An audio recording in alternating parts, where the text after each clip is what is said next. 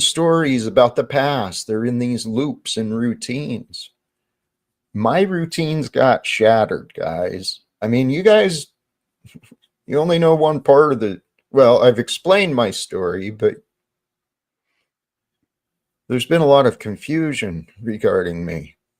Yeah, you have told some of your story, but I don't think you ever told the chemo part. Somebody said chemo was trying to rape you when he broke into your house. I don't know if that was true. Is chemo gay or is he straight? He's a big guy. He's kind of like a 300 and something pound guy, it looks like. But did he get on top of you and try to like penetrate you or molest you or anything? He didn't No, grab you but inappropriately or sexually? he showed up, he came in my back door, my Well, slide, that's not good. I mean, the that's sliding that door. that sounds wrong, Jack. That's I nasty. know, I know. So Okay, please go ahead. stop. So the sliding door to my backyard was open. Chemo showed up, apparently represented himself as a real estate guy to my neighbors, went in through the backyard, came in through the sliding door, and I was upstairs. And I hear him screaming at me inside of my house. And my first thought was, should I grab my gun? Did you grab your gun or Well, it was on the way to my door, but I chose not to. So I sat at the top of the stairs, and Chemo was downstairs yelling and screaming at me in my home. Uh, I finally I chose to see my friend. I went downstairs, tried offering him a bottle of water, tried talking to him man to man. He started throwing me around, pinned me down on the kitchen floor, and he he threatened to bite my nose off oh, because one of the things he's upset at himself because he refused to help me. I know this is the truth. One of the things I asked him to do was to help me get some media attention. As a veteran who I felt was being mistreated by the federal employer, I thought there was a newsworthy story there, plus my goals of trying to end wars and all this. So I saw that my story is worthy of attention. I asked Chemo to do it, help me, because he had connections. He was sports announcer for the local athletics. He had connections all over the place. So rather than use his connections, his idea was to bite my nose off, and then that would get me some media attention. But praise God, I told him I loved him, and he ended up getting off, getting up, walking out, and I went outside and I tried getting a neighbor to help me, but there was no one around. That's the story of Chemo. Now, how before did he that, leave? Did the cops come or what happened like with he left on his own. he left on his own volition, but when he said about how he could bite your nose off, you told him that you love him, and did he try to kiss you or anything, or there was nothing sexual going on No, with that? dude, no, Well, okay, absolutely well, the nothing. rumors are wrong then. I heard something else, but there's a Right. lot of stuff going around on the Well, internet. yes, So, here's part of the issue. Our friend Crew, he had Chemo on his channel, yeah, I and remember that, and I didn't even know chemo or anything, but I went there that night. But Snafu kept going to my channel, asking me to come over there. So, right. So Chemo and I went to high school together, and no, I did not press charges um, against any of the people. no charges pressed, but he was trespassing and he was not invited. He came into your home. He pinned He you was down, violent. which would have Yep. been assault or something Yep. of the sort, right? You could Yep. have pressed charges on chemo if you wanted to. Easily. In Easily. your state that you were in, could you have fired your gun at him, or do you have a I doctrine of the house? I don't remember the rules, but I know that, well, I can't remember. He was probably carrying himself. Um, and I Oh, know I wow. have a right to defend myself in my home. You think So, he came in strapped into your house carrying a weapon and he could have fired on you? dude, that's the type of guy he is. He's not right in his head. He's got his own criminal record. He's got his own patterns of drug abuse, and so he was brought forth as a credible witness, character witness against Jack Talcott. That's why the rape act, the rumors are out there, is because of what Chemo chose to say and Snafu chose to say. But I stand in the honor of who I am. I know my character. I am an innocent man of those accusations and claims. So eventually, the the fog of confusion will settle and the truth will be quite visible and clear. It's good when the truth comes out. That's the thing. That's what I'm trying to do. Help foster the truth coming out, and people can hear the truth, and then they don't just hear one side of it. That maybe they only heard the Snafu interview or whatever, or Chemo's side. They don't know Chemo's history. They don't know that he had drug issues or issues with being a criminal and things like. They don't know what kind of character Oh, witness he is. So this is the thing though, Stephen. It's not just me. We all deal with these types of things in our own different way. There's a lot of rumors going around about a lot of different people, right? And things, especially in this day and age, even things Mitch, get I heard a taken out rumor of about him. context. Sorry for jumping in. I didn't mean to. I thought you were ending there for. I didn't mean to interrupt, Jack. Sorry. Go ahead. Well, thank you. It's just how things are so easily taken out of context. Um, Yeah, or I don't know if it was yesterday or the day before. Landry was blaming Mitch for ruining his stream, and I mean it was ridiculous. His stream was what it is, and he was out in the rain, and all these rumors start, and then people sometimes repeat them. And Snafu, I think, might have been guilty of that with Jack. I don't know if he's the one that started the rumors about saying that hey, Jack is the Stephen. rapist, but go ahead. Yeah, Stephen, you're not really one who should be spending a lot of time trying to criticize others when it comes to me. Okay, because the truth is, regardless of what you think, you didn't keep your word with me. That's pretty clear. What was And the yet, word? What do you well, mean? I thought we had turned a page. You were going to stop the disrespect and mockery of me, but that didn't end. You picked that up just right away. And yet here you are again. No, hold on, Jack. Hold on a second. I actually did stop that until you started kicking me off again. We had an agreement where you weren't supposed to.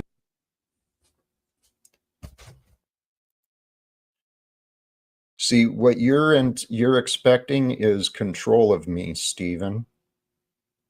You said, maybe you, no, I don't remember our conversation with you creating it as a conditional. And not to mention, Stephen, you didn't discuss with me any breach of our agreement. Okay. So, See, you with, backstage me again. This is the issue I right, have, right. Jack. It's Hey, annoying. You do this to me and Stephen, Tommy. Go ahead. okay. Go ahead. Tell you what, Yes. recognize there's a reason it happens. Number one, because I'm being reminded of your duplicitous behavior, right? One day you're good, one day you're not. You play these games, and now you're the fake yawn, right? So, Jack, you were Stephen, critical of me drinking Coke Zero. I'm not done. I took I'm that not to done. heart. Go I'm ahead. not done talking. Your Okay. interruptions are I'm unwelcome. sorry. I apologize for interrupting. That was rude of me. I didn't mean to. Thank you. I've also tried to address with you If you're going to be here and claim to be supporting me, please do. You keep interrupting, you keep deflecting the conversations back to gossip and panelverse nonsense. And I don't know why. I really don't know what to do with you. I did that today. I'm sorry, Jack. I did that today, but I try not to. I try to bring the show back on track. Can we get out of the panelverse stuff and go Please. back to your title, Open Mind and Heart to Receive, and get back on topic? I think we got off track here today, and we could bring it back. Thank you. I appreciate that. We've got panel actor 346, who is apparently here to help. Yeah, Jack, it just turns out we have the same shift today, so I punched in. I figured I had a few options. I figured I'd join this one. Yeah, I never heard that whole chemo story. I was really just going to pop in on the chemo story because I'm kind of curious. And Steven's whole rap is like so fucking stale at this point. Oh, come on, Paul. We were getting along, and now you're being critical. This is your whole rap, man. Like pretending to be something else, and then getting people to accept you, and then turning on them, and then giggling about it. And like, where does that go for you or anyone else? Like, what do you get out of that? I'm just trying to live my life, Paul. That's all. And I well, God bless you.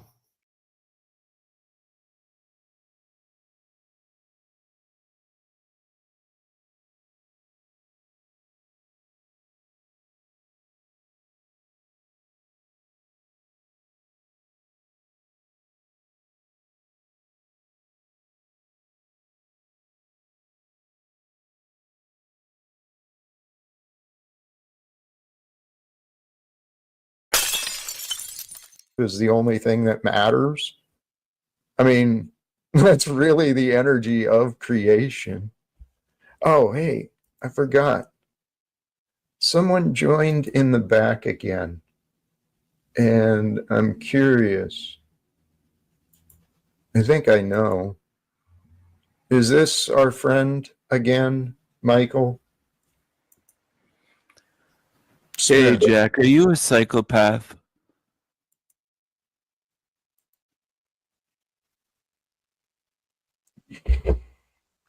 It's interesting that you asked that question. Are you a psychopath? Because earlier today, one of the videos I watched was the similarities between the spiritual path and the path of a psychopath. They appear similar in nature because of the detachment from others. It was a yes or no question. Answer the question. Stop deflecting. He's staggered by a question. I am detached. I'm no longer of the world, right? I feel quite detached from the world and the ways of the world, but yet here I am. I got to be a part of something, so I'm a part of me for sure. Is the only thing that matters. I mean,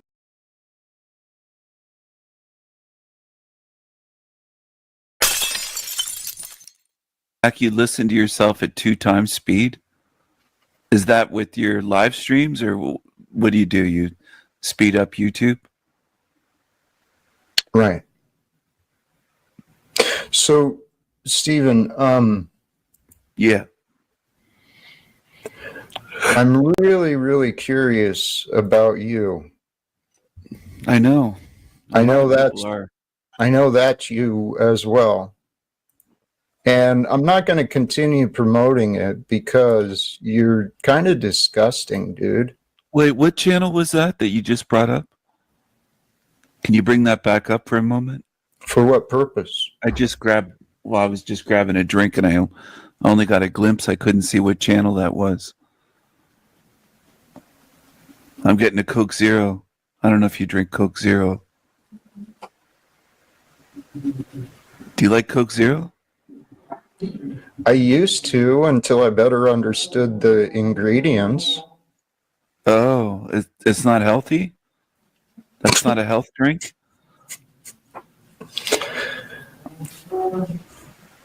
No, Stephen, it's Could you not. bring up that channel? Was that El Diablo? What was it? Trying to No, show me. it was the Bexlard channel. Oh, the Bextra Lard. Yeah, okay. Mm, That's yeah. not my channel. I'm affiliated, but it's Okay. not mine. Somebody Okay. else set it up. Sure. Whatever's.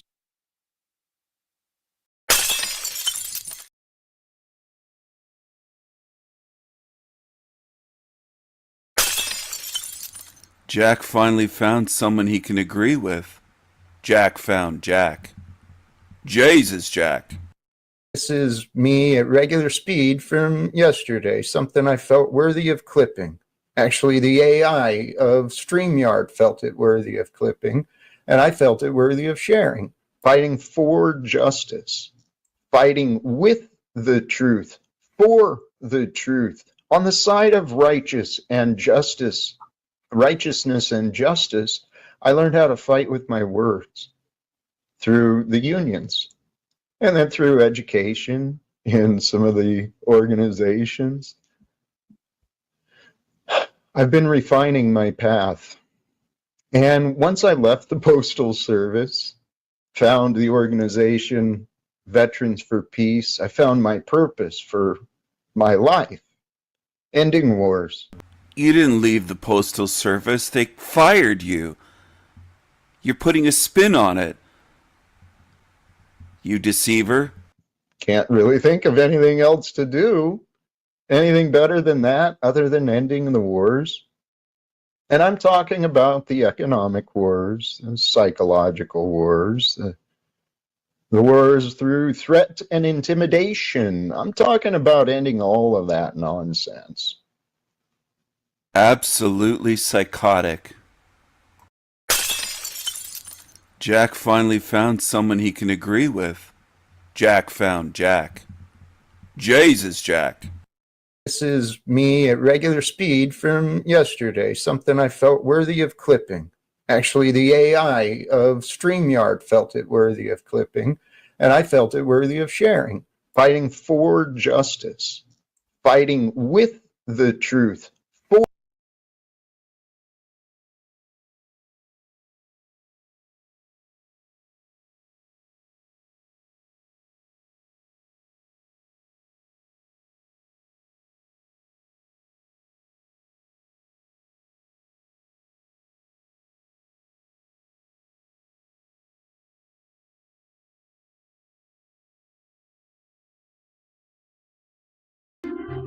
This guy caught the world's attention by simply saying he has the darkest skin on the planet. Curiously, no one can prove otherwise. His name is Chris Billy. His videos exploded because many don't believe what they're saying. Some swear it's a filter, others think it's an artificial intelligence character, but no. He exists and posts every day. TikTok has become a laboratory of theories. Could he have a rare genetic condition? Do cameras distort colors? Or is it something natural, but never seen before? The more he appears, the more people want to understand who he is, where he came from, and how he can have such an extreme hue. It's the kind of video that captivates with its visual appeal, but leaves you wondering. You might even doubt it, but one thing is certain. Chris isn't just a content creator, he's a symbol of representation, and every time he appears on screen, he defies standards and changes. Yeah,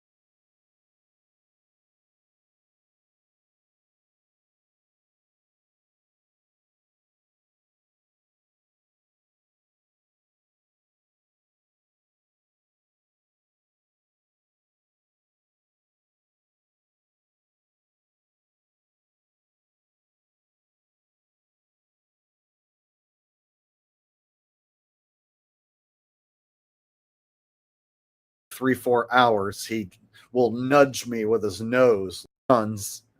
So I don't look at, well, I know you're cooking dinner, so you fit me in when you're done with dinner, I guess. All that glitters is old, said, hi, Jake, how goes it? It goes it. I didn't.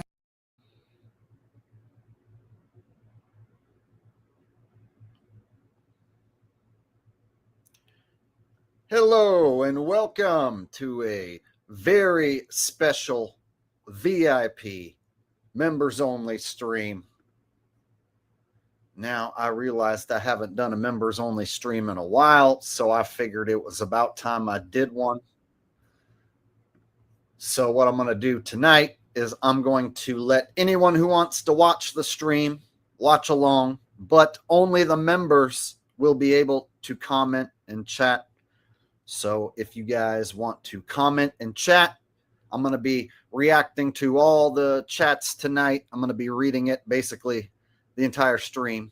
So the difference between a members only stream and a regular stream, instead of watching a bunch of videos and trying to be funny, I take questions from you guys and read as many of the comments as possible. And since there's a lot less people in the members only streams, I'm able to interact with basically all of you guys. And before the show even got started, Zachary Wild, who I'm hoping is still here, sent a super chat. And he said, CIA means Catholics in action. CIA founded by a relative of Napoleon Bonaparte. Also, Illuminati formed by Adam Weishaupt, who worked at Jesuit University. I'm going to hope that all those things are correct, because I did not know that, and I don't feel like Googling it right now to check and see if what you're saying is correct. But I do see here that I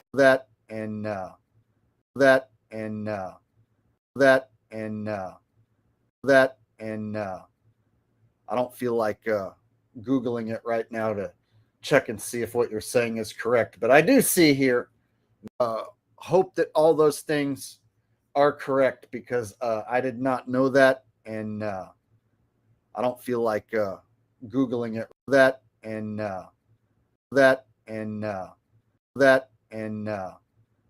I don't feel like Googling it right now to check and see if what you're saying is correct. But I do see here that you have a correction for yourself. First off, Zach says, I can't send.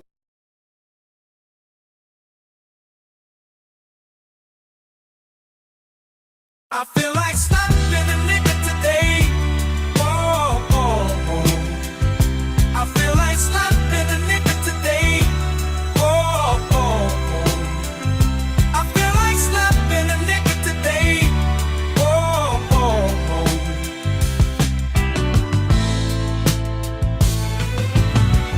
These motherfuckers on the road, where the hell they learn to drive? Jive turkeys at my job, about to get a cool, cold, mean five. Should've took the day off, might slap my boss. My own damn kids pissing me off, as if I hadn't had enough. Chipotle fucked my goddamn order up. I'm fed up, I'm fed up, I'm fed up. I feel like slapping a nigga today. Whoa, whoa, whoa. I feel like slapping a nigga today.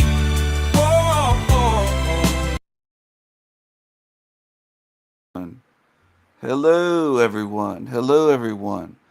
This is El Diablo Radio International, the greatest show in hell. Nobody does it better. Nobody. I feel like slapping a nigga today. Oh, oh, oh.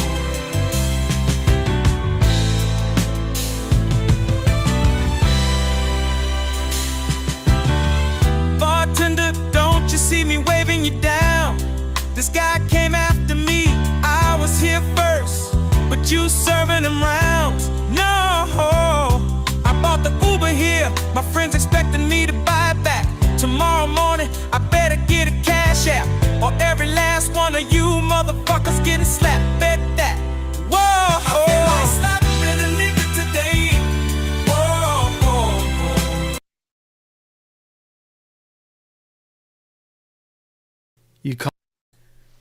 Once you see how fake people really are, you can't unsee it.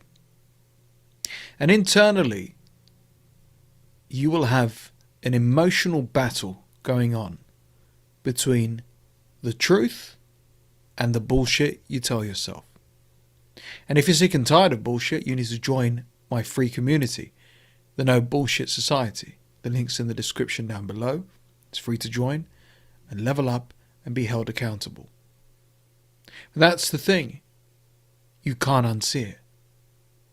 You can be raised in a household and then suddenly you look at your parents, your siblings, extended family, around the dinner table, and it hits you like a bolt of lightning. Holy shit. My family are fake. They're fake. You could be out with friends, or sat opposite a friend over a coffee or dinner, and as they harp on about themselves and more superficial, shallow nonsense, it again hits you like a bolt of lightning. Holy shit. My friends are fake. My social life is bullshit. And one of the worst of them all is your romantic relationship. That spouse, that partner, that individual you chose to be with, raise a family with, sits opposite you, blabbering nonsense and keeping up appearances, and is putting on a show, even for you. They have no depth, they don't listen, they have no desire to improve themselves. And this one is like multiple bolts of lightning. Holy shit. I married a fake person. I live a fake life. Who am I? And that is the best question you can ask yourself under these circumstances. Who are you? Well, if you watch my videos and this resonates with you in any shape or form, you are fortunately a very self-aware individual. Whereas the fake person is not. The fake person is skin deep. The fake person is a breed of narcissist who keeps up appearances and is always putting on a show. These people lack emotion and are so robotic, so narrow-minded, so stuck in their ways that there's just no way at all to reason and connect with them. Now, we shoot ourselves in the foot and think that we connect with them because, you know, we are deep people. But it was shallow choices and superficial reasons that we did what we did. We dated them because on the surface we found them attractive. We're family because we want to not be alone on Christmas Day. We're friends because we don't want to be alone anymore and feel.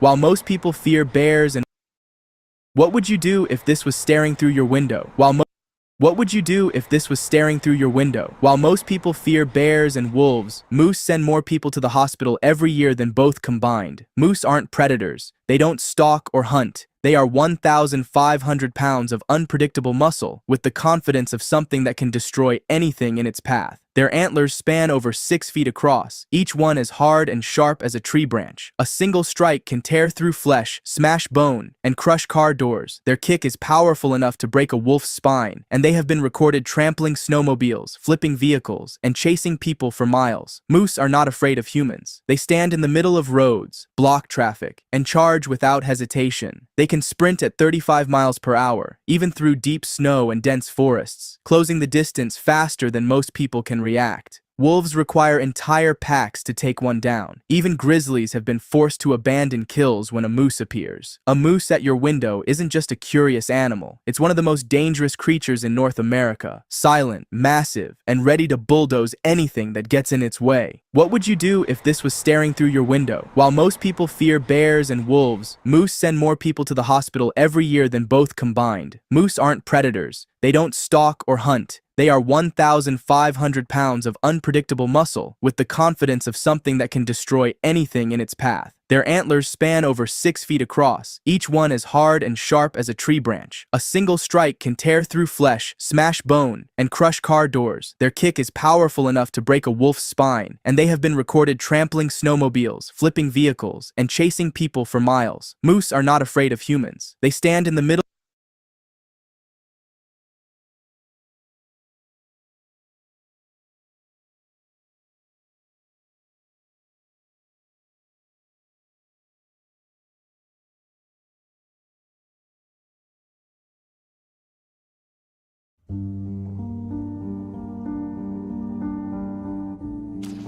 The invention of the match as a tool for quickly starting fires was revolutionary.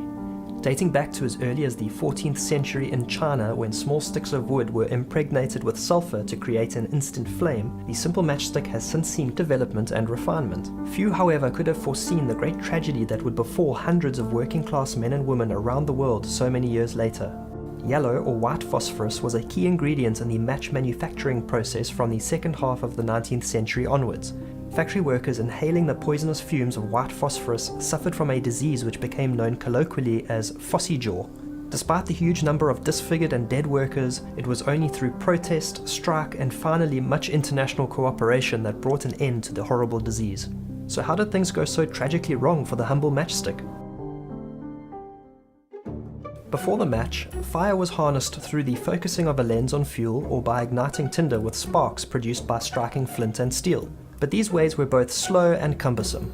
Alchemist Hennig Brand discovered the flammable nature of phosphorus in 1669, and his work was continued by famed physicist Robert Boyle in the 1680s, who some credit with being the very first inventor of the match.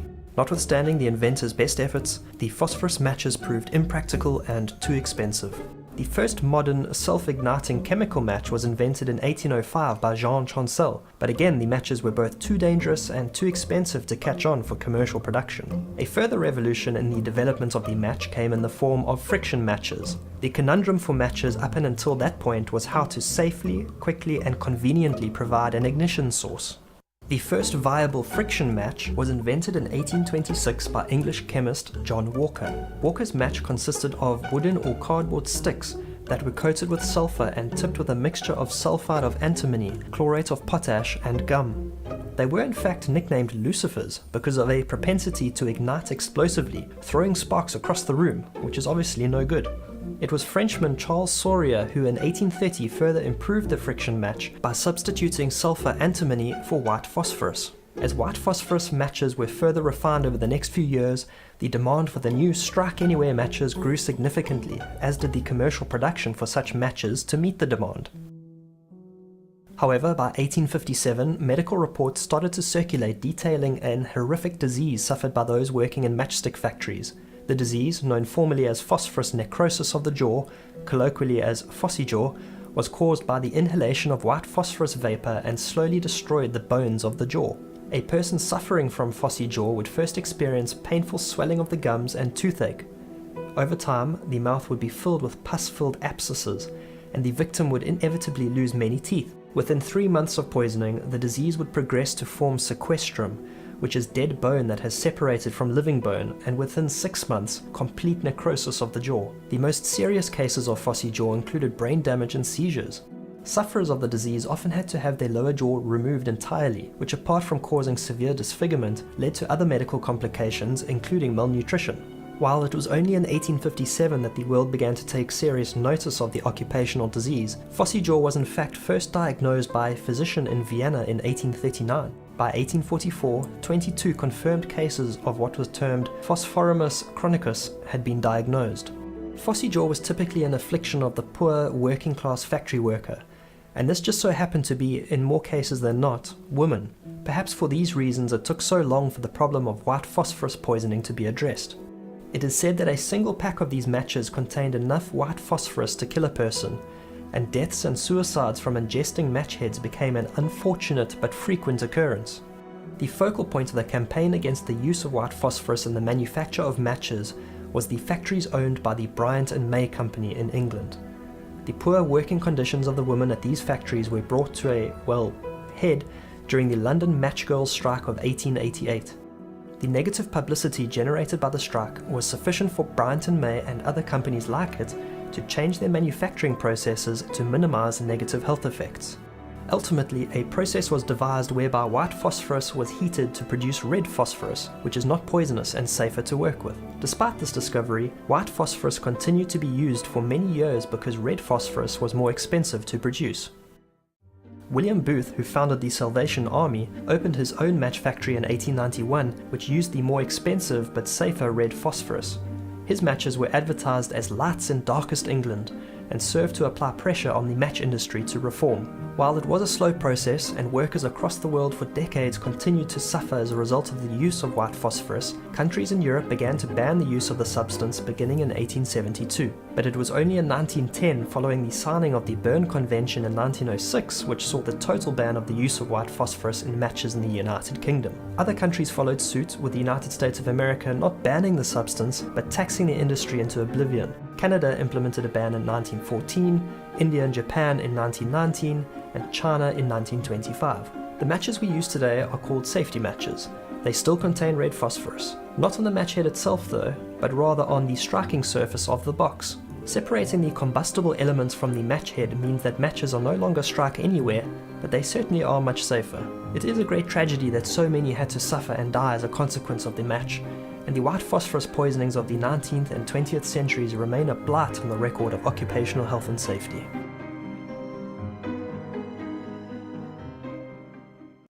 This is a picture of a killer. Black lung disease remains the scourge of coal country. Black lung disease kills, and it's once again on the rise. Long-term exposure to coal dust causes the disease. Coal workers' pneumoconiosis, sometimes referred to as black lung.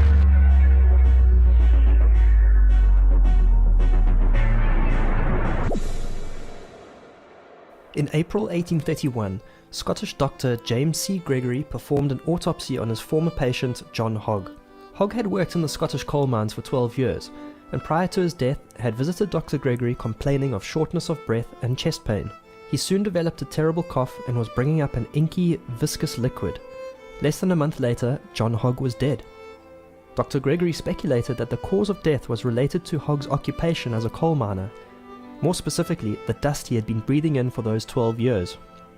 This was the earliest diagnosis of what we today call coal workers' pneumoconiosis, or CWP, known by various other medical names in the past, including miners' consumption, miners' asthma, miners' anemia, and anthracosis. Most of us know the illness today as black lung disease. This disease is responsible for the deaths of tens of thousands of coal miners across the world since the advent of coal mining. But if the disease was identified as early as the 1830s, why was it left to devastate the coal-working population for so long?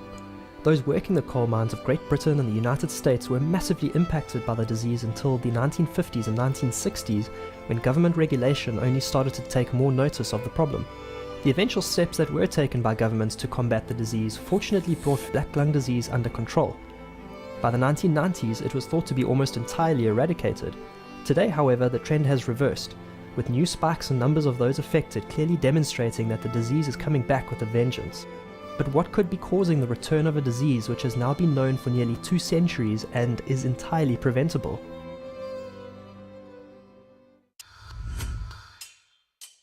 Carbon is the most abundant element on Earth. Coal is formed when partially decomposed plant material is heated and compressed deep underground over millions of years. While coal as a source of fuel and heat is known to have been used as far back as 4000 BC, its use was fairly limited until the start of the Industrial Revolution in about 1760. Coal was the economic backbone of the rapidly industrializing West, due in part to the transition from the water wheel to the steam engine and the use of coal in iron ore smelting, which so greedily consumed the material. In the United States, commercial coal extraction began in Virginia in the 18th century, and quickly spread across some 20 states to meet regional, national, and export demands. By 1900, the USA was responsible for 1/3 of the world's total coal output. The United Kingdom saw the same surge in coal output during the Industrial Revolution, but by the early 1970s, the industry had all but disappeared, and today output is down 90%.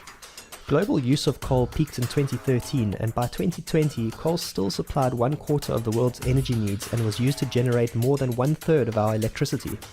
Despite the development of renewable energy technologies and the push towards cleaner energy sources, coal still very much remains a central part of the global economy, particularly for those still developing countries. The largest producers of coal today are China, India, and still the United States. Continued exposure to coal dust inhaled into the airways and lungs overwhelms our respiratory system's defenses, causing inflammation. In its most serious form, the inflammation causes scarring on the lungs, known as pulmonary massive fibrosis, or PMF. Where the lungs have been damaged badly enough, the victim will suffer from hypoxemia, which is low blood oxygen levels, and will be reliant on oxygen tanks to survive. The disease, for which there's no cure, has been called black lung disease because of the discoloration of the lungs from the coal dust. In 1881, a professor of medicine at the University of Denver presented a paper at the Colorado State Medical Society's annual meeting. He dramatically announced to his audience that the final sentence of his presentation had in fact been written using the inky fluid taken from the lungs of one of his patients. The other primary forms of pneumoconiosis are asbestosis and silicosis, which, as the names imply, are caused by inhaling asbestos fibers and silica dust respectively. Silicosis also remains a major problem for coal miners who are exposed to silica dust when drilling and cutting into rock to reach coal seams and deposits. If you can imagine inhaling silica dust as breathing in microscopic glass, you'll have a pretty good idea of the effect silica dust has on the lungs. At the risk of stating the obvious, coal mining has always been dangerous. From deadly fires, mine shaft collapses and cave-ins to carbon monoxide poisoning and methane explosions, miners have had a lot to contend with. Occupational fatalities among coal miners were extremely high, with 1,000 coal diggers dying per year from traumatic injuries during the 1890s. It was this spectacular injury rate which diverted attention from the problem of black lung disease, which only presented its effects many years after the fact. Whether mined on the surface or deep underground, miners are continuously exposed to dust from coal and the other rocks that they have to break up in the process. Underground coal mining involved digging an initial tunnel near the coal seam, undercutting and propping up the seam with a piece of wood called a sprag, drilling a hole with an auger, and then shoving in a cylinder of black powder. After lighting the fuse, the miner would run for cover. The ensuing blast would hopefully dislodge a ton or more of coal. You can imagine the dust cloud that would be kicked up from the blast. This, combined with the smoke from the black powder and the odor of burning oil lamps, meant that fresh air was a luxury, especially as the miners went deeper underground. Once the dust had settled, which is said purely metaphorically here, the coal would be loaded into mine carts and heaved to the surface. Anthracite mines, especially in Pennsylvania and the US, would also have what was called a coal breaker. This was a type of processing plant where coal would be sorted based on size, and impurities such as slate and other rock would be removed and discarded. Working at the breaker was typically the starting point in a miner's career, and in many cases it was children who sat at the breakers inhaling the clouds of coal and silica dust kicked up in the sorting process. Children as young as 6 years old were known to leave school to work in the mines, usually joining a father or mostly other male family members. Since the decision to work at the mine meant leaving formal education, these children would often see out the rest of their working lives as coal miners. Both the United Kingdom and the United States introduced legislation outlawing the employment of children at coal mines, but these laws were seldom strictly enforced and set very low age restrictions to begin with. Ventilation of mines is critical to miner well-being, and while such systems were available from early in the 20th century, they were expensive. Ventilation in its earliest form was also itself quite dangerous, as fires and various trapdoors were used to draw fresh air down into the mine shafts. Mine owners were, however, alive to the risks associated with methane gas explosions, and, not wanting to compromise their investment, typically ventilated the gassy mines more frequently than the non-gassy mines. As technology developed, well-ventilated mines used rotary fans in a system of raises and ramps. But the technological advances of coal mining was in some ways a curse for the coal miner. Mechanization actually increased the dust generated from mining as machines and drills tore through and into rock and coal more quickly and more violently than ever before. An axiom of coal mining was always that it went hand in hand with miners' asthma. Everyone knew that the dust affected the miners, that they developed terrible coughs and had trouble breathing, but the long-term damage, it seems, prior to the mid-1950s was simply not understood. All manner of home remedies and panacea medicines were peddled to the miners, some offering more of a distraction than any actual medicinal effect. For many decades, mining was largely unregulated in America and the United Kingdom. When unions were formed, they were initially more concerned with wages and maintaining hard-fought retirement funds. Increased productivity through mechanization was therefore the goal for both mine owners and the unions, and issues such as chronic disease took a back seat. The disease was so prevalent that between 1970 and 1974, 32% of coal miners having worked 25 years or more in the mines had the disease. In America, it was only in 1969 that CWP was recognized as a truly dangerous disease. The United States introduced the Federal Coal Mine Health and Safety Act after much pressure from the United Mine Workers of America, its members and lobbying groups comprising, among others, the many widows of dead miners. The plethora of health and safety regulations included prescribed limits for exposure of coal miners to dust. This act also implemented a health and screening program. Then President Richard Nixon intended to veto the legislation, but in response, 1,200 West Virginia coal miners downed tools and threatened to call for a nationwide strike.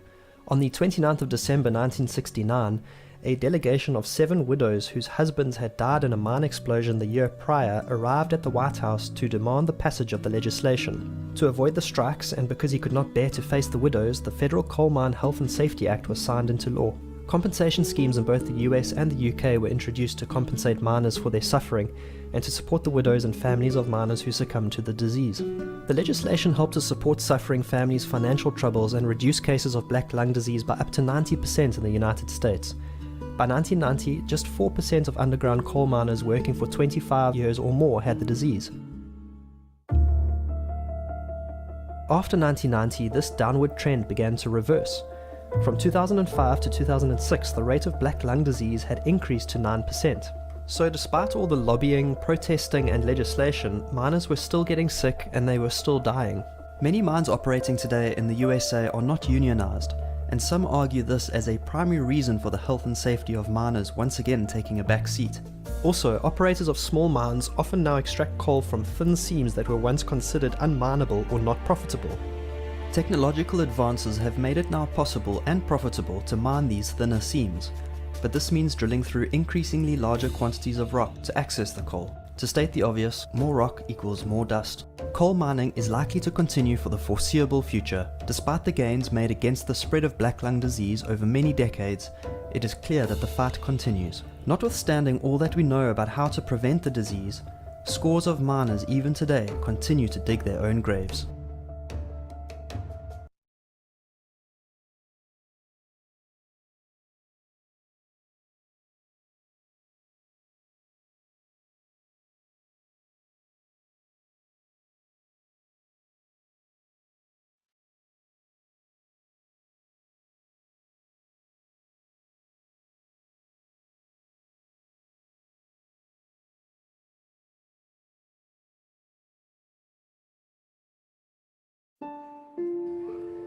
This is a statue of Beatrice Workman, which stands in Ottawa, Illinois. Beatrice died aged 54 on the 25th of August 1959 as a result of complications from radium poisoning. She was one among hundreds of other women who died, and sadly, Beatrice could have counted herself lucky. Many of the others died much younger than she did. The statue is a memorial to the women employed by the Radium Dial Company in Ottawa who were subjected to years of exposure to harmful radium-laced glow-in-the-dark paint. This is the tragic tale of the so-called radium or ghost girls, whose legacy now shines just as bright as they did.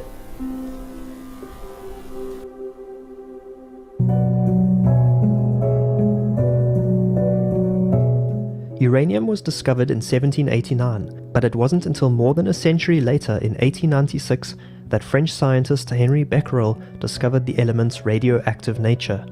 His groundbreaking work was taken up by scientific power couple Pierre and Marie Curie, who in 1898 discovered polonium, which they named after Marie Curie's home nation Poland, and radium, named after the radiation emitted by the element. It was scientist and inventor Sabin von Soshoky who later discovered that when mixed with zinc sulfide, radium also happened to emit a greenish glow.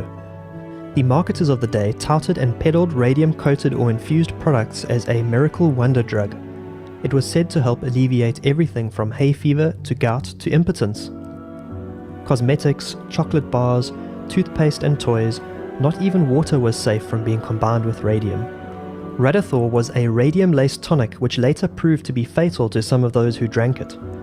The incredible demand for radium products also surged in no small part due to the onset of World War I in 1914. The glow-in-the-dark radium paint helped to solve a problem for the US military, allowing its soldiers and pilots to see their watches, dials and instruments in the dark without the need for bulky and expensive lamps and lights.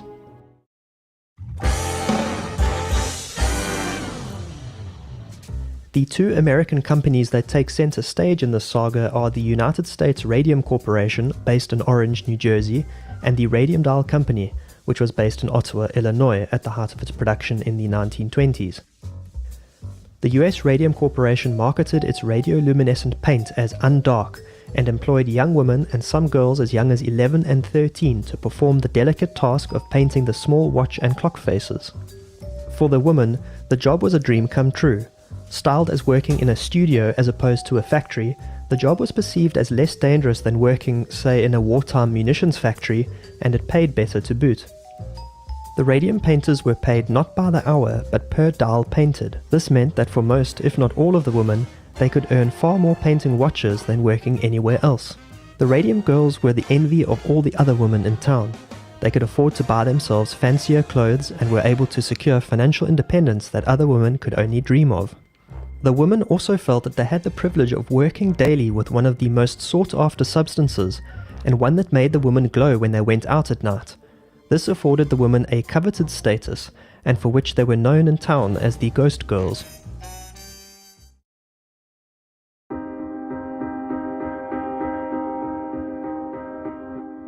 The work was relatively simple, yet rewarding. The painters would be given a tray of watch dials, a vial of radium paint, and a camel hair paintbrush. Delicate brushwork was required to ensure that the hands and numbers on the clock face were accurately coated in the paint. A problem that the dial painters faced was that the brushes they used would lose their shape.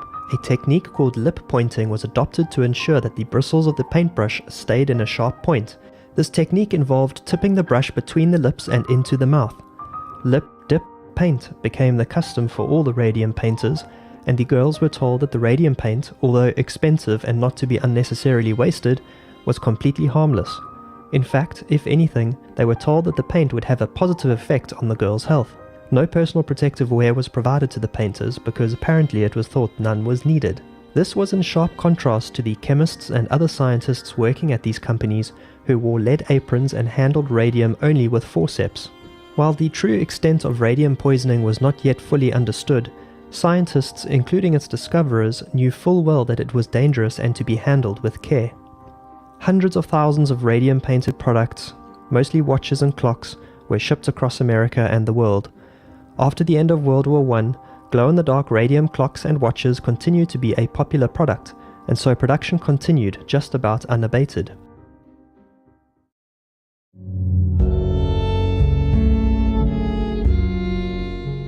Radium is particularly harmful because the element gets absorbed into the bones like calcium, but unlike calcium, which serves to strengthen the bones, radium does the opposite. It eats away slowly at the bones until they literally fall from a person's flesh, absolutely honeycombed. Someone with radium poisoning would first start to lose their teeth. Pulling those teeth wouldn't help because the wound would never heal. The disease would often then progress to necrosis of the jaw. The infection, for lack of a better word, would then spread to the bones in the limbs and spine and ultimately result in death. This is precisely what happened to the Radium Girls, the first of whom, at least as is documented, was Amelia Molly Magia.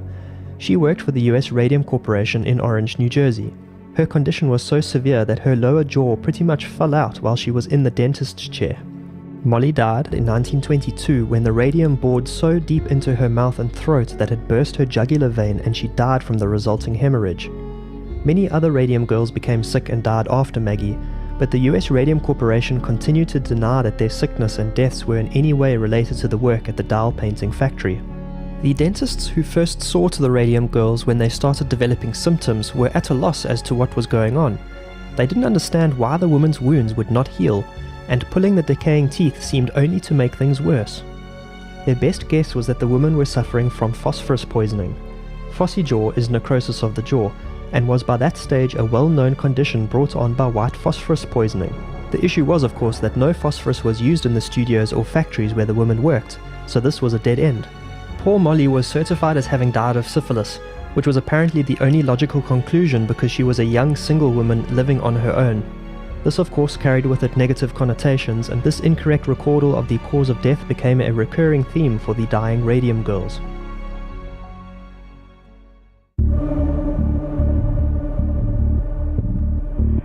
Despite the US Radium Corporation's continued denials, the sickness and deaths of their former employees was inevitably bad for business. In 1924, they sought to prove to the world once and for all that their radium paint was safe and had nothing to do with the deaths. Up and until this point, all the research that had been conducted on radium and its effects on the human body had been commissioned by the very companies who produced and used it in the manufacture of their products. The US Radium Corporation therefore commissioned industrial hygiene expert Cecil Drinker and his wife Catherine Drinker to investigate. The pair, along with a third investigator, William Castle, visited the New Jersey factory to observe the dial painters in action. They were appalled by what they witnessed, the dial painters having no protective equipment, freely exposing themselves to radium and even ingesting it by pointing their paintbrushes in their mouths. The drinkers were convinced that the women were being poisoned by their exposure to radium, and that the so-called gossip the US Radium Corporation feared was in fact true. This was bad news for the US Radium Corporation, and they, for obvious reasons, were not happy with the conclusions drawn in the drinkers' report.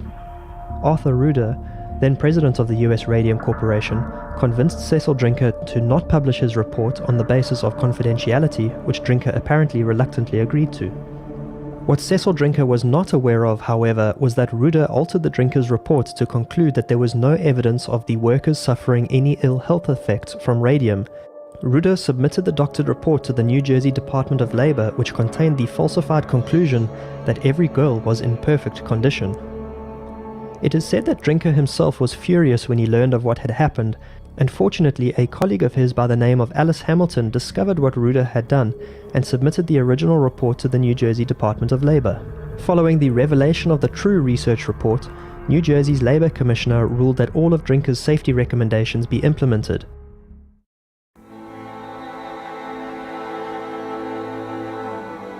Grace Fryer was another of the dial painters who suffered terribly from radium poisoning.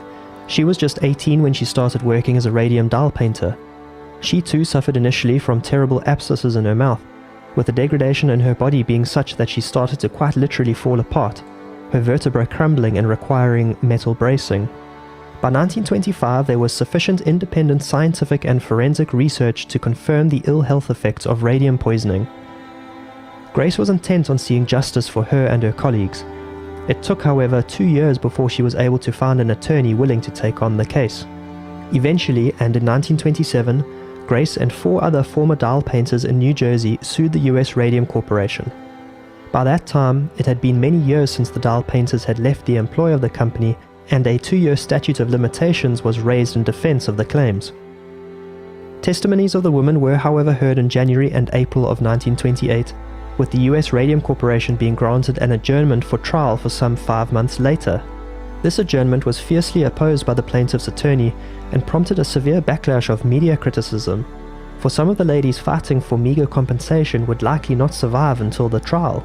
On the 4th of June 1928, the 5 women accepted an out-of-court settlement. Meanwhile, the dial painters of the Radium Dial Company in Ottawa, Illinois, would have heard of the case being tried in New Jersey, however were assured by their employer that that case was all to do with the element mesothorium.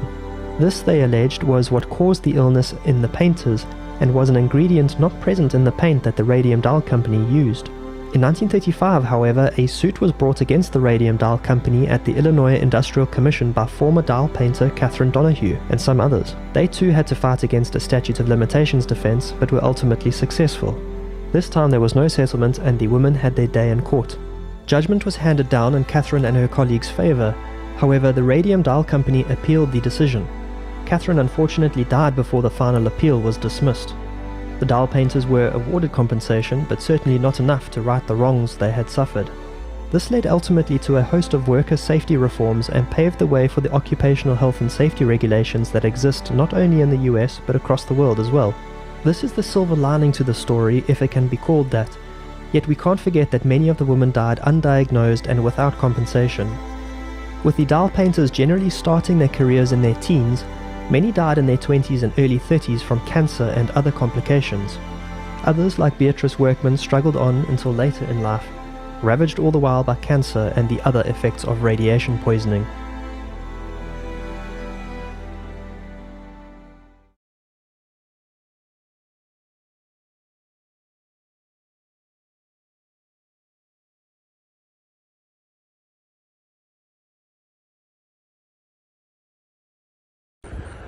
What is going on, YouTube? I am Lamont at Large, and today I got a weird one for you guys.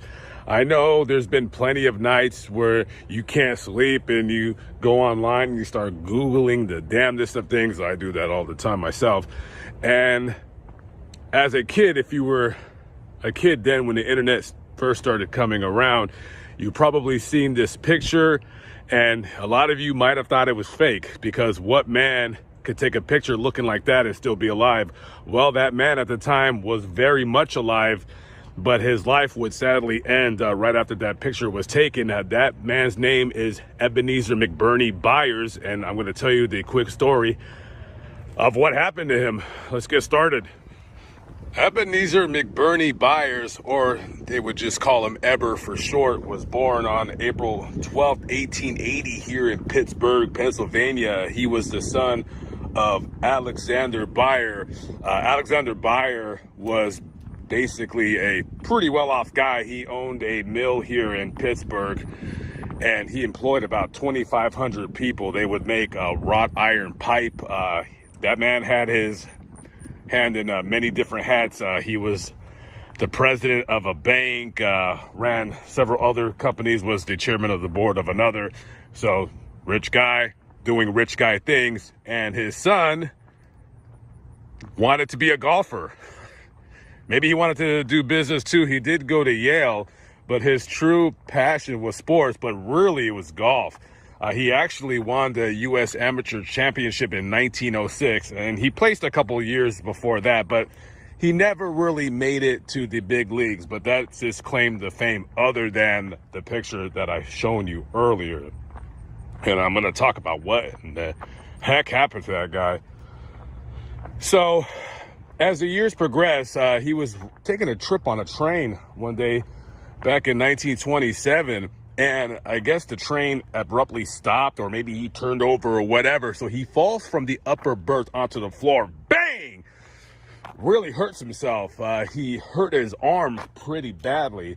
Now, at this time, this guy's approaching 50 years of age. And, you know, back in those days, when you were approaching 50, those were not the twilight years of your life, but you're getting old, kid. You're getting old. And oftentimes you would have carnival barkers, you'd have doctors, kind of quacks, who would, you know, say, oh, take this, it'll make you feel like you're 25, or eat this every day.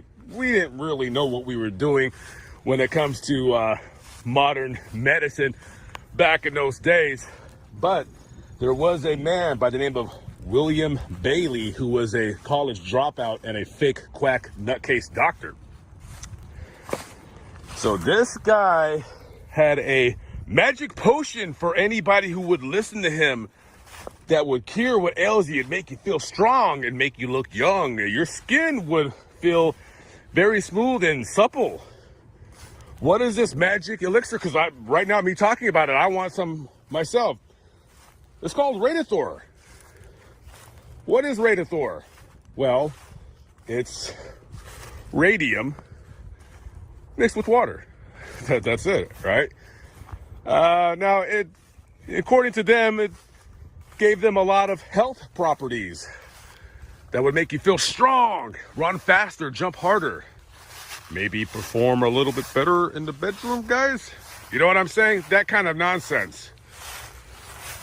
Now, radium, which is what Radithor was, is basically used in making luminous paints. It's used in as a radon gas and making several different for cancer treatments, basically. So this guy in 1927 starts taking Radithor. And man, this is amazing. I feel great. My arm doesn't hurt anymore. I feel like I'm 35 years old. As a matter of fact, if I'm only taking one dose a day, I might as well take multiple doses a day. And that's what Eber did. He was taking multiple doses of Radithor every day. He never failed a dose. You know what I mean? But then he started feeling sick. Well, I'm not feeling too good today. I better drink some more Radithor. Little did Eber know is that he was poisoning himself to death, and he would eventually give himself cancer from drinking radium, which causes cancer. So one day he starts getting these really, really bad headaches, right? They're really, really awful. And one day he's, he has a headache, he's eating something, and his tooth is kind of loose. And he's like wiggling it. He's like, damn, this tooth is really loose. I should go to the dentist. Well, he didn't really have to go to the dentist because that tooth fell right out. As a matter of fact, all his teeth fell out. I think by the end, he only had 2 teeth left, and you could barely see that with that gaping wound in lieu of where his jaw and face basically used to be. And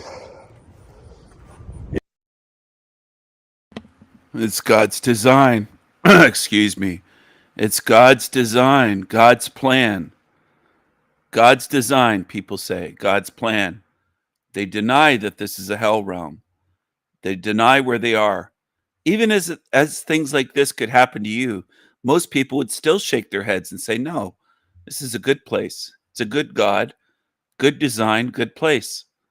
Most human beings on earth would say this is a good place with a good creator, good God, and a good design. Most.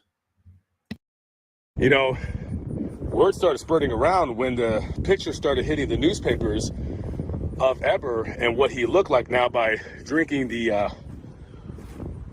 that poison. And he was actually called to testify during some kind of, I don't know, maybe Senate hearings or government proceedings or whatever, but he was too sick to come. But they showed his picture. They said, this is what happens when you drink that Radithor, that quack job William Bailey is trying to get everybody to drink. And he would give doctors, every doctor that would prescribe Radithor, he would give them 1/6 of the proceeds. So doctors were like, yeah, you need Radithor. Well, that drinking of that Radithor, which he guessed he probably took about 1,400 doses of within 3 years. He sadly died March 31st, 1932, just shy of his 52nd birthday. All right, so this is the final resting place of that man, and he's buried alongside his parents in the Byers family crypt.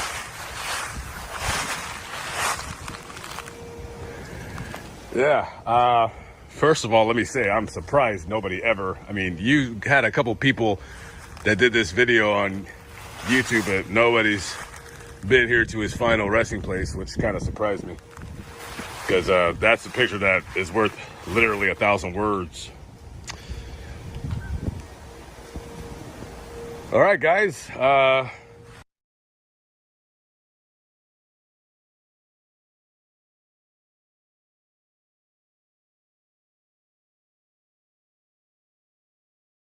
From Saudi, because of the money that is coming from Qatar, from Saudi, from the stupid Muslim countries, and they think, and Pakistan is the most shitty country of terrorist Islamic organization. Pakistan is the university of terrorist Islam. Pakistan is the university of terrorist Islam, and we are not going to take any more nonsense of Islam in the name of religion. Believing in God is a choice, not force. And in Islam, the psychopath Muhammad said, those who don't believe in Allah, to kill them. Yes. Huh? So my British people, you need to read, the Quran is the diary of Muhammad. Quran is the diarrhea of psychopath Muhammad. Quran is the diarrhea of psychopath Muhammad. In Hadith and in Quran, he said, I can read you all the Quran verses. He said, go and fight those who don't believe in Allah. Go and kill them.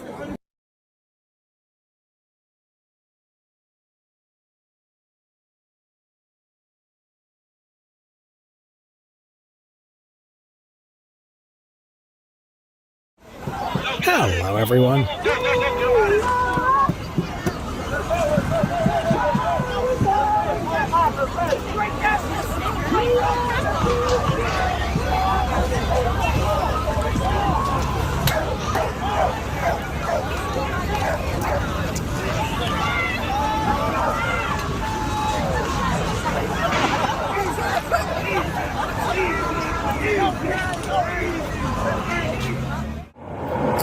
I know you don't answer questions, but you're going to listen to what I'm going to say. If you don't open the vehicle door and you step out and you turn the vehicle off, I'm going to break the window and I'm going to take you out of the vehicle and I'm going to take you under arrest. Officers possess a unique persuasive skill that can convince even the most reluctant violators to step out of their At this vehicles. point, you have no say.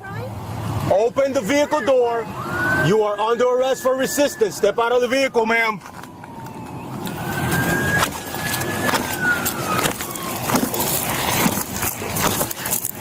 Step out of the vehicle. Step out. Step out of the vehicle. Yeah, break it. I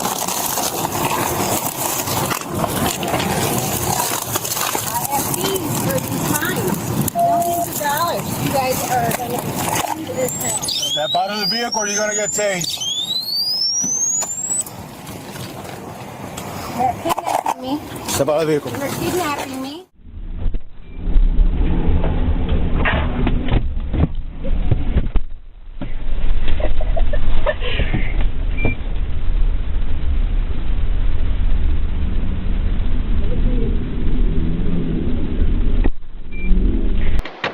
Why are you in my car? I'm just wondering if you can take me to the bar. I'm of age. Are you kidding me? I'm sorry. Oh my God. Get out of it. No! Close the door! Both of you get over here now! Both of you get over here right now. Give me your IDs. What in your mind would make you think that you should get into the back of a cop car? I'm sorry. Give me your ID now. Okay. What in your mind makes you think that you should get into a cop car? Because we wanted to ride to the next bar. Do I look like a taxi? No, you don't. I'm sorry. Seriously, I didn't know it was going to be like this. I'm sorry. You're clear. Both of you stand right here with him. I'm so Do not sorry. go anywhere. Stand right there with him. Do not go anywhere. The good news is she's getting a ride. The bad news, it's no longer to the bar. You wanted to ride in the back of the cop car? You will get your wish.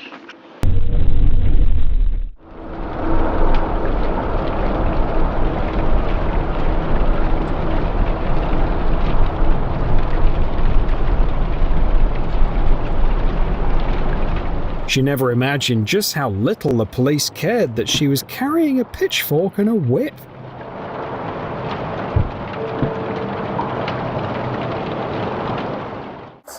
Hey, ma'am, so we have to, you don't... Really? For assault and obstructing. That little tantrum's gonna cost her dearly. She didn't even let the officer enjoy his coffee quietly. I don't know why she would do that. I didn't do here. Please. That's really gross. There's an individual who's deceased that we don't get these registered. That's not mine. I'll register. Come on, man.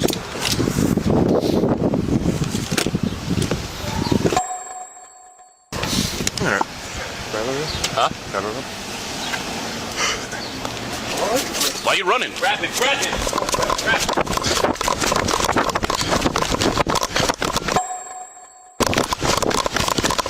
Stashing a weapon in the scooter seat might be a clever trick, but trying to run away from a police officer is definitely the dumbest part of the plan.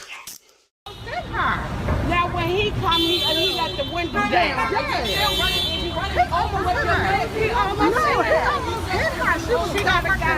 He thought he could easily get away from an officer, but karma had a surprise in store for him.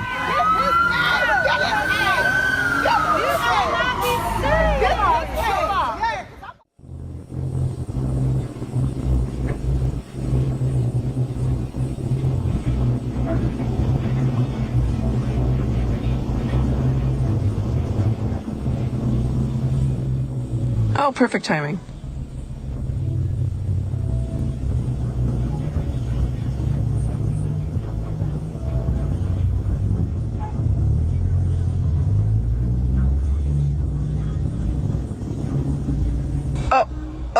What is happening right now?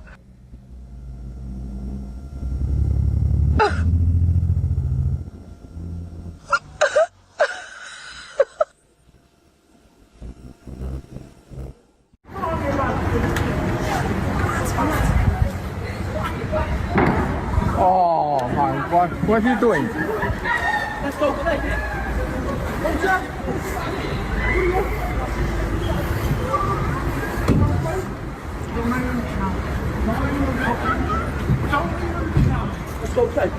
Go, put your head up, go on. Alright, he's explored the outside. Now let's see him enjoy the car from the inside.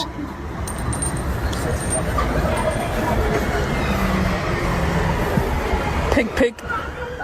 Stop! Stop! I'm gonna give you a drink, that's it!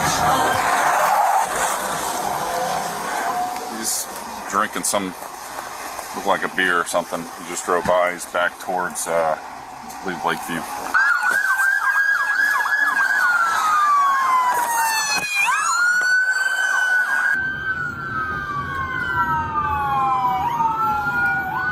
Show me your hands now!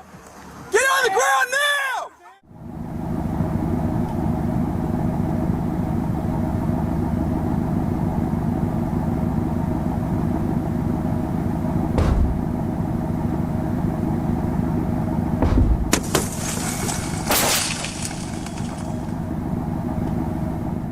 Look at me, bud. Hands behind your back, interlace the fingers. I'm telling you, I'm fine. You reek just of alcohol, a little buzzed. You blew over the limit. Turn around. Come on, officer. I'm Superman. I can handle it. Turns out you can't just throw on a traffic cop's uniform and become one. Have you been sworn in Now, by it's that? very important you answer this correctly, because being a former police officer or someday a current police officer, you know if you lie in this situation, you go directly to jail. No, I'm not. So I'm going to put that right listen, up. I'm not. So if you are telling me you are a police officer right now, is that what you're telling me? So you are not a commissioned police officer. I have spoke with the chief. That's not what I'm asking you. I'm asking you one question. Are you a commissioned police officer through the state of Ohio? I have an OPUDA certificate. That's not what I'm asking. That's not what we're asking you. He'll remember this as the moment he finally realised that calm, professional patrol officers aren't so easy to fool. Can I call my supervisor? She had the audacity and the foolishness to steal a package in broad daylight, but justice was waiting just around the corner.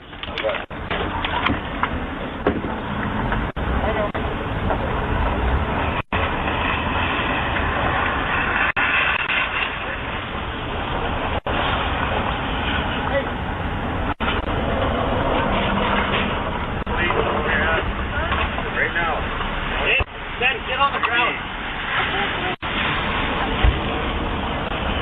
Not in the purse. Hands away. Hands. Oh, hands behind your back. Here under his. Put that stick down. Turn around. On the ground. Вы выходите из автомобиля. Все, я применяю физическую силу, давайте, я буду вставать. Выходим в машину. Насколько мог разговаривать? Все, вышел, что ли? Руки назад, я сказал.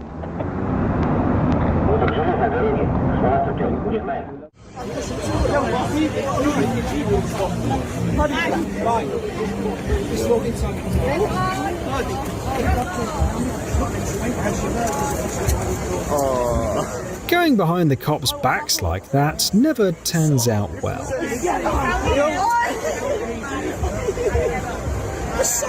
You only pretend it's a cake.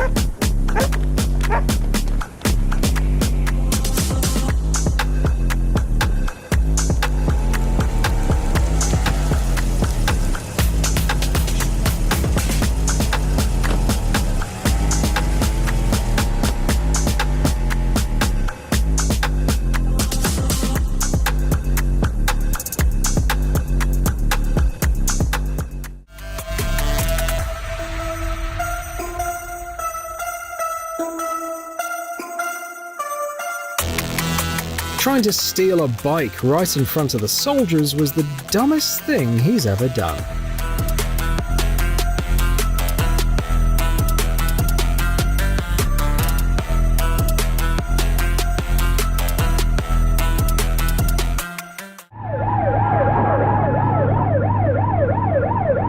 The suspects try to outsmart the police and make a clever getaway, but they didn't realise the cops have some high-tech gear made exactly for people like them.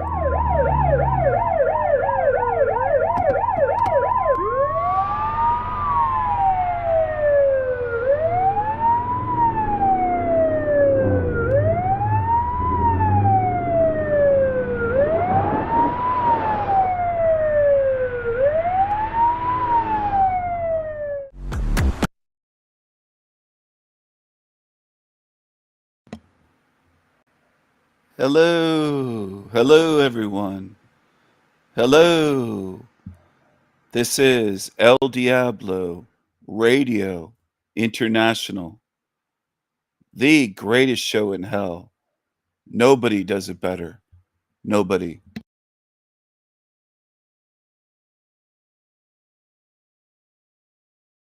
Hold on a second. What's this freak here?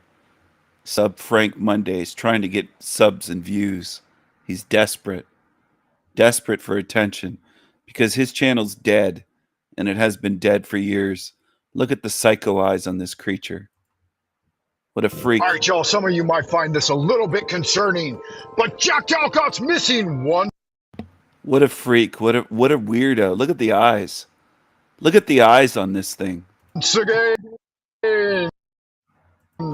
Something's up with Jack. Something's up with Jack. Look at this thing. They show you what they are. This isn't normal, okay? Not at all.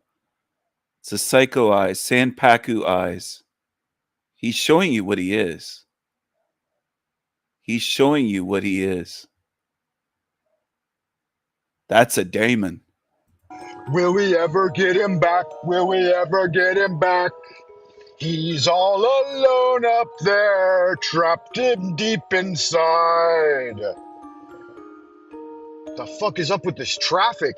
Get on up out the way, bitch. I said get on up out the way. I said move your big old fat ass out my way, yeah. Look at the teeth. Look at the teeth. Cause I'm coming through, and I'm moving, and I'm grooving. Hey guys, help me find Jack Talcott if you would. All right, y'all, some of you might find this.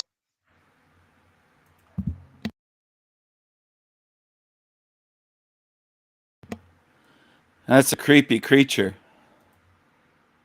That was a real creepy creature. Real creep.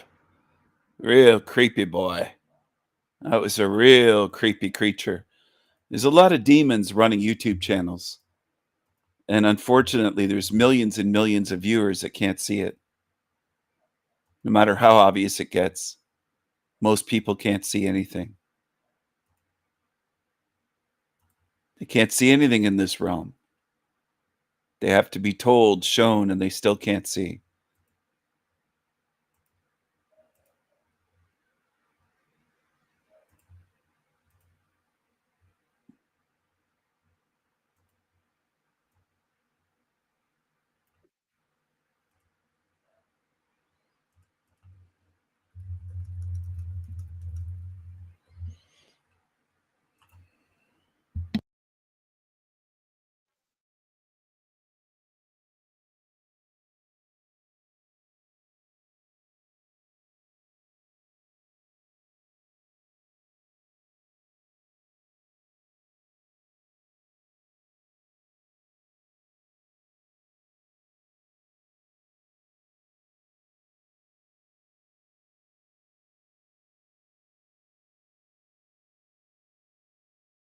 Let's go to another one, another demon that reminds me of that one. Links to verify my claims. YouTube hates me. I couldn't send a YouTube link in the super chat either. Most times YouTube deletes my comments. Anyways, the sheep just ignore it or insult me. You know what? It has the ring of truth to it. So I'm not saying that you're wrong. I'm going to think that you're probably right for all I know.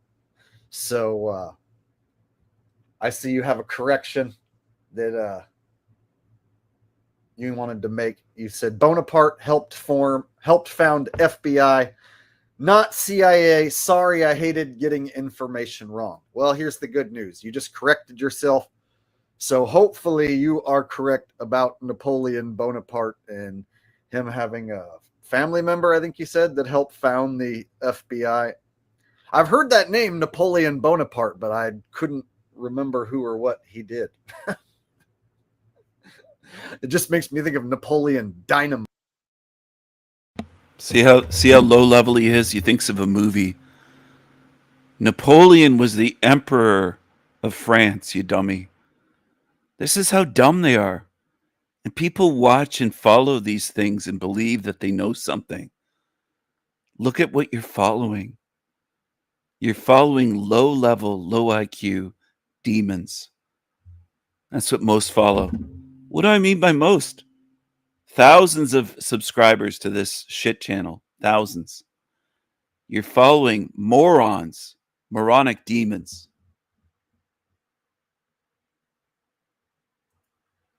He did. It just makes me think of Napoleon Dynamite, right? All right. Oh, look, we have another member says, holler, holler, holler. Or hailer, hailer, hailer. One or the two. All right. We got Bobo and we got Zachary Wild. Looks like those are the only two members who've showed up so far. And anyone who's watching, if you're not a member, you can become a member by joining and becoming a member. There should be an option for you to join and become a member. He wants those shekels. He wants those shekels. He wants you to give him money. Pay him. He wants the money. This creepy creature wants your money. Look at him. Just look at him. Look at the eyes. Look at the eyes. They show you what this is. They show you what it is. Fake Jake. The recycling symbol right on his forehead. They show you what they are. You better pay attention. And they have their hands out for money, begging for shekels. Begging for shekels. Begging for shekels. If you're not a member, you can become a member by joining and becoming a member. There should be an option. All right. We got Bobo and we got Zachary Wild. Looks like those are the only two members who've showed up so far. And anyone who's watching, if you're not a member, you can become a member by joining and becoming a member. There should be an option for you to join and become a member. And it's only $2. And you get access to all my members only content. Bob O says either way works. Well, holler is spelled differently, but you might be misspelling it, but meaning holler. Or maybe you're trying to say hailer. And I'm just wrong. Yeah, that's real funny. Hailer. It's not spelled that way. So who knows? John Brower says, hi, Jake. Hello, Johnny Brower. Thank you for making it out to the members only chit chat VIP exclusive extra special totally awesome knick-knack paddywhack special, especially knick-knack and paddywhack. All right. Fred Porter's here as well, said nah, they're slow to show. Well, the good thing about a members only stream is there's not nearly as many of you guys to chat with, so I can totally just read everybody's chats. Whereas in a regular stream, if there's 500 people, let's say, then the comments are just shooting by so fast. And I usually have something that I'm trying to talk about. And so I'll rant for 20, 30 minutes and 1,000 damn comments go by that I totally miss. So the members only streams, I'm not trying to like show a bunch of videos or like do a comedy routine. So instead I'm just interacting with you guys, having a conversation, This is where you get to, ask me questions and tell me stuff about you. And I'm just, here hanging with you guys rather than, trying to put on a show. So it's a different experience, right? For the VIPs and people who enjoy that sort of thing. Bobo said, and it's dirt cheap too. You can find enough for membership in your couch cushion. I made my memberships cheap for a reason. And there's still people out there who got mad at me and were like, you're a sellout. It's like, dude, it's a $2 membership. Everyone does Patreon, and I don't fucking do a Patreon because I feel like trying to get you guys to go to a different website. It's like kind of counterproductive, right? So all these YouTubers do Patreons and I don't, So I figured, all right, I'll just do like a membership. No, you said, oh, I don't do Patreon at all. I give away more truth than you ever will or will ever know. You could be on YouTube another decade. You'll never give away or speak as much truth as I have. Never. Never. And I'll make it cheap. And then I'll try and do a few special things for the members, like these streams and some members only videos. And I'll just make it cheap. That way it's not anything you're going to even notice gone so much, right? So that was the whole thought, that if I made it cheap, then maybe a lot more people would join. But so far, only like a couple hundred members have joined. So probably on me to do more members only shit, right? Lady K said, I'm here, but I'm making dinner, so not interacting. Well, enjoy making dinner while we chit chat in the background. So earlier today, I was trying to yesterday I was bored and I was lazy, didn't do anything, couldn't figure out what I wanted to stream about or whatever, and so I'm like, I'll just be lazy. And so I was like looking for stuff to watch on YouTube, and it's becoming increasingly hard to find something to just watch on YouTube. And YouTube suggests all this crap to me, and then if I make the mistake of like clicking on one of their suggestions, like yesterday I watch some mind-numbing shit. Jason Biggs from American Pie, Jim from American Pie. He did this interview where he talked about his drug use and alcoholism. And he was talking about how he was a big cokehead at one point. And so I was like, oh, Jason Biggs was a cokehead? I'll check that out. For whatever reason, it grabbed my attention. So I watched 15 minutes of Jason Biggs talking about being a cokehead. And then as I shut that video off, then everything in my feed was like Nick Swartzen almost died from alcohol. Here's this celebrity being open about their cocaine use. So then it's like they wanted to, here's Steve-O talking about his drug binging, So it's like you watch one video, YouTube is like, oh, this is what you like now? Okay, here's celebrities talking about how they used to do drugs over and over and over and over because you watched that one video. It's like, fuck AI. Just because I clicked on one video where I wanted to hear about the guy from American Pie being a cokehead does not mean that that's my new favorite fucking genre. You should have like a button to click that's like, this ain't my favorite genre. Don't flood me with all those fucking celebrities doing drug fucking videos. You guys notice that? You click one video on the same platform, right? And it's just something you just casually watch. And then they're like, oh, this is your new favorite content? Let's flood you with nothing but that now.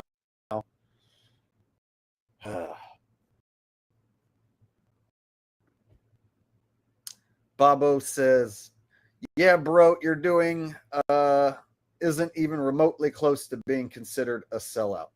Yeah, I know, but anything where, I say, oh, this is going to be a members only deal or whatever. There's people that crinkle their nose and snicker. They want it all for free. And I'm just trying to keep up with the times. I see channels with tons of subscribers struggling to get views. So we're to the point where YouTube doesn't care about notifying subscribers. So then I'm thinking, oh, okay, well, maybe I should try and get members, Maybe that's more the way to go.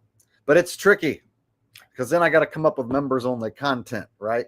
And I'm like, well, what stuff should be only for members and what stuff should be only you know, for everybody. How can I pick and choose? So, you know, that's why I made it cheap. So that, you know, if I show you guys some behind the scenes stuff, do some members only streams and whatnot, it's something even a casual fan can join in for $2 a month, you know, and it not break the bank. All right. Zach says, anytime I watch your streams, I get constant suggestions from mainstream media just because you commented on the fake news. Yeah, they like to follow up my streams with like straight up mainstream media shit. I notice they don't want you to like go down a big conspiracy rabbit hole. So instead, like if you finish watching one of my videos, they'll be like, here's some Fox News for you. Now that you're done watching Jake, let's go ahead and give you a palate cleanser and give you some good old Fox News.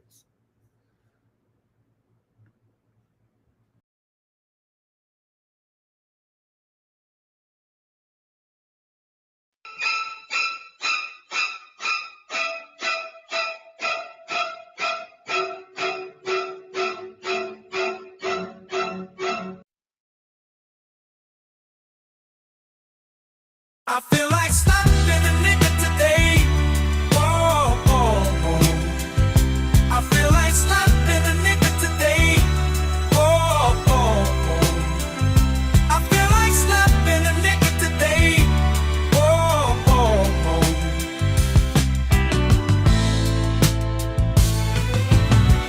These motherfuckers on the road, where the hell they learn to drive? Jive turkeys at my job, about to get a cool, cold, mean five. Jive turkeys. Jive turkeys.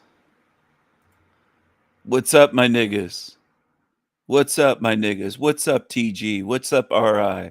What's up, my niggas? What's up, Ren, if you're still here? What's up, my niggas?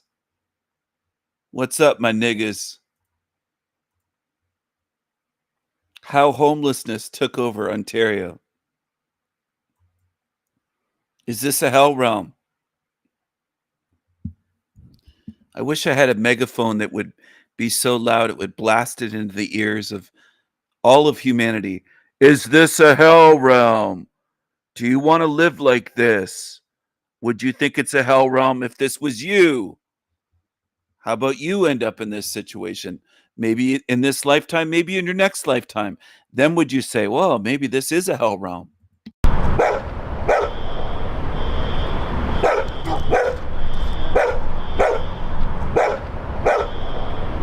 An epidemic of homelessness and drug abuse has overtaken Canada. Heroin, best thing in the world. There's a lot of like open abuse,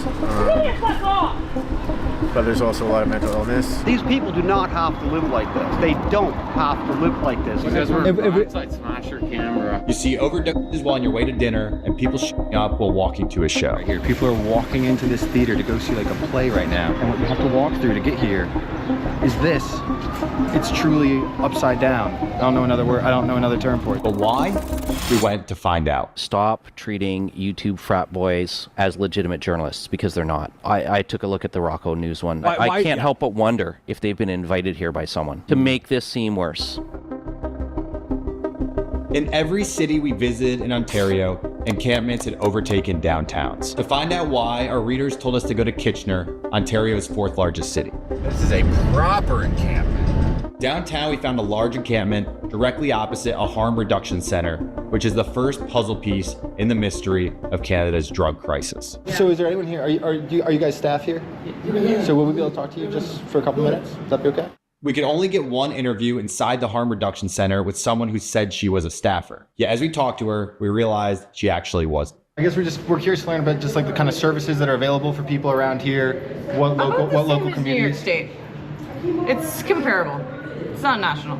Harm reduction. Yep. My job is basically just CSIS sends a spy. That's the Yep. Look at this. The Canadian Secret Intelligence Service. It's my job to make sure they don't assault anyone. Me and Zelensky talk directly via Instagram, Telegram. Who is this? Is she on drugs? Is she mental? What is she talking about? And Signal. And it was my hopeful suggestion to him that I would get press training. Thank you for talking to us. Thanks. So that is a harm reduction center where you can go in and you can get your syringes and test your fentanyl and make sure that it's not going to kill you. All right, so quite a few people have been missing my channel because they didn't subscribe here. Here is my third channel. I've been live streaming from here. Join this channel. It's a backup for when they take down my other channels with strikes. I dropped the link in the chat room. Yeah, Harm Reduction Center. They teach you how to use drugs, I guess. Isn't it amazing? It's amazing, isn't it? As things get worse, people will just applaud. Oh, this is great. This is great. Everything's getting worse, but people will keep applauding. And we're going to go across the street here and see what's going on. Harm reduction centers provide drug testing and paraphernalia so people can take their drugs in a safe environment. But they also give out free food, water, bus tickets, even sometimes cigarettes, and people as a result set up encampments directly next to them. At this encampment, volunteers, young progressives, gave out dog food, cigarettes, food, and whatever else the people living in the encampment asked for.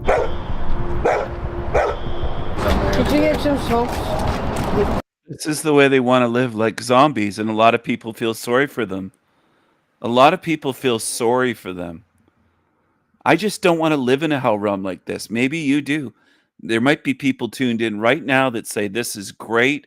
These people are great. They're free. They're awesome. I don't want to live near it. Maybe you do. Maybe you want them to break into your house and assault you or grape you, because some of them would, if they could. They would do that. Could you get some soaps? The way they talk, I can tell. I almost said you can tell. I know I can tell what they are just by the way they sound. Could you get some soaps? Zombie. As they did so, people took all nearby, and mentally ill people were screaming out loud. Zombie. Can I ask, how is it that you ended up living here? I got hit in the car actually. Lost my job. Couldn't work for a while. Just ended up here. You know, before you know, you ended up here. Divorce. Yeah. Jordan, dude, yeah. They laugh about it.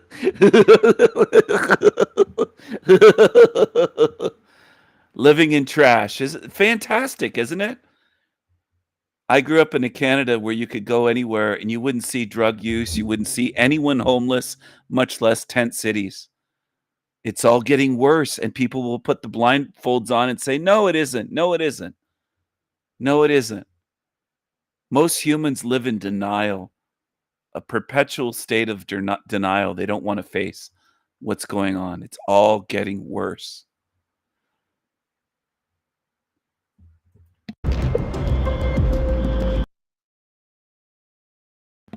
Hold on a second. I made something earlier.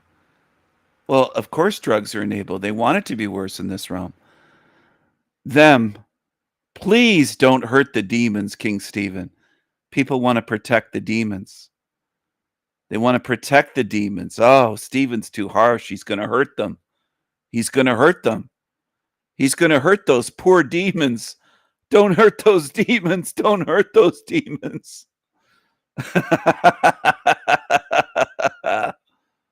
Don't hurt those poor demons. Oh, those poor demons. People Garbage think, dump. What do people think about it? Garbage dump. That's what I think about it. All these poor bastards. In the wintertime, when it gets cold, I don't know what they do. Can you just go like that? You're saying they throw stuff at your window? Yeah. Is that why you're cleaning it right now? Yeah, I'm taking almost 1 and a half hours.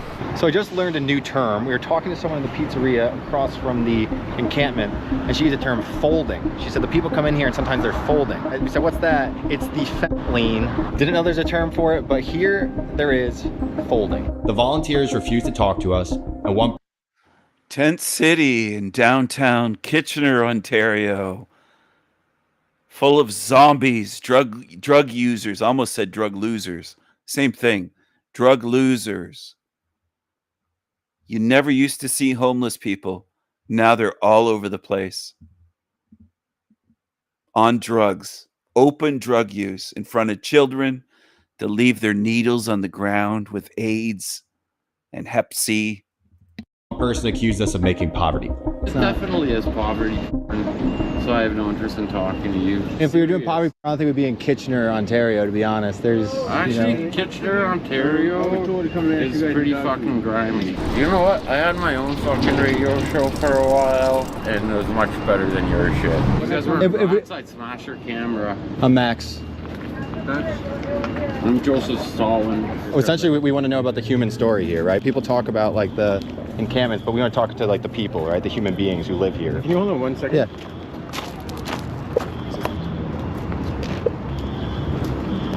What kind of services do you guys get here? There's no water. What's that sound that's making all that sound? They must love it. They love sound like that, noise.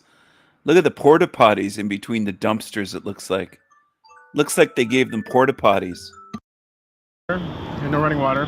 Like, we got running water across the street. There's a tap that we can use, a soup kitchen across the street where people can go and get their supplies and go get services that they need. Supposedly they provide security for us. Security isn't here actually for us. Security's here just to monitor us. How long have you lived here? I was actually one of the first 25 people here probably about 3 years ago. Got out of jail, came back here. I lived in a shelter for a year and a half. While I was there, I went to jail for 2 weeks, lost my place there, came back here. Everyone is entitled to shelter, and since the region can't provide shelter for all the homeless in the region, that we're entitled to this place. Homelessness in the region has went from 1,100 to 2,300.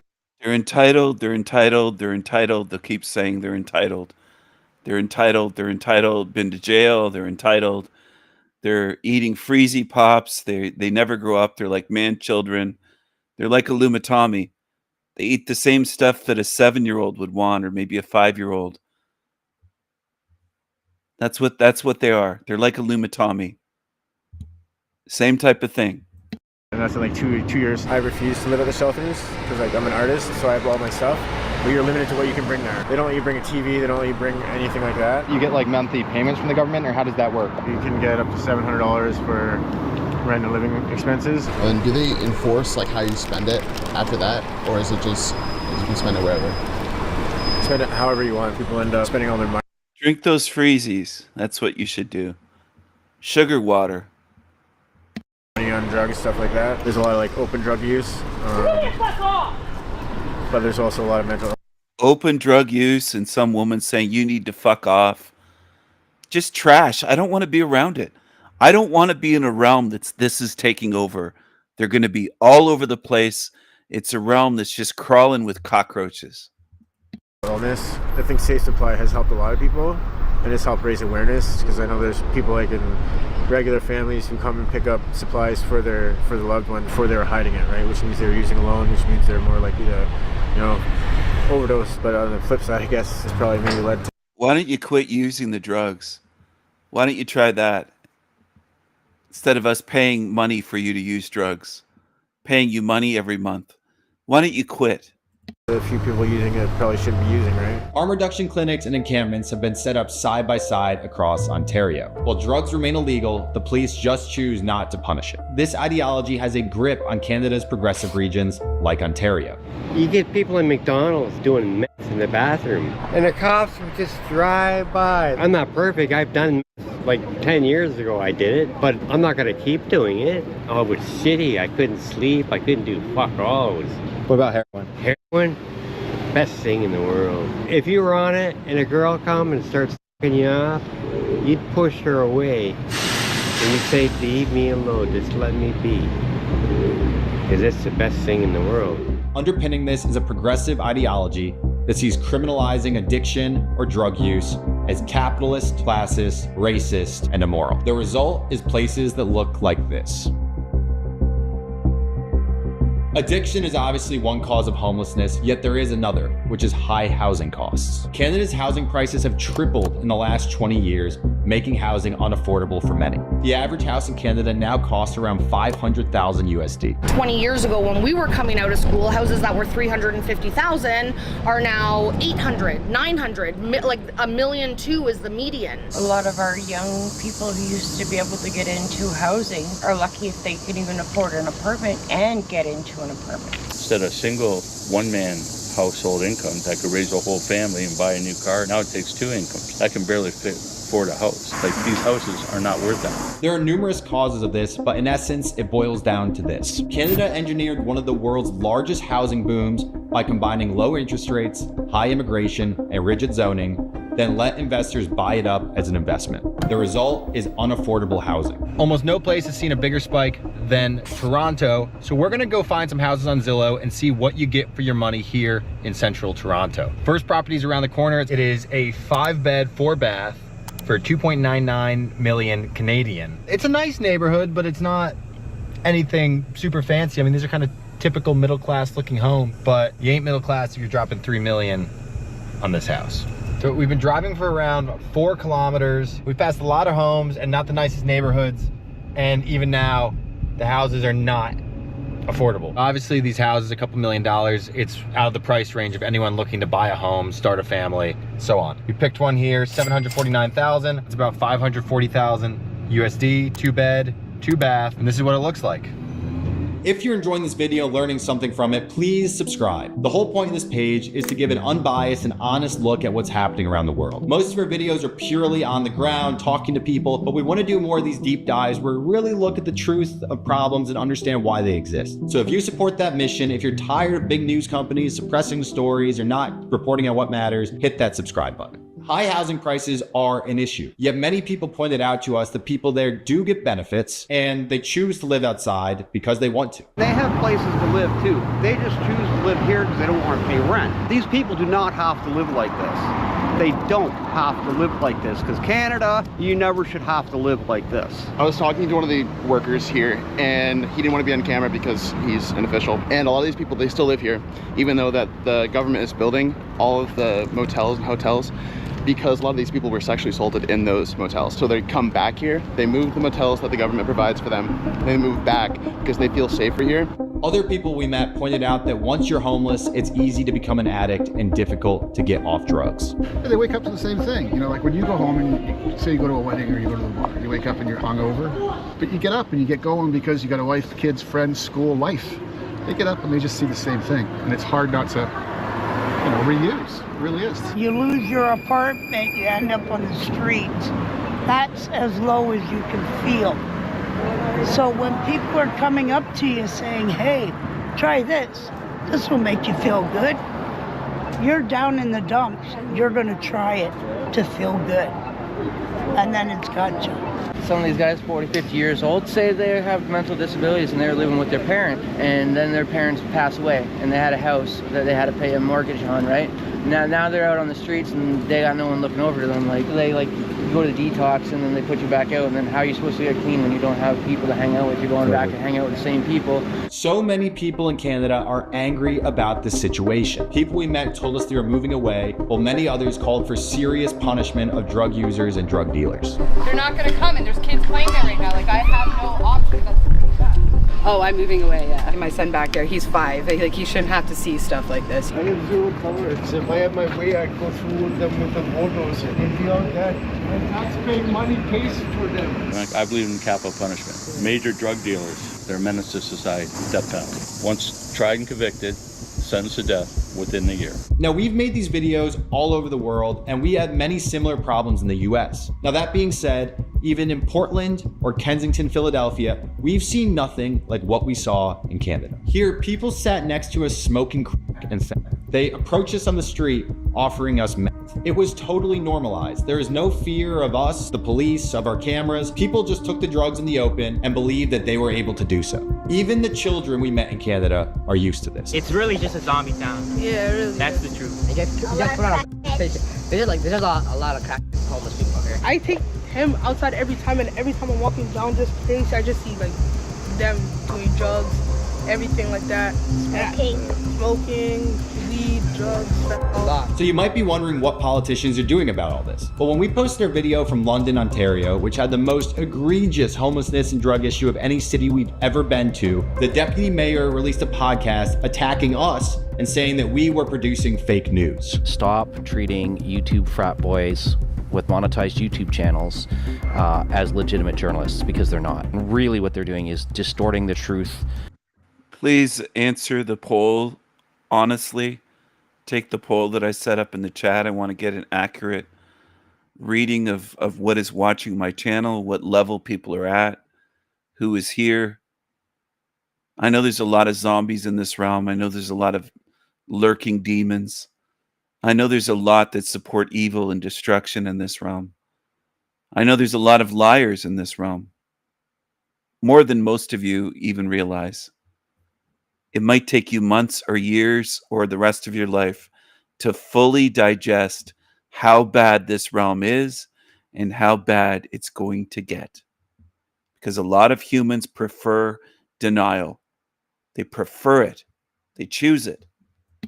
Considerably, and the city knows that, you know, and I can't help but wonder if they've been invited here by someone to make this seem worse. Throughout this hour-long interview, he talked about how we were spinning lies and making up narratives, despite the fact that people in the video told us what was happening, and we didn't put any of our own commentary into it. This is gonna sound awful, but we've pretty much kind of been a doormat for the city for those issues that you're driving by and seeing and stuff like that. At the end of the day, it's not a district problem, it's not a community problem, it's a city problem.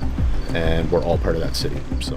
When the deputy mayor posted this to his Facebook page saying he debunked the theory of the zombie city, tons of people came out to comment saying that we were the truth and they accused him of gaslighting them. So what are the politicians doing about this? At least in London, Ontario, they're closing their eyes. What does the city of London do in response to this? Having these conversations with legitimate journalists like yourself, providing them responses and sort of debunking the nonsense. Now, the causes of addiction and homelessness are numerous. Yet what's clear is this. In Ontario, progressive drug policies have met with extraordinary housing prices, and the result is an unmitigated disaster. There's so much hurt and stuff that these people carry with them that you don't know, because you can't really do anything about it. Like, people complain about them doing drugs and shit, but like, they're gonna do it anywhere else. And like, the thing is, like, most of these people, they just want to get their and they just want to mind their own fucking business. A lot of they're actually some of the nicest people you'll ever meet. They'll talk to you like an open book. If you respect them, like, the thing is, like, most of these people, they just want to get their and they just want to mind their own fucking business. A lot of they're actually some of the nicest people you'll ever meet. They'll talk to you like an open book. There's some of the nicest people you'll ever meet because they'll talk to you. But they would also put a knife in your back. They'll do anything to get money for their drugs. I'm just tired of the lies of this realm and the ones enabling this shit. There's so many people that do that. There's some of the nicest people. Just want to mind their own fucking business. A lot of they're actually some of the nicest people you'll ever meet. They'll talk to you like an open book. If you respect them, they'll respect you. Like, they'll give your shirt off and back and throw some rich guy would. I swear to God.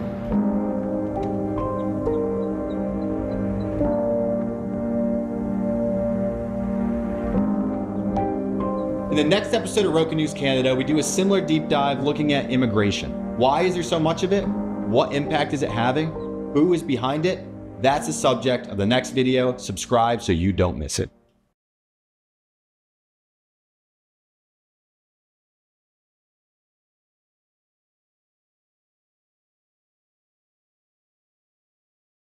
You're going to get the zombie realm that you always wanted, you people in denial.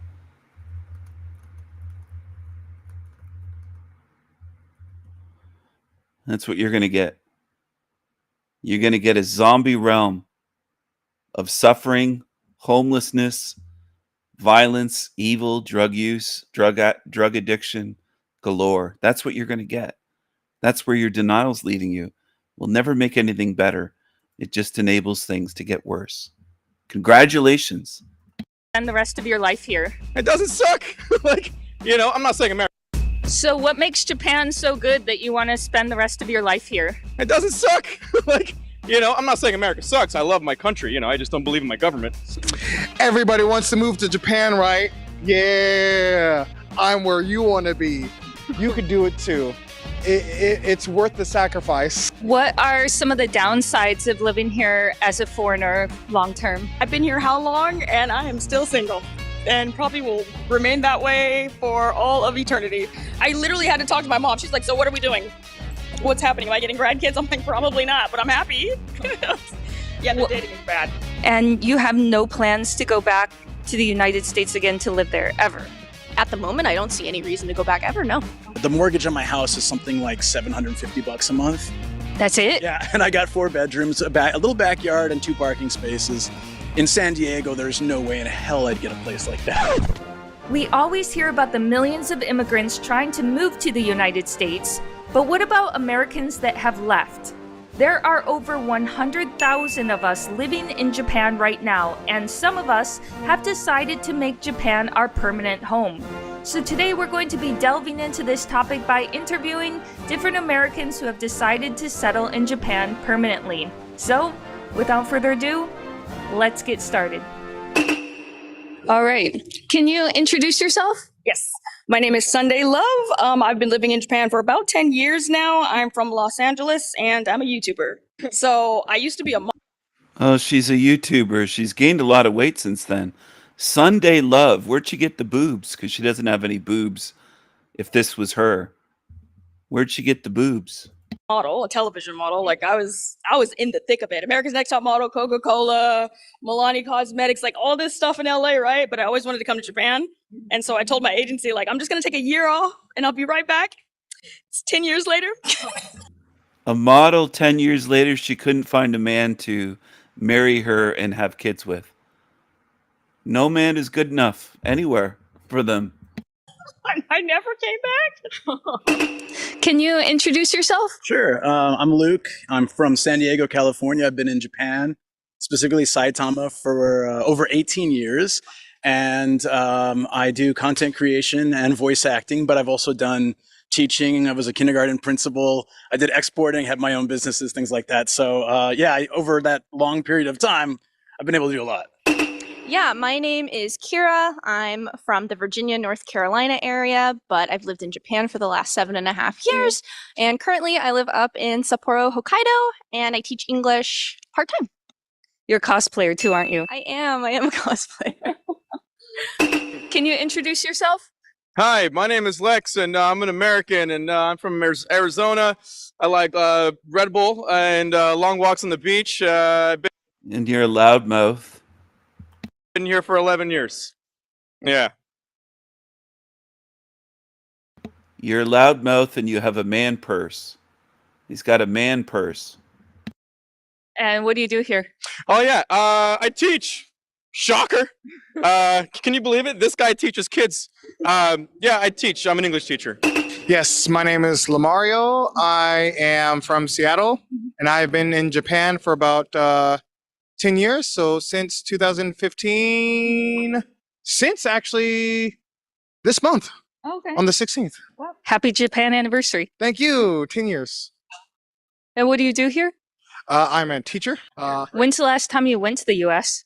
I've not been back since 2015, but from what I've seen in Seattle, I won't say nothing. You haven't been back in over 10 years. Nope. Nope. Okay, let me explain. It's expensive to go back. And 2, as I think about it, you. He said, A, it's expensive, and 2, he didn't maintain consistency. Should have said, number 1, it's expensive, number 2, or A, it's expensive, and B. But what do you expect? Can't expect too much from them, right? I won't say nothing. You haven't been back in over 10 years. Nope. Nope. Okay, let me explain. It's expensive to go back. And 2, as I think about it, you come over here.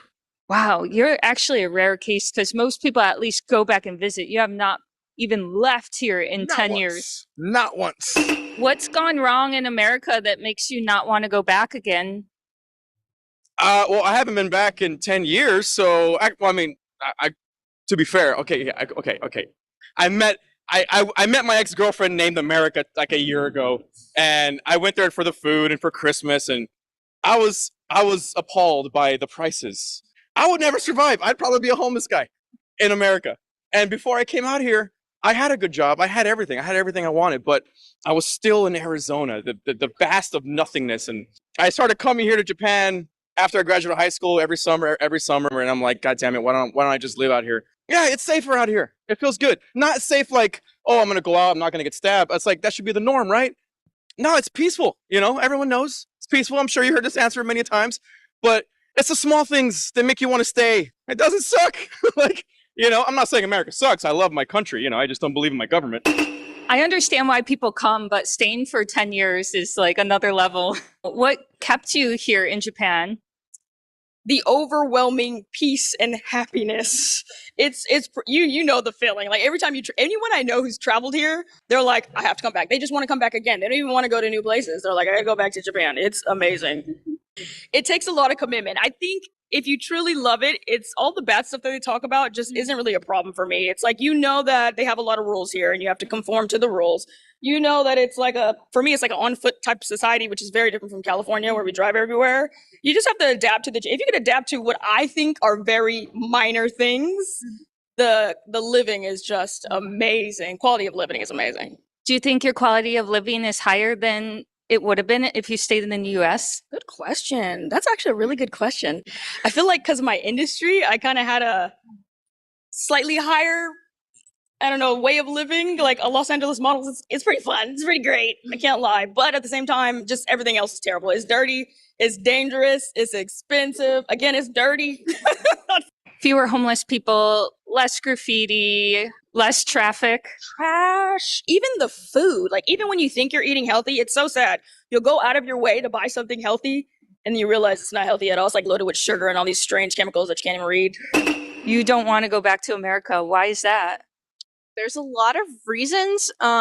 This might sound a little dramatic, but it feels like in a way I can't go back because my husband has a certain bone disease that he needs medical treatment for constantly. And it's very expensive medical treatment. And we did the math of how much it would cost in the US, even with insurance. And it's just so astronomically higher than the cost of treatment here. So I just feel like he can live a fuller life. He can work better with this treatment in Japan and the cost. And one of the biggest culture shocks of my entire life in Japan. I'm going to jump in here and say, I love Americans. They know almost nothing at all whatsoever about the rest of the world and how other countries are and how inexpensive it is and how much safer it is and cleaner. They know almost nothing. And the same goes for a lot of Canadians as well. But I think Americans are the best at that in the world, about living in a bubble of being sheltered until where they live in their vicinity turns into a total shithole. And then and only then do some Americans, begin opening their eyes and saying it isn't so great here. Our country's getting worse. We're going downhill. They're making things worse here on purpose. But I think it will be destroyed before people really realize what's going on. And even then, they'll just make excuses because that's what people do. They make excuses. They don't face truth and reality. They make excuses. Japan was him receiving a refund, like basically a full refund for one of his treatments at work. He just had money sitting on his desk. So that's the biggest reason. So your husband is American and it's cheaper for him to get medical treatment in Japan than it is in his own country? Yeah, 100%. I think a lot of Americans go through that. Like they don't go to the doctor because they're terrified of the cost. And so they just live their life through any like pain that they have or any medical conditions. So when we moved here, we were like, oh yeah, we can go to the doctor and it not be a problem. So do you have any plans to ever live in America again? At this point, we have zero interest in going there. I think Japan really allows you to live on a fairly low income. There's a lot of people complain, oh, the income is lower in Japan, but actually the ability to live on a very low income, very fixed income is quite easy compared to a lot of other countries. And we're very settled. I feel like, I got 2 dogs, been married for like 12 years and a car. And yeah, all that stuff is so manageable in Japan. Yeah, definitely. So why is it that healthcare is way cheaper in Japan than it is in the US? Do you know the actual reason? Yeah, they have socialized medicine, right? Do you know why they have socialized medicine? Tell me. Because America forced them to do it after World War II. Really? And yet America doesn't have it. It's quite interesting, actually. I didn't know that. Yeah. When I took an ambulance to the hospital at 4 a.m. and had all these tests done, brain scans, everything, stitches, it was about $100. And when my sister had to take her son with an ambulance down the road, it was already $3 or $4 grand with insurance. So I know that anything I do will just be so much cheaper here. Yeah. Dating in Japan versus dating in America. Is it better here? Yeah, dating's better here. I mean, for me, I can't speak for anybody else, but for me, it's much better here. Not because I'm the foreigner and oh wow, you never got any girls in America and now you're over here. No, it's just I didn't want burritos. I wanted sushi. Why are you getting mad at me because I want sushi? To be fair, I didn't date much in America because none of the women there were at all the women I tried to look for. So why not? Oh, I'm not attracted to Mexican chicks. I'm sorry, I'm sorry, my friend. I'm sorry, but a lot of the girls out in my hometown. Again, it's my hometown. It's a small little knit community. I'm just not attracted. I've always been attracted to Japanese girls. Japanese women, when they really do like you, they'll show you. They won't waste time. They'll put you in your schedule once a month, which is kind of cool because you can date multiple. Dating respectfully. Okay, respectful. I see a lot fewer Western women living here long term like us. And in my opinion, one of the big issues is dating and falling in love, getting married in Japan. What's your experience been? Please cut to a clip of me crying. I'm just kidding. It's wow. I've been here how long, and I am still single, and probably will remain. No Japanese man is good enough for her, or the Japanese men don't like the darkies, maybe. But I noticed this: all the women that move to Japan are single. They're always single. White women, black women, they're just not wanted in Japan. American women are not wanted by Japanese. Remain that way for all of eternity. I literally had to talk to my mom. She's like, so what are we doing?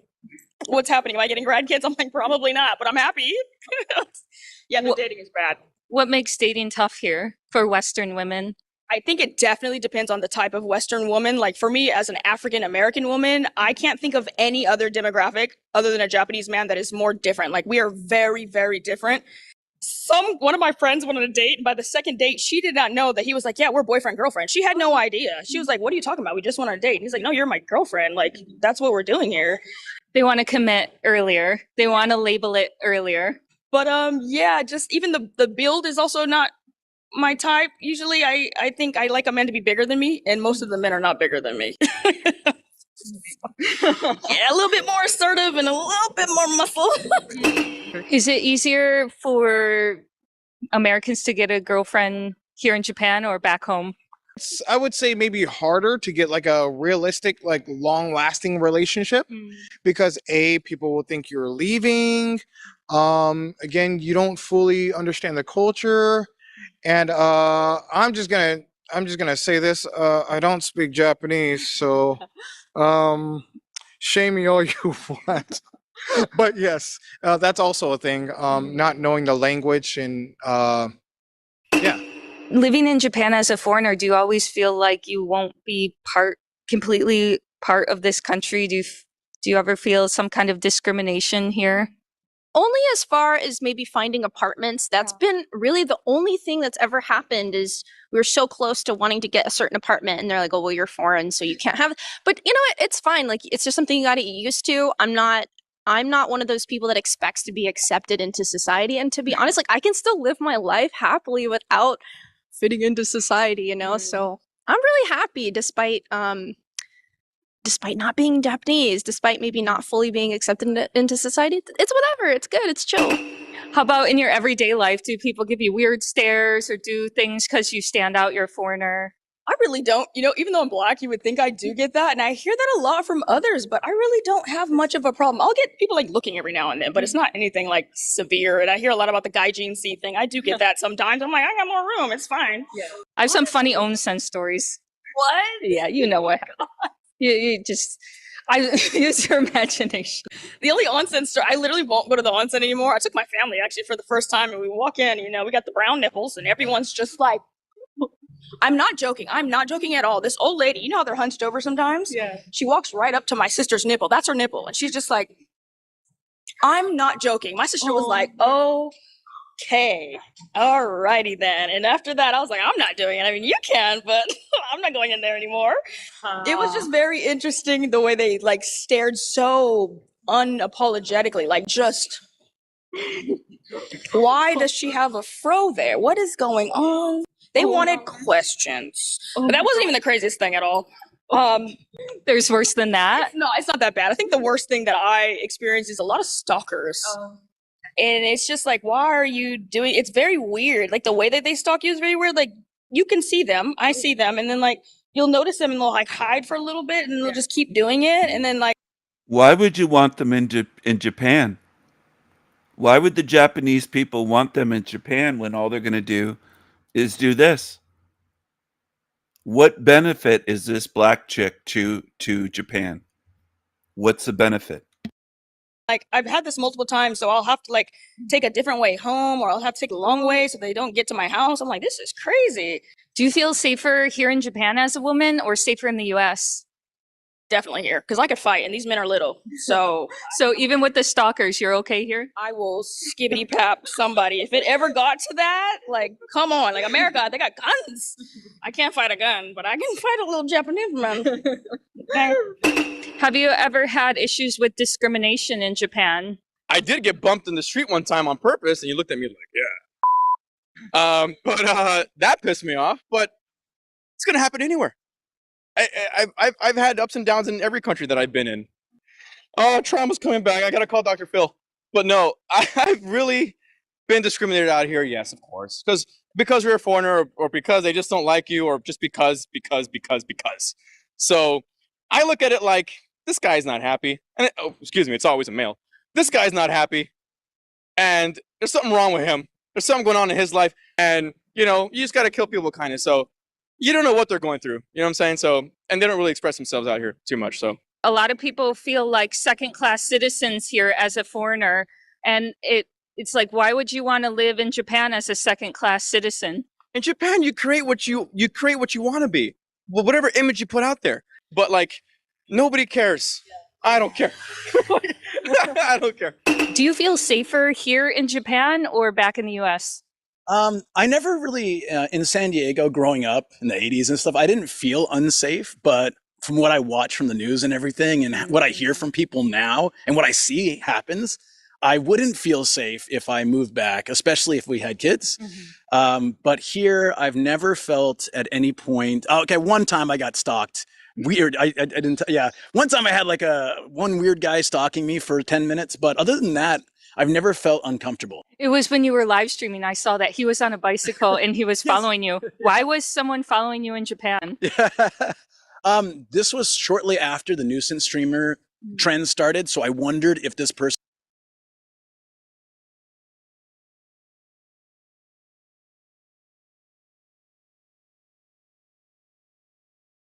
Steven's whole rap is like so fucking stale at this point. Thank you. I appreciate that. We've got panel actor 346 who is apparently here to help. Yeah, Jack, it just turns out we have the same shift today, so I punched in. I figured I had a few options. I figured I'd join this one. Yeah, I never heard that whole chemo story. I was really just going to pop in on the chemo story because I'm kind of curious. And Steven's whole rap is like so fucking stale at this point. Oh, come on, Paul. So there he goes on the show and immediately tries to start shit with me. Paul, I thought you were going to lay off and show respect and turn a new leaf, but here you are coming on the show to you. I think the reason you went on there was you were watching and you wanted to come on and try to insult me and start shit. All right. Well, it's back on again then. Gloves are off, pal. Fuck you. You big, fat, ugly, gingy Polly boy. Paul, we were getting along and now you're being, yeah, big pig. Look at Jack. Yeah, that's your favorite person is Paul. Paul's a loser. I can't imagine somebody being Jack's age. He's got to be 60 years old, looking up to Paul the slave, porta potty Paul. Man, that is pathetic. Pathetic. This is your whole rap, man. Like pretending to be something else and then getting people to accept you and then turning on them and then giggling about it. And like, where does that go for you or anyone else? Like, what do you get out of that? I'm just trying to live my life, Paul. That's all. And I Oh, God. He turned my volume way down. Jack plays these demon games. Then he cries victim when I respond in videos. You're a loser, Talcott. You turned down my volume. You turned it way down. You're a loser, Talcott. Bless you. I do believe that with patience, I think Stephen, I have faith. Okay, he's not completely dishonest. I'm fine the way I am. You guys are fucking lying narcissists. You're losers, psychopaths, complete liars. You have your hand out to everyone else for money. Why don't you get a job?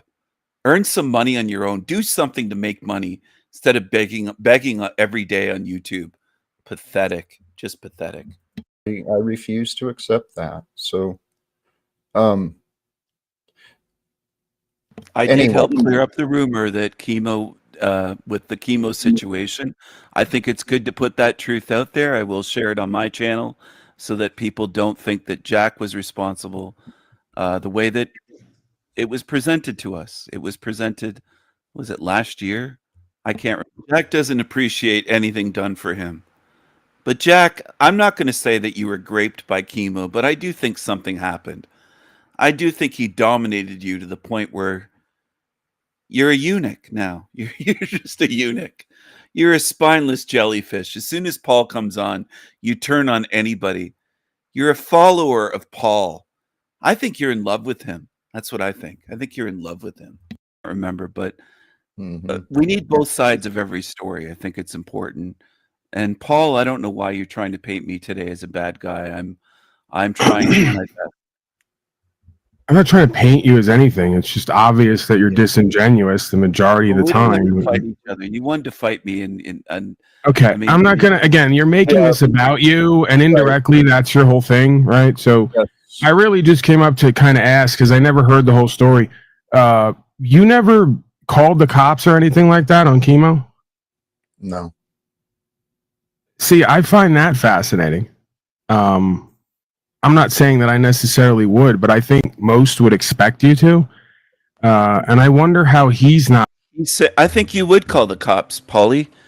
You're someone that claims you're against the cops, and you claim that you can live without the cops, and that you drive around with no plates on. I don't think you drive anywhere. I think you're a bullshitter. I think you're fake. I think you're a fraud. And I don't believe anything that you say, Paulie boy. I think if somebody beat the shit out of you, you'd be right on the phone calling the police, running to the cops. You're a loser. You're a loser. Not sort of like years later, almost thankful and grateful that you didn't. You know, I don't call the cops either. I deal with it. I don't call police. Stephen.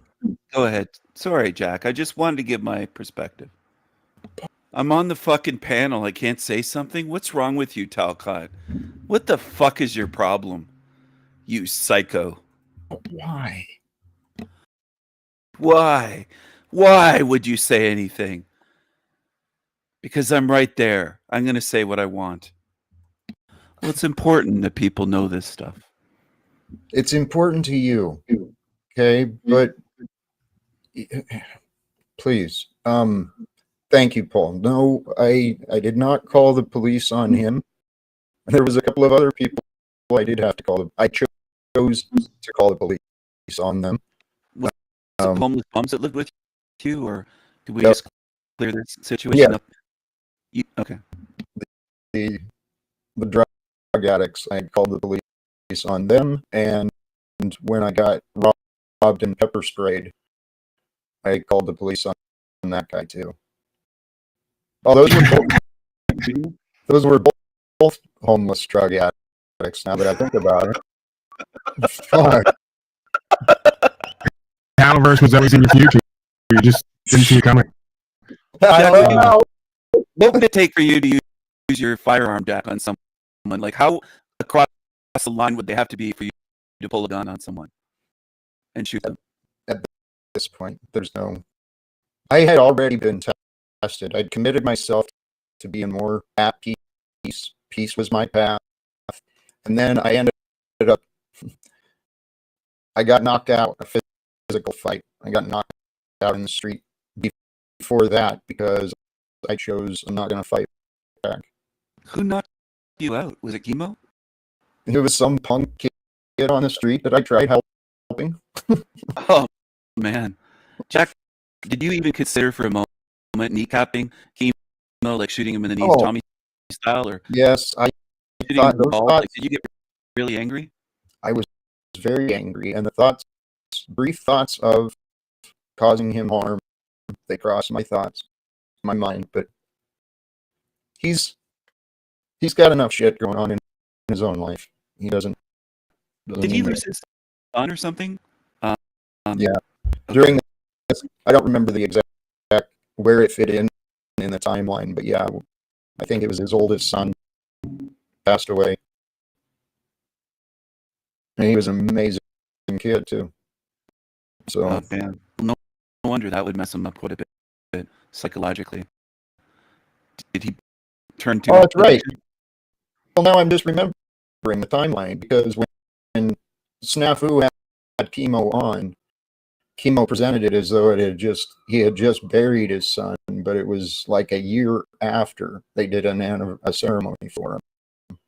So it's about a year before he came on, and that was well after he assaulted me. Right, so you would wonder that why Matthew down there on his deathbed, who we all care about to some extent, wouldn't want to facilitate kind of a reconciliation between you and chemo, seeing as the fact that he actually was doing loss, injury, and harm, and could have went to prison, and you forgave him of that. Why he would still go around bragging about coming into your house and trying to do something to you because you attempted to talk to his son. This is the same person who facilitated this meeting who called the cops on someone else from the panel Slaveverse. Who called the cops? As far as I understand, Matthew has recently. Oh. He's standing behind it. Man. He's actually here in the back. I haven't brought him up, but this might be a decent Did you ever consider doing harm to him, Jack? Have you ever or Paul? considered Jack is lying? And have you watched the interview and listened to the other man? No, you haven't, Paul. So before Of course I... Matthew, let's not get into it. Before you open your mouth and defend this guy, you might want to I'm not defending anyone. I'm asking. I'm being honest with you. All the story he's saying I was foolish enough to even come in here and comment on this today. No, yeah, I'm sorry. Once again, I mean, and of course it was Steven who had to get this ball rolling, right? Because it's just so important to get off of whatever you're doing and wanting to talk about. There's the demon games. He's got Paul's volume turned up, mine turned way down. Look at Talcott smiling. He knows what's going on. They play these demon games. You're going to pay for this, all of you creatures, trying to gaslight me like this. You're going to pay for this. All right, Talcott? You will pay. You'll see what I mean. Spiritually, you will pay for this. Spiritually, you will pay. Fucking creep. About onto the usual looping history. And then I was foolish enough to you came feed on into to it. start trouble, Paul. Hey, come on. We feed in. We each do. We can help each other. And thank you, Paul. You're right. You're catching it first. We fed into it. Let's help each other. Jack, I do have a question, though. Did you ever consider at the height of your feud with Paul, when Paul was being an asshole to you, did you ever consider harming Paul, like shooting him in the balls or something? Not No. even once. Okay. No. No, hell Those no. old clips of the battles that I saw, those old. No, listen to him. No, hell no. That's your lover, Paul. Paul's your lover. Those old clips of you yelling at Paulie and getting all animated. Paul's your lover. You'd blow Paul, wouldn't you, Jack? You'd blow him, wouldn't you? Clips Landry played of you versus Paul, and it seemed pretty heated, but it didn't get violent. No, I mean, I honestly think if What a clown. What a fucking clown. Look at him. Look at this sneaky look here. That says it all. Look at his eyes. As Paul's trying to blame me. They play demon games in this realm. Little fucking demons. That's what they are. Trying to blame me for what goes on his shit show and his life. Fucking demons. You will pay. You will pay for it. Paul, I don't know. I don't know how it would be. It's probably good that we got some of those heated conversations out of the way online. It was hysterical, that stuff, the content. But you never thought of busting a cap in his ass or anything. No, You didn't. Of course not. No, Okay. What do you mean, of course not? He's got a big fat ass. You didn't think of busting a cap in Paul's big fat ass? Hello, Salty Siren. Hello. Hello, hello. We have more people tuned in now that we're back.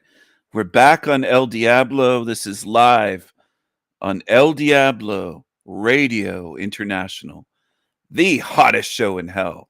Nobody does it better. Nobody. And we're on Bextra Lard channel. And the Sanity Machine will be back again soon as well. We'll be up and running with a bunch of channels on YouTube. An empire. And Team Evil can't handle it. I have an empire. A kingdom. See, this is the thing, too. I am a man of peace. I'm not out to harm anyone, and I never have been. And A this lot is of people why think you're an angry man of war, though. Like there's that reputation that you're someone that would shoot someone. right, the people who've been attacking me, they've got an image of me as someone who fights because I defend myself. And this You is said you were a fighter, though, Jack. Sorry for interrupting, right, but you said that you fought people, so you do have that right. reputation. And let's also keep in mind, I've also said that in all my fights, I never threw the first punch except in the defense of another. I mean, one of my buddies was about to get hit, so I threw the first punch. Who would win but at arm wrestling if it was you versus Paul? probably Paul. I have let my body get kind of soft lately. I massage it a lot. I stretch it a lot. it's, Jack's it's not fighting as, days are over, everyone. He's I beyond am. that these days. He's a Yeah, I man. would most likely never go anywhere like that with Jack, and probably anybody at this point if I could avoid it. I thought you wanted to fight me, Paul, like to clear No, things why up. would I want to? Why would I want to fight you? You were inviting me to come to your place and all No, that was when you were making threats on everyone and doing the whole tough guy thing I wasn't online, like so making many have. Okay, I don't want to go back and forth. You asked me a no. question, I answered it. All right. Let's Yes. move on. Let's move on. I don't want to get hung up on this. Yeah, please. I It's mean, water under the bridge. It's all in the past. It's all in good fun. it can be. I think what prevents a lot of fun, though, from being shared is people not being honest and being accountable for what they've said and what they've done. We each of us. You should be accountable, Jack. You called me disgusting. Are you going to apologize for that? Are you going to apologize for the shitty behavior that you've done? Are you going to apologize? You freaking psycho. I see what you are. When we know we're wrong and we don't address our guilt, we carry it around and then we start projecting it out. And it makes things real unpleasant, not just for the one who's carrying the guilt, but then for the people who have to face it. And holy shit. I was just going to say, Jack, I know you're looking back there. Let's do a little Life Coach 101 bit for old time's sake. And then I think I'm going to get the hell out of here before it gets too unsightly. But let's let Snafu give his limited response. Why was it okay for? It's not okay for Lee to go down to Tarek's house and ring the doorbell, and then you all. Too unsightly. Paul lets on he's not part of the dramaverse, but you are part of it, Polly boy. You are part of it. I might return to this later. I just realized that this show is live now, streaming for 22 minutes. These two seem to be attached at the hip. Moose and Landry. I think it's one person.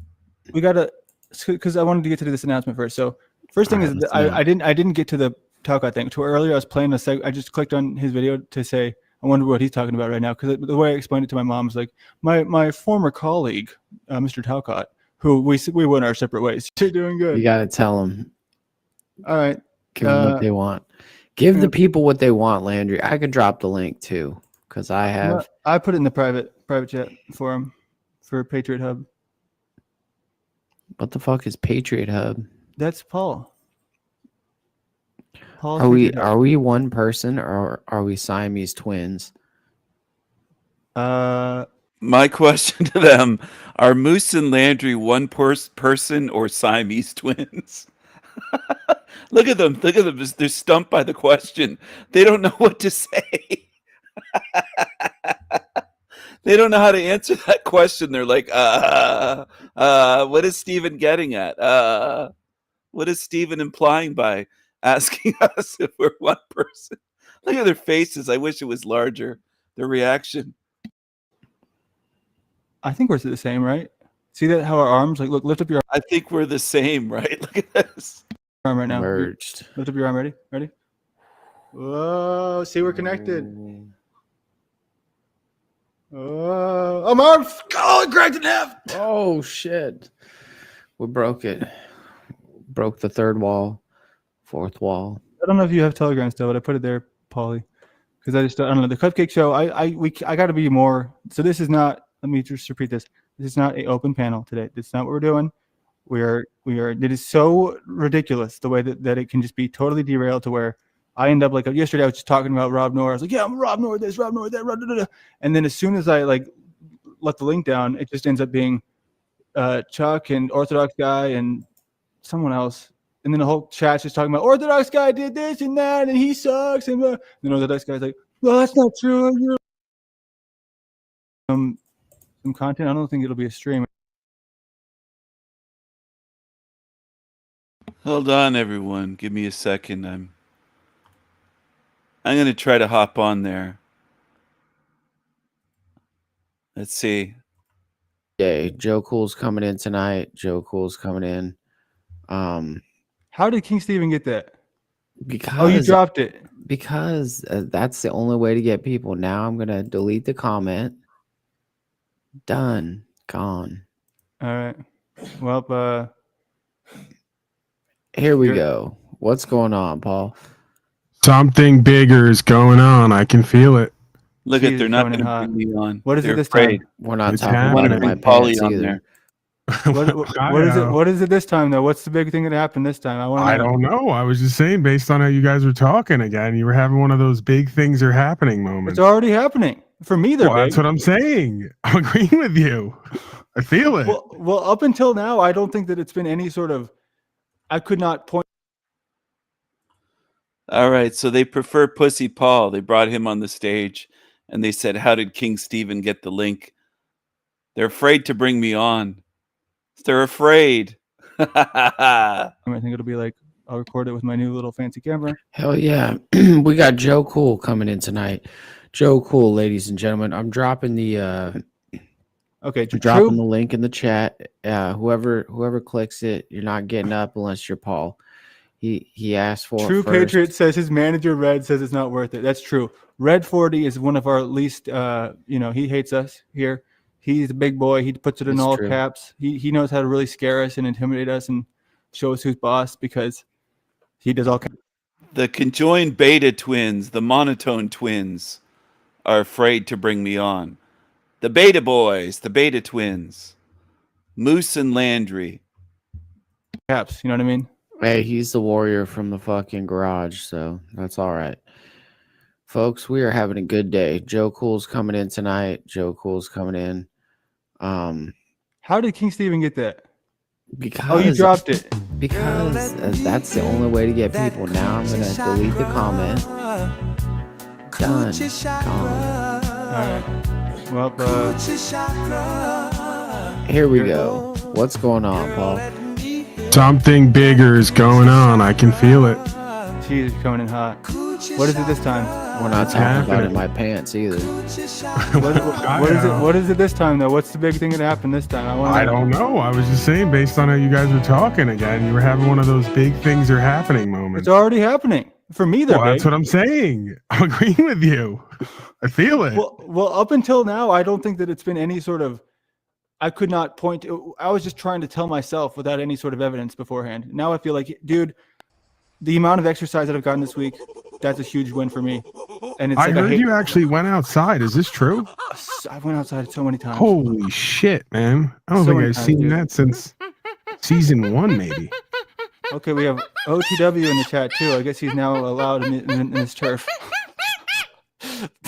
Who knows what's going on here? You know, who knows what's going to happen next? It's out of this world. Can I get a?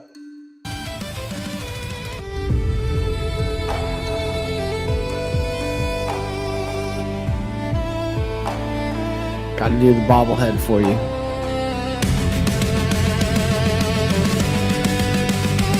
Now they're best friends again with Paul.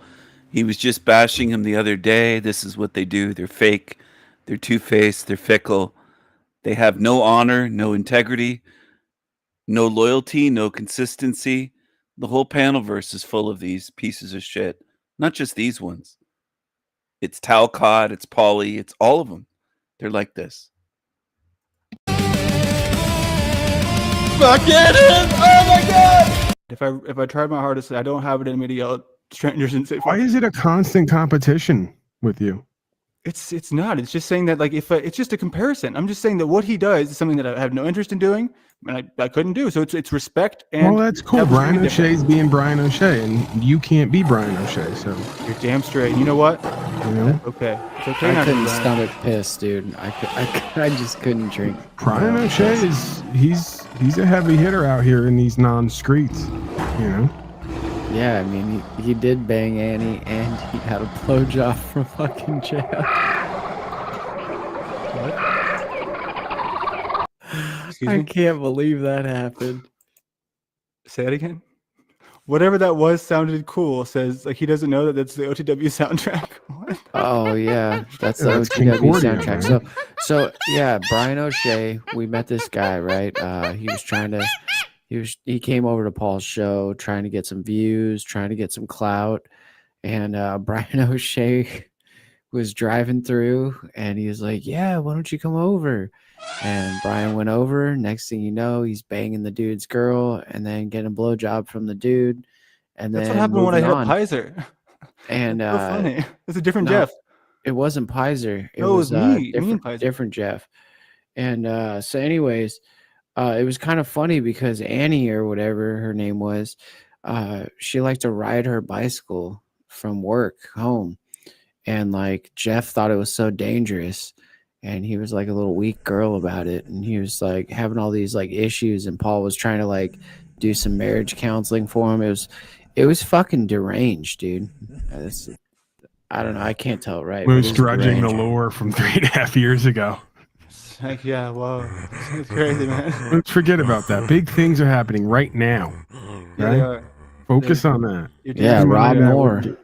Get in the now, man. Rob Noor, man. The big snore. The big bore. Bro, he's crying like a little bitch. Like you literally like made him crumble. Is there anything fun or interesting or entertaining or clever about these three? They'll definitely put you to sleep. They don't mention anything that's funny, that matters. They're just garbage. That's what they are. They're losers. They're losers. And they didn't want me on the stage because I would have taken on these three and made them look like losers. The panel verse, like you slithered out of the fucking the fucking grass into Rob Knorr's fucking anus. This is what they call failing upwards, is what they would say, right? Definitely. Which is something that the beta males have a natural talent at, right? They can really. I love, my favorite thing is so many people now are just getting really upset when I say that. They're like, dude, you're not a beta. Don't settle for that title, dude. Don't let them make Proving they're beta males because you're trying to take ownership over the bit non-bit, and they're not letting it happen because they want you to be a voice for them. Marathon Kev was like, "Hey man, you ain't no beta. Well, chill, dog. You ain't no beta. Chill, dog." He's always pretty mellow. He's too cool cool guy. for school, man. He's a little bit too cool. I don't know. But Man. I can't wait till you get in the car with fucking Joe Cool, and you start filming, and like all of a sudden, I see your face because he's got the fucking blunt pulled out and he's smoking it and fucking blowing in your face. That's not how it's gonna start. First thing he's gonna do is he's gonna get the microphone, wherever it is on his phone, and he's gotta get the paper right next to it, so you can just hear. I'm not sure you've ever noticed that, but it's always happening. Sometimes I'll mute it just to get rid of that sound, and he'll unmute it and still not saying anything. I wouldn't mind a rant from Rant right now, dude. That guy. Okay, anyone who thinks that this dude Rant is like an actual good roaster, you're out of your mind. I mean, maybe that's the funny thing. It's like funny because he thinks he's good, and he's just like, "Oh, you're a beta male. Come on." It's like, oh shit, dude. I gotta hang my hat. Rant just. I'm gonna cry myself to sleep tonight. That's a lot of talk about Rob. Guess everyone is still hurt after he came and destroyed y'all. Oh, he came and destroyed. He came and destroyed. Did you know that? I had no clue.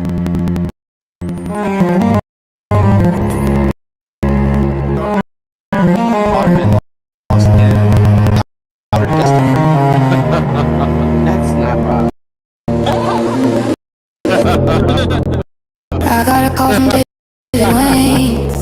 Fuck you, Sarah. He said your bro was slow stay. He said I need you to make a quick little AI pick, and I said okay.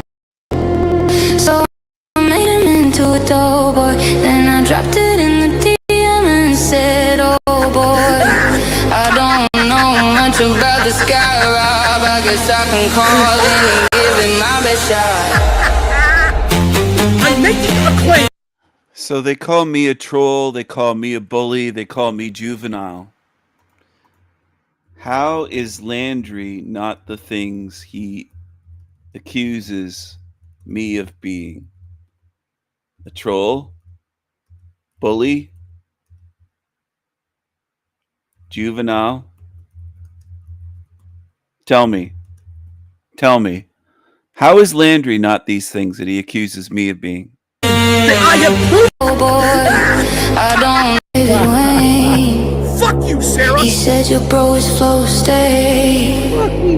He said I need you to make a quick little AI pick, and I said okay.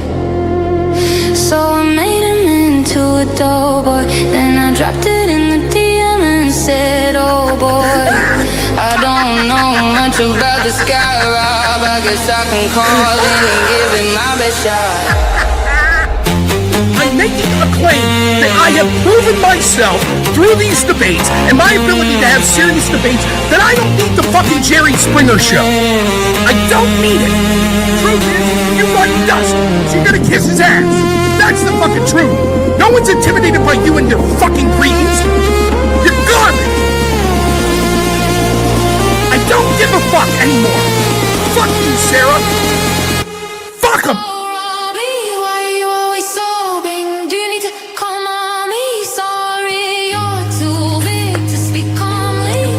Jerry Springer host wannabe motherfucker!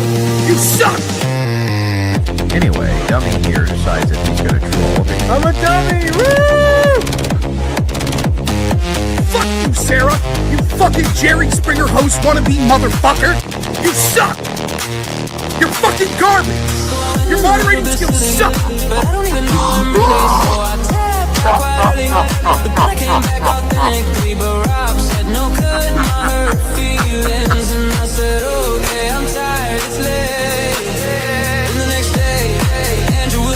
Right, it's all for yucks for that.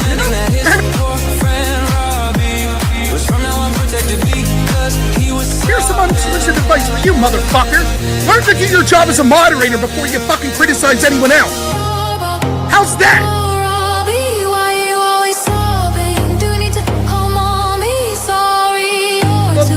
Hey, have a laugh, bitch.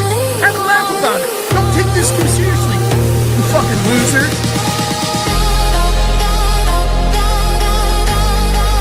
Megan is so fucking cool.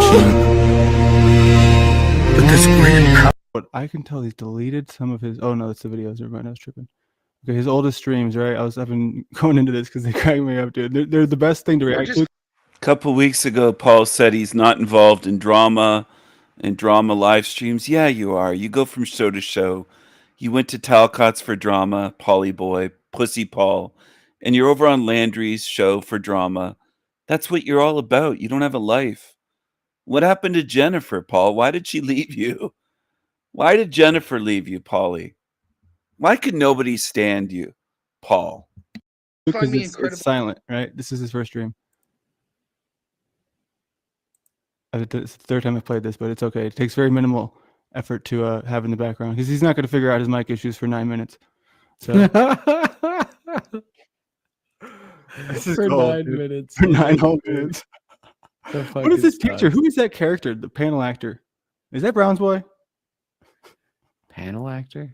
Panel actor number 345. Is that? I think it's a way of hiding, right? You got to hide from the. That's what I did one time when my wife was like, "You're on the internet too much. You got to stop being on the internet." I changed my profile picture to OTW. I was like, "She can't find me this way. She'll never know. I'm a big gorilla." Never know.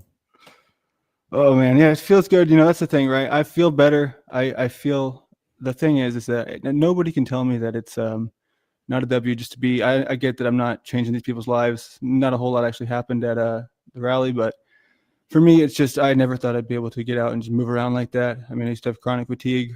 Couldn't get out of bed. I mean, it was rough. So it's just great, and I'm falling in love with these scooters, man. It's like very low effort, but it's pretty like exhilarating because you can fly off those things very easily. There's not a whole lot of road or sidewalk maintenance in the city of Dallas, so every turn is a death sentence. How many orgasms have you had on that scooter? Almost as many as I had when I first met you. Well, that's a lot. All right. So we're going to have to get him some scooter money, folks. They're so gay. Now they're asking for money to buy Landry a scooter. When did it become cool? I'm going to ask people. Just a second. I'm going to type this in the chat.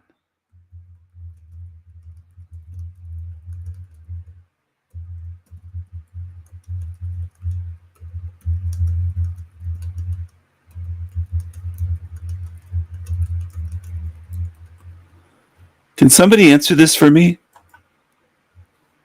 If you want a scooter, a bike, car, plane ticket, bills paid, a house,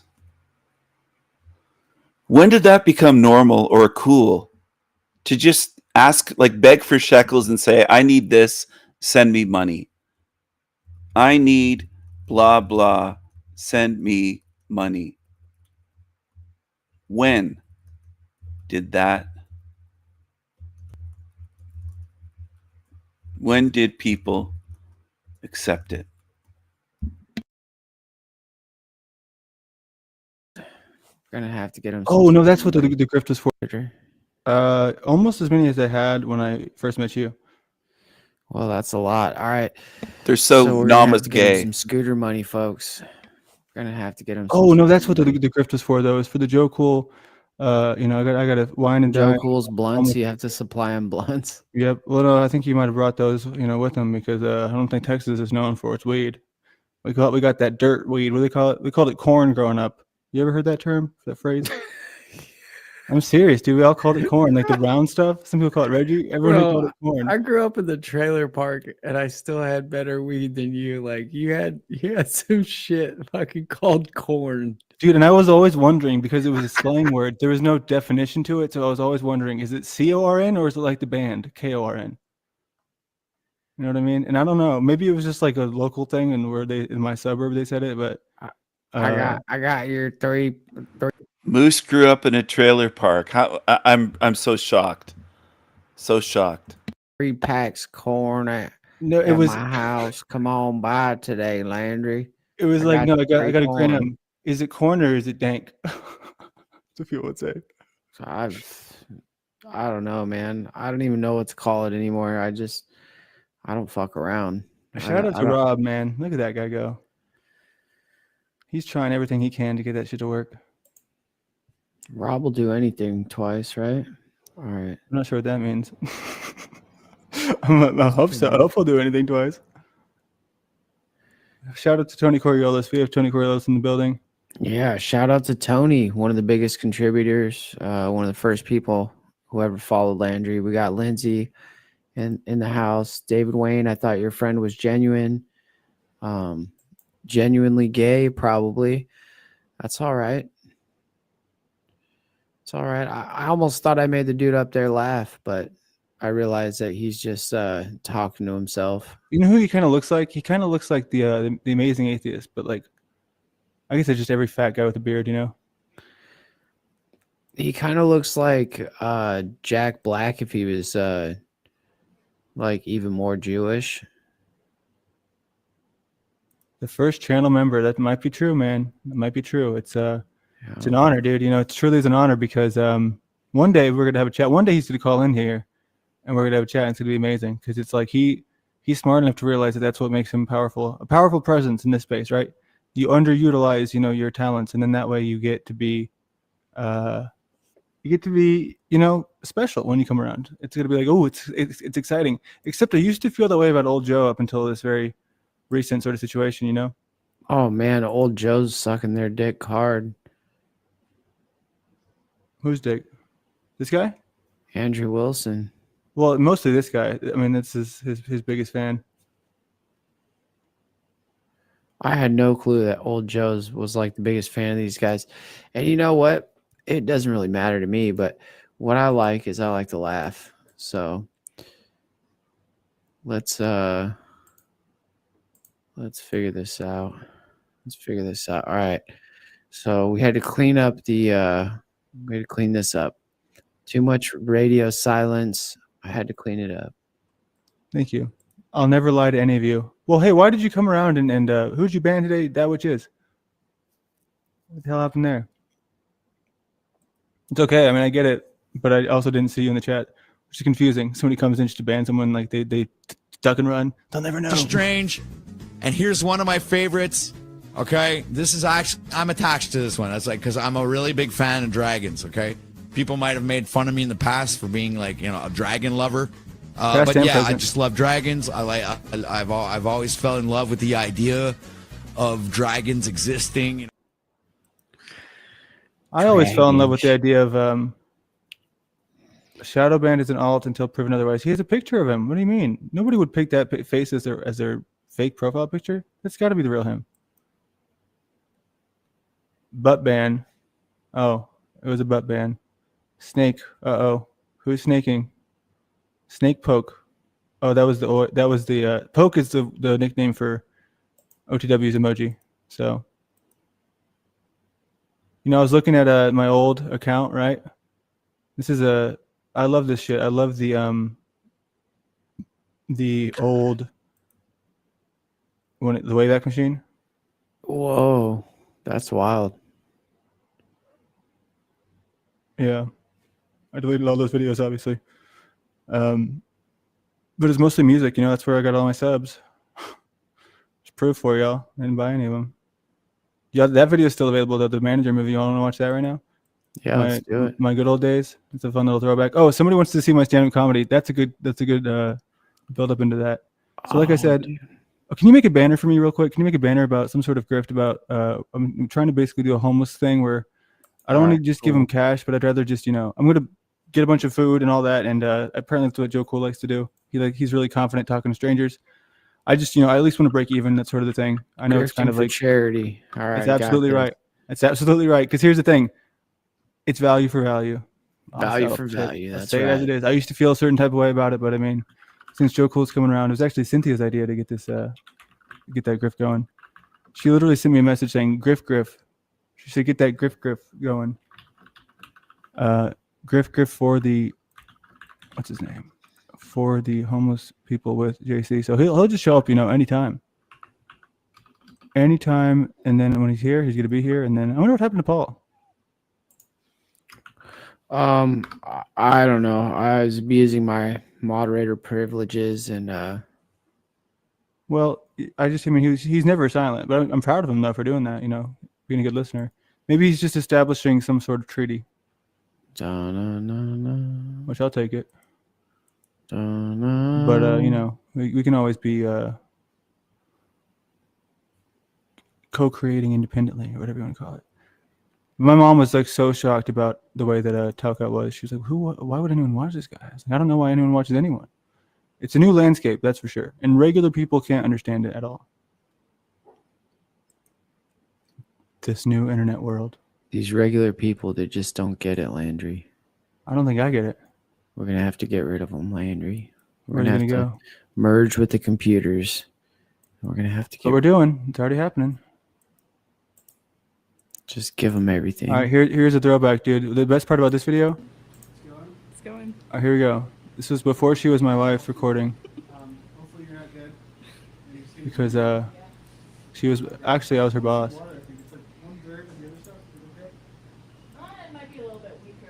Not the weird sounding one, the other one. Hey, The look, one- it's young Landry. You working at the YMCA? Yeah. He's the dining room manager. Dang. Oh man. Fucking professional, dog. So professional. $150. That's a big goal, dude. Make that shit like 50. We gotta start small. Like, what the fuck are you doing? But look at everything that comes out. I was trying not to get sick, and she told me that it was a good trick not to. It works. It does work. I've done this a lot. Where if you gargle hydrogen peroxide when you have like something coming on, it helps get rid of it. Whoa. But it's really good if you have open Gargle it. I only feel it in my tongue. Yeah. Do you think that's true? Do you think Paul was like, damn, dude, this is a pretty strong group right now. They're not struggling. I don't know how to lift them up. They're doing okay. They're kind of vibing. What do I do? What do I do? don't know, man. I don't know. He was just silent, and it was scaring me, and I just had to click the button. I think I heard like a revolver in the background, just like being, I don't feel it in like the throat part. Oh. Wait till you try mine. You'll breathe fire. This girl was so annoying. I feel like I'm low on oxygen. You want me to stop filming? No. Okay. Because I might need to do it again. Because I only feel it in my tongue. Landry, you were trying to get famous back then or something? No, so check this out, right? So my channel was entirely music at the time still. So I still had a channel, but I wasn't doing anything on it. And I didn't take videos ever, but I thought this was kind of funny. So I was like, okay. Well, I took videos, but I didn't ever upload them. Like we would go do stupid shit. But I was like, I'll upload this one. And yeah. So we would do shit all the time, but we would never ever upload it. No, your sores too. You to feel it down there. Oh. Probably because you diluted it. You probably didn't go back far enough. You gotta almost touch your uvula. Oh, dude, here we are. Like, young Landry over here trying not to throw up. Like, this is riveting content. Like, we're changing the world right now with this shit. This is like Rob Noah level. If you start screaming at her and like, fuck you, Sarah. Fuck you. Yeah. This is my wife, not this weird girl. This is why I put it on YouTube, because she's so funny, dude. If you listen to what she's trying to tell me, I have no idea. There's enough oxygen in a 12 by 12 room to survive 24 hours.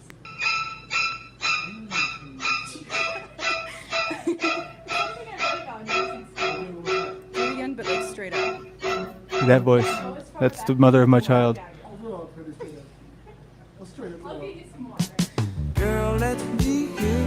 That's the annoying one that just walked out. Yeah. Yeah, see, I could tell. See, the one laughing all that time, we had a child together, and then now she doesn't laugh at anything I say.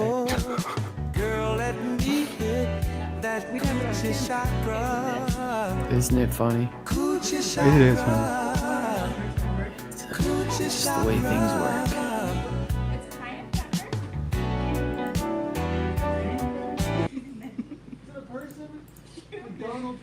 No, it's a herb. It's an antioxidant. Is that the mother of his child right there? I had never heard of cumin before.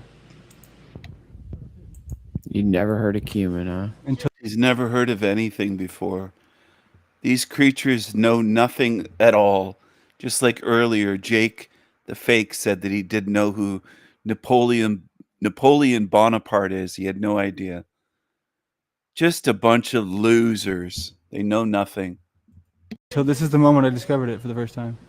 A lot of people, they just pretend, they go along with it. They're like, yeah, sure, I know what that is, but if I ever don't know, I'll just say it. So what? And then people will be like, how did you live your whole life without knowing what this is? I don't know. Same way I did. My spiritual chick, ooh, my spiritual chick, it's always tight, incense lit, bring the crystals. That's a nerdy girl, the one recording it. Sounds just like a nurse, like somebody who's telling shit, and you're just like, you're like, just tell me what I have to do. I only had one semester left in nursing school. Sorry, you know, this might be people like, well, this isn't what we came to see. Well, this is my life. You know what I mean? This is my life, and you know. This is not. This is Landry's life, everyone. This is what young Landry looked like. This is what he looked like before he got sick and lost weight. This is what he looked like. Not your life, Landry. Not anymore. It's my life. You don't have to work with her anymore. She doesn't have to annoy you anymore. We're past that, Landry. Any viruses in any orifice, which means like a wet part that doesn't have protection. Landry. Orifice means a wet part that doesn't have any protection. DJM says Landry was awkward and cute. I see. She likes it. You know what I mean? I found out about coming when I was 13. Oh yeah, Austin Murphy. First time he ever bust a nut. 13. Man, that's gross, Fucking y'all. I don't even know gross, what that dude. means. I can't think about the word nut without thinking about someone else's. Fucking goo, dude. It's fucking disgusting. You people are fucking Can sick. somebody define orifice for me? Orifice, a hole that you can stick your dick in, I guess. It's why when people like rub their nose, they're actually spreading I diseases. know, and I felt myself doing that today, and I was like, Yeah, because you touch. All right, moderators, get them. Get them. Come on, mods. Support the sanity machine. Pink. Delete.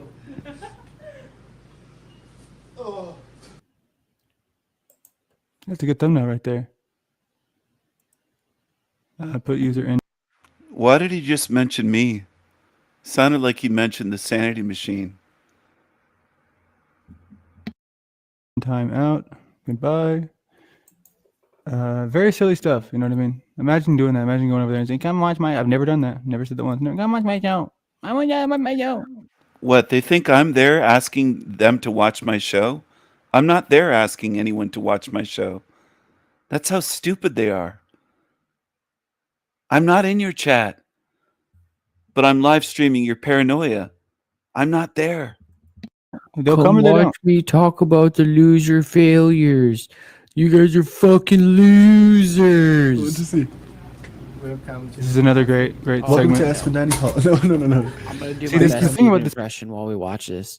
The thing about this place was that it was all people from all over the world, all these different countries, coming in, and I was their boss. You know what I mean? So it was a great way to like learn how to be a leader.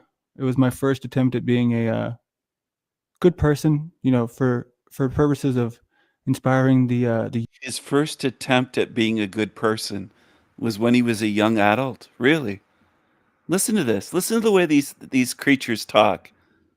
And they think I'm there asking people from there to join my channel. Can you believe that? Youth, even though they're like 2 or 3 years younger than me, but now I lost my way. Thank you for eating. I don't know. You're doing a great job, Landry. Look at this Thank you guys for fucking stopping demon in. right here, Landry. Fucking loser. Thank you for coming to Aspen Dining Hall. So all Moose can do is try to mock me and copy me. Is that the best you have, Moose? You're showing what you are. Yet again. We are closing the food line. Please come up and get some more food if you need it. Welcome to Aspen Dining Hall. We're going to close for tonight. Please come out. Come out? Come up. Come out. Yeah. Come on, Landry. You're fucking laughing at him. Yes. You open the speaker? No. He's trying to learn some English, and you guys are both laughing. You guys aren't taking it. This is so fun. Fucking I want you losers. guys to ask me every Fucking day. deep. Every day. Look at these guys. What else does Steven say? I haven't watched the show in a while. I don't know. Dip. Look at him. He's got fucking black marks around his eyeballs. Come on, Aaron, hurry. I'm not Aaron. And sucked out of Hurry. his soul. Oh, see, even though it's just an impression, it still depresses me, you know? He's got Geez, that negative energy. Got that nervous laugh. But I know he's watching us. That's why I have to do it. He's watching us, restreaming us. Dude, this guy's so funny, dude. This guy didn't even know what whiskey was. So I was like trying to explain it to him. It is a wine. Whiskey is a wine. Yes. You really believe that? Yeah. What is beer? Is beer a wine? Yes. This is good stuff, dude. This is grade A stuff, man. This is grade A content. Oh, this is real stuff. This is real life right here. So Ryan, you're right. What are they doing back here? You better not have any of that Right now you're gonna be right here because you switched with copyright Maddie. music going on. I don't monetize the streams. Oh. So What if I don't want to switch? I'm Ryan. you want to switch? No, I don't want to. That's my handwriting right there. Look at that. Look at that Landry. Isn't that great stuff? Right there? Landry. Hey, Landry. We need some supplies, Landry. Oh snap! got- Jeeps, say something. Is Jeeps here again? We got Yeah. Michael, Becca, Jasmine, Zachary, Adrian, and Teddy. Adrian and Teddy are putting in the OT. Thank you guys. Like for all those overtime warriors. Fuck yeah. We salute you. Twitch, I want to stay. Amen. This was my old competitive ways, right? To where I was like seeing how the morning manager he wrote so small, so I was like, I'm gonna write fucking Oh, big. yeah. I'm gonna be. That's my thing. I'm gonna write big. I want to stay where I'm at. But then, oh, well then that, okay, that's good. That's good. Yeah. That's what you would say if you were me. Yeah. That's terrible. And, So you don't know That's who's in the terrible. picture? What's it called? Alfalfa. Alfalfa. Yeah. What's it called in English? What's that? He was telling us that in his country they fed that food to animals. He was like, why are we feeding that to the customers? What's it called? Oh, wow. But what did you say about this food? In my country, this is for animals. And who are we serving it to right now? I don't know. Animals. Human beings. Hey, Michael.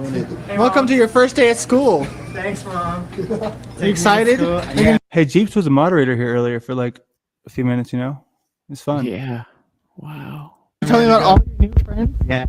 She was so powerful. Hello, Michael. What's your name? Good to see you, Dick. Thanks Okay. for showing Great, up, great buddy. to see Dick, dude. Where are you right now? We are. No, where are you? I'm in Colorado. No, you're Oh, not. he's got a Bucky's hat, dude. He Stop went to sign. Bucky's. I love Bucky's. That Okay. puppy right in my face. Oh. This is how he cleans his clothes. Yeah. Good idea, right? I mean, the thing is that's how I clean my floor. I cleaned You ever done that? Cleaned the tape or cleaned like get hairs off with tape? Nah, I use the lint roller, bro. Well, what if you don't have one? What if you're broke? You know what I mean? I'm sure as fuck not going to use Scotch tape. That's going to take me like 10 years. There's some copyright music in this part. I'm working with the fucking. I'm working without. Fuck it. Take the shirt off. Oh, dude, this is the best part, dude. This guy was sleeping because there was no dishes, so he like fell asleep standing up.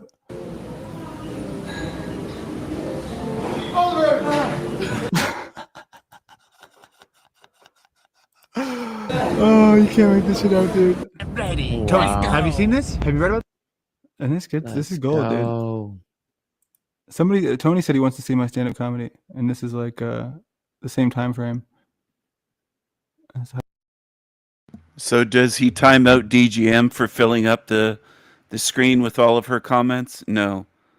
Does he time out David Wayne? No, they get wrenches. Different treatment, of course, for me. If I leave a few comments, I get put in timeout. These demons always show what they are, always. Never trust these demons. Never. Hydrogen peroxide. Oh yeah, good meeting. Go to Spruce. Go to. Oh yeah, fuck yeah. Finish. Or my Never been there. What? Cut my legs away. Call me Shorty. What did he say? Cut my legs off and call me Shorty. Cut my legs off and call me Shorty. That's an interesting one. We can just be. Let's my success here. I believe it's going to be great. So, our poll, we talked about that, but our poll's too great of a man. He doesn't even want to get paid. He just does it all for free. All for free. That's Great right. guy. Our polls. Can you imagine them in Discords, what they say about people? They call others bullies the way that they are, though. These creepy cockroaches. I see right through them. Man. Dude, haven't David Wayne said he's downloading Reddit now. It took David Wayne like 3 days to finish downloading Telegram. He was like, "Oh, I gotta download Telegram. Right? Let me go get my computer out of the other room." So he brings it out. He just beep boop boop boop boop boop boop boop boop boop boop. Took me a while to get Telegram too. I understand. David Wayne though needs to upgrade the computer. 100%. 100%. Yeah, man. So it's been a good week. How's your week been? How's your job? It's been and good. everything else, your family and daughter. They talk about nothing. They're boring. They're monotone. No energy, no entertainment, no humor. They absolutely suck. They are losers. Losers. They are losers. Hold on. I got to take that off the screen. They are garbage. They're trash. They're trash. They're losers. They're losers. That's what they are. Losers. They're losers.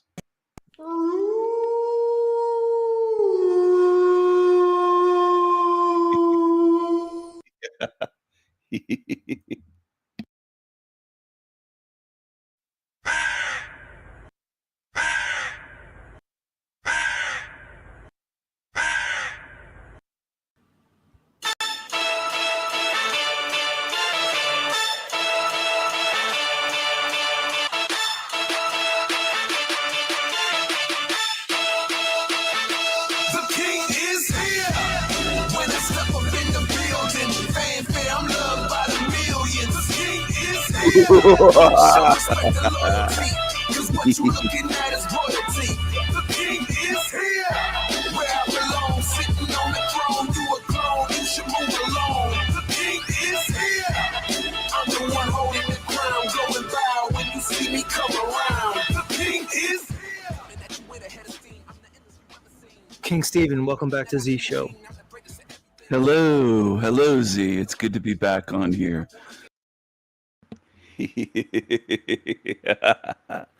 Hello, everyone.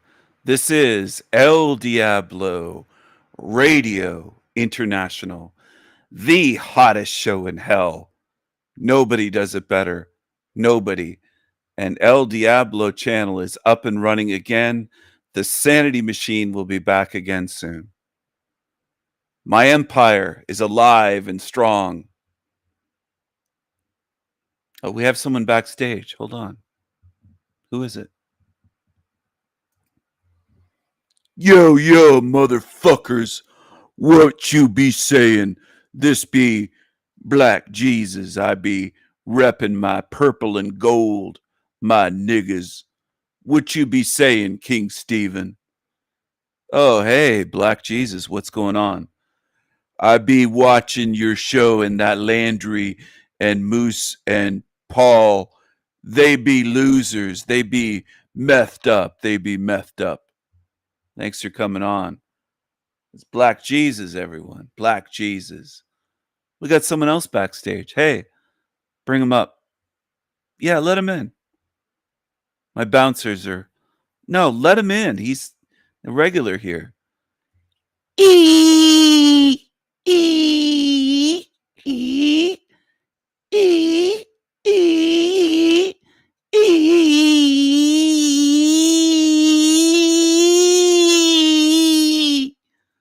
Hey, Mike Tyson's here as well. That was Dolphin Jesus, everyone. What's going on?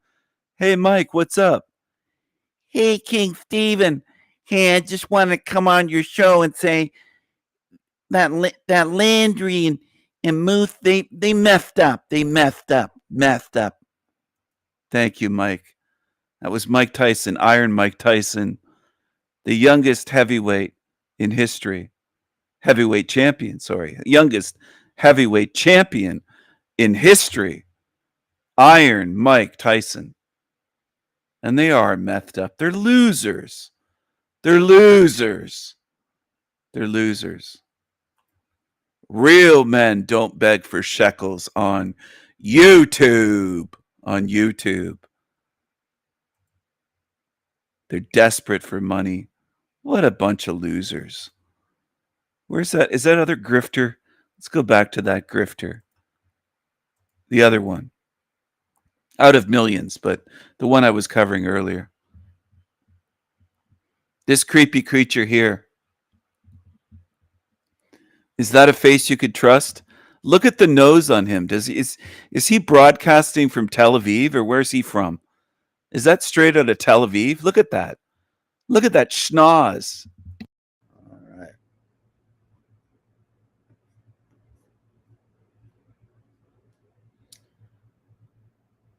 All right. Well, now we're running out of members only comments.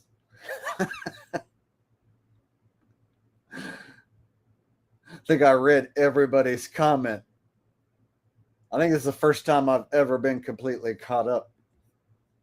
I think it's my own fault because I didn't really promote that I was going to do a members only stream. I was like, you know what? I haven't done a members only stream in a while. Maybe I should do one of those to give members only people something to do today.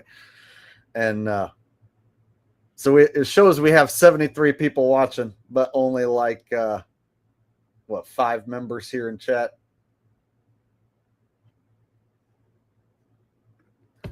Johnny Brower says, Jake, I'm curious. Do you use Twitter or X, I should say? I don't. And I've even told myself that I need to set all that shit up and like get myself over on the other platforms. But then it's like, oh God, the time and energy to like run all these different platforms and whatnot. It's like, it's a lot. Like just running this channel consumes a lot of time and energy. And I have to like struggle to find my motivation some days, you know. There's days I wake up where I'm like, fuck, who cares about these world stage pieces of shit? I don't even want to talk about them. Then I'm like, oh, well, I have to do a stream tonight because it's Truth or Tuesday. So then I have to try and dig up some shit to talk about, you know, and get myself motivated. And then once I'm into the stream and people start saying stuff and I start reacting, then typically it just happens and I end up having a decent time and do something funny to amuse myself and the audience. So what was I getting at? Oh yeah, Twitter and X. So yeah, just trying to keep up with this channel takes up a shitload of time.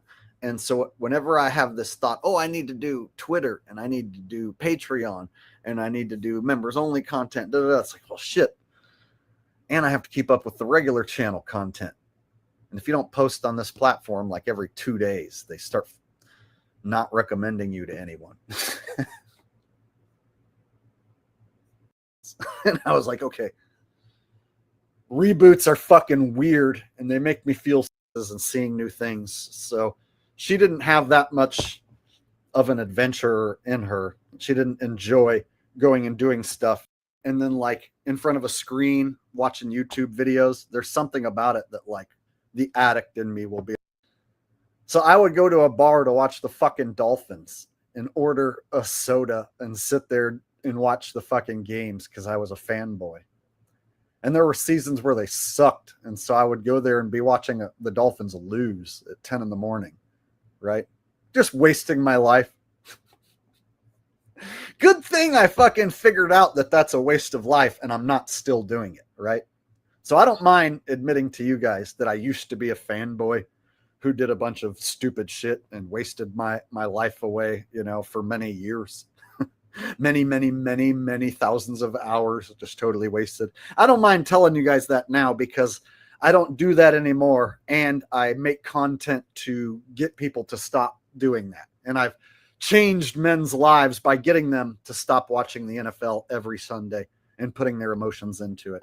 And I make money now by exposing the NFL being fake football. So it's like,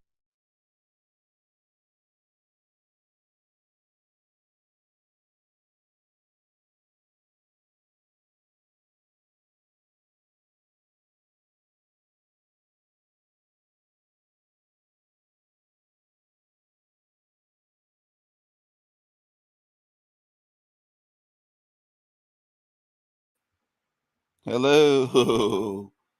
That was a restream glitch. What's going on, everyone? What's going on?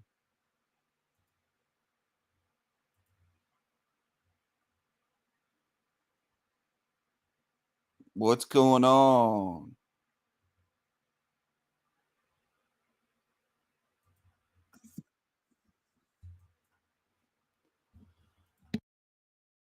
What's going on, my niggas? What's going on? Cue the music. I feel like slapping a nigga today. Oh, oh, oh. I feel like slapping a nigga today. Oh, oh, oh. I feel like slapping a nigga today. Oh, oh, oh.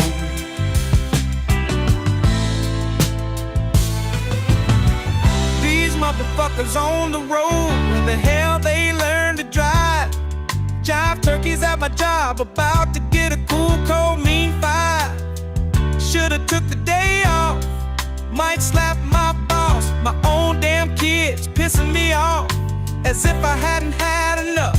Chipotle fucked my goddamn order up. I'm fed up, I'm fed up, I'm fed up. I feel like slapping a nigga today. Whoa, whoa, whoa. I feel like slapping a nigga today. I feel like slapping a nigga today. Oh, oh, oh. Come on, jive turkeys. Come on, jive turkeys. What's up, my niggas? What's up, my niggas? Come on, jive turkeys. Get out of your nigger shacks and start applauding. Get out of the nigger shack and clap. Come on.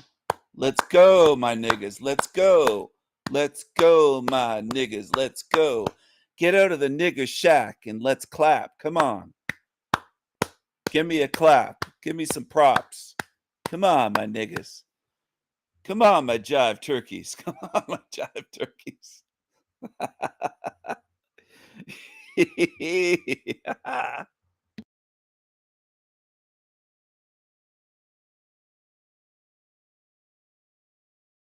All right, I'm gonna shift gears now to a Gingy jive turkey. Here's a Gingy jive turkey, everyone. There's something about the way she speaks. I don't know if she's missing teeth, if she has jaw issues. She has quite a long face. She's got red hair and quite a long face. A very long face. Why the long face, Avalon? Horsey, long face. Hey everyone, Avalon here. Well, hey everyone, Avalon here. Well, hey everyone, Avalon here. Well, I feel I need to make a video because, well, basically, I don't know if anybody else has noticed, but the planet and everyone on it are insane. I mean, whether you're doing well through... Wait, the planet? Hey everyone, Avalon here. The planet? What are you talking about, Big Red? What you talking about, Big Red? What you talking about, Jive Turkey? Gingy Jive Turkey? What you talking about? Through this, or whether you're got a belief of this, whatever's going on the planet, or you know, you're in, you know, some sort of situation that's okay or sucks. Okay, well, in my particular case, let's just say my life has sucked the past week, which isn't surprising because, you know, I'm one of those people they like to fuck with, and you know, usually lately the way they've been fucking with me is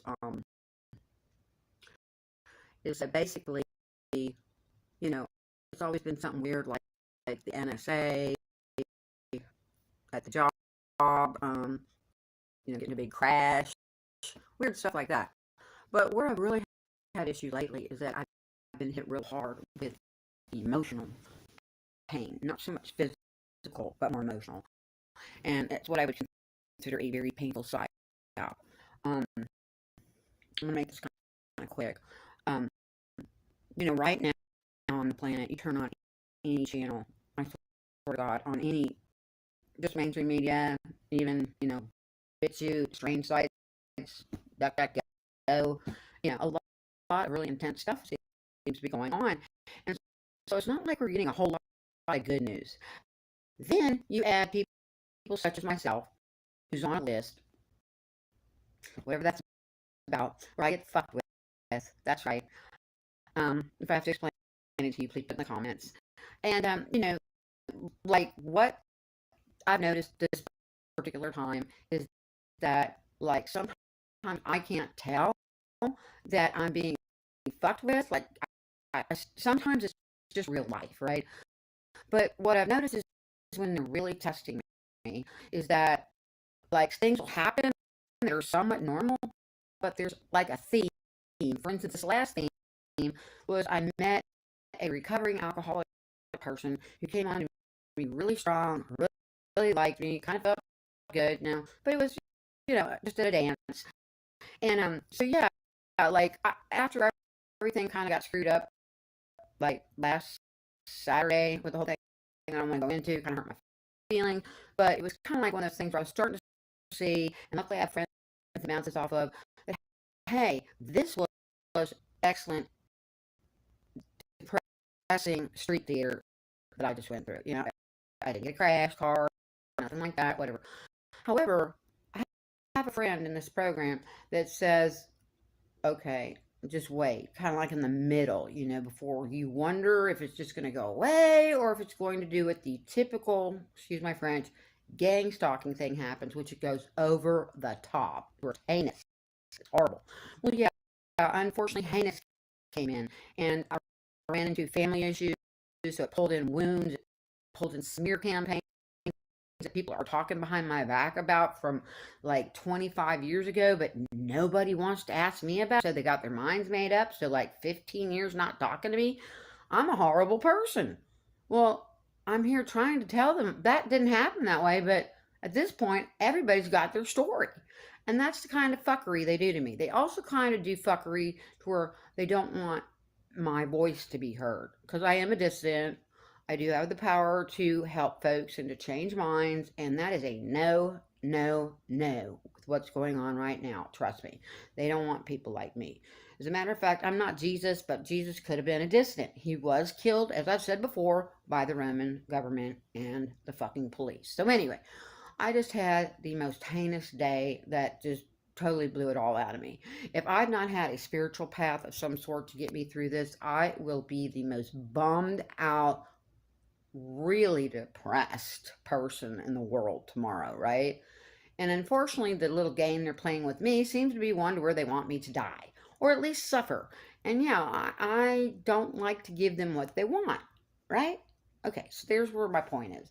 Like, just with the world it is today, I can't not tell you how helpful it is for me after the crap I've been through and the feelings have been just trashed to get to a place of being grateful. Like, I'm grateful I have a home today. I'm grateful I have food in the fridge today. I'm grateful that, I have clothes. I mean, gratitude, I know it's sappy, but, for me, with the way the world's going right now and the energy that's coming out and words are all negative, all fear, right?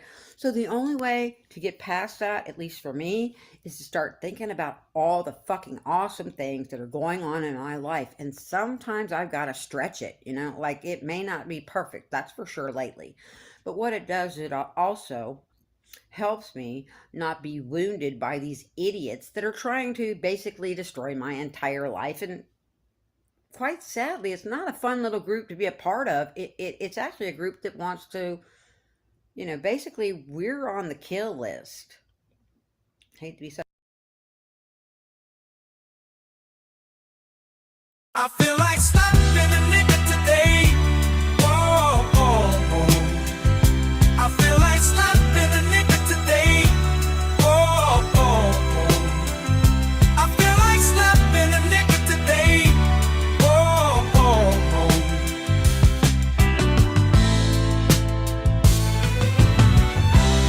motherfuckers on the road. When the hell they learn to drive? Jive turkeys at my job, about to get a cool, cold, mean five. Should've took the day off. Might slap my boss. My own damn kids pissing me off. As if I hadn't had enough. Chipotle, fuck my goddamn order up. I'm fed up, I'm fed up, I'm fed up. I feel like slapping a nigga today. Whoa, whoa, whoa. I feel like slapping a nigga today. Whoa, whoa, whoa. I feel like slapping a nigga today. Whoa, whoa, whoa.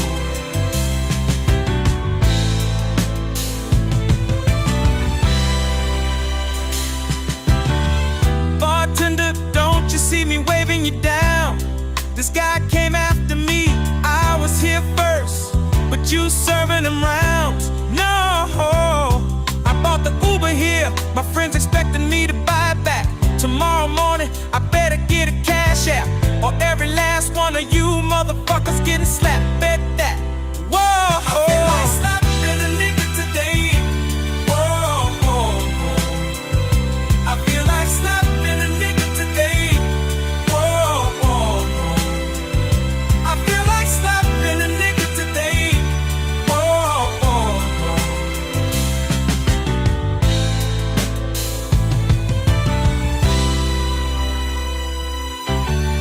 Woke up this morning with these thoughts in my head.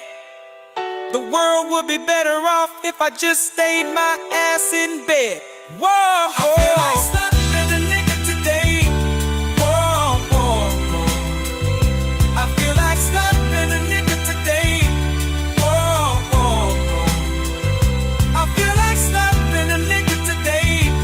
Whoa, whoa, whoa.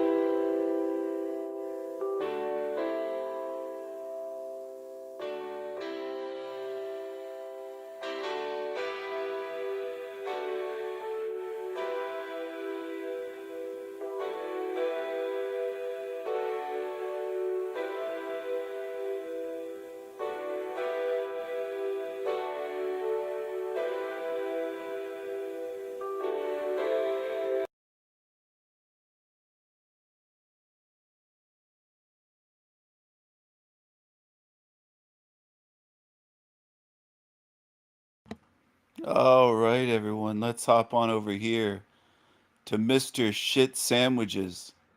Tony Sayers hands out shit sandwiches. Here he is in Mexico, living off people's money that they send him money over the internet. He doesn't work. None of them do. They just have their hands out begging for shekels on YouTube. Hello, hello, hello. Hope you can see me all okay with my very Mexican background here.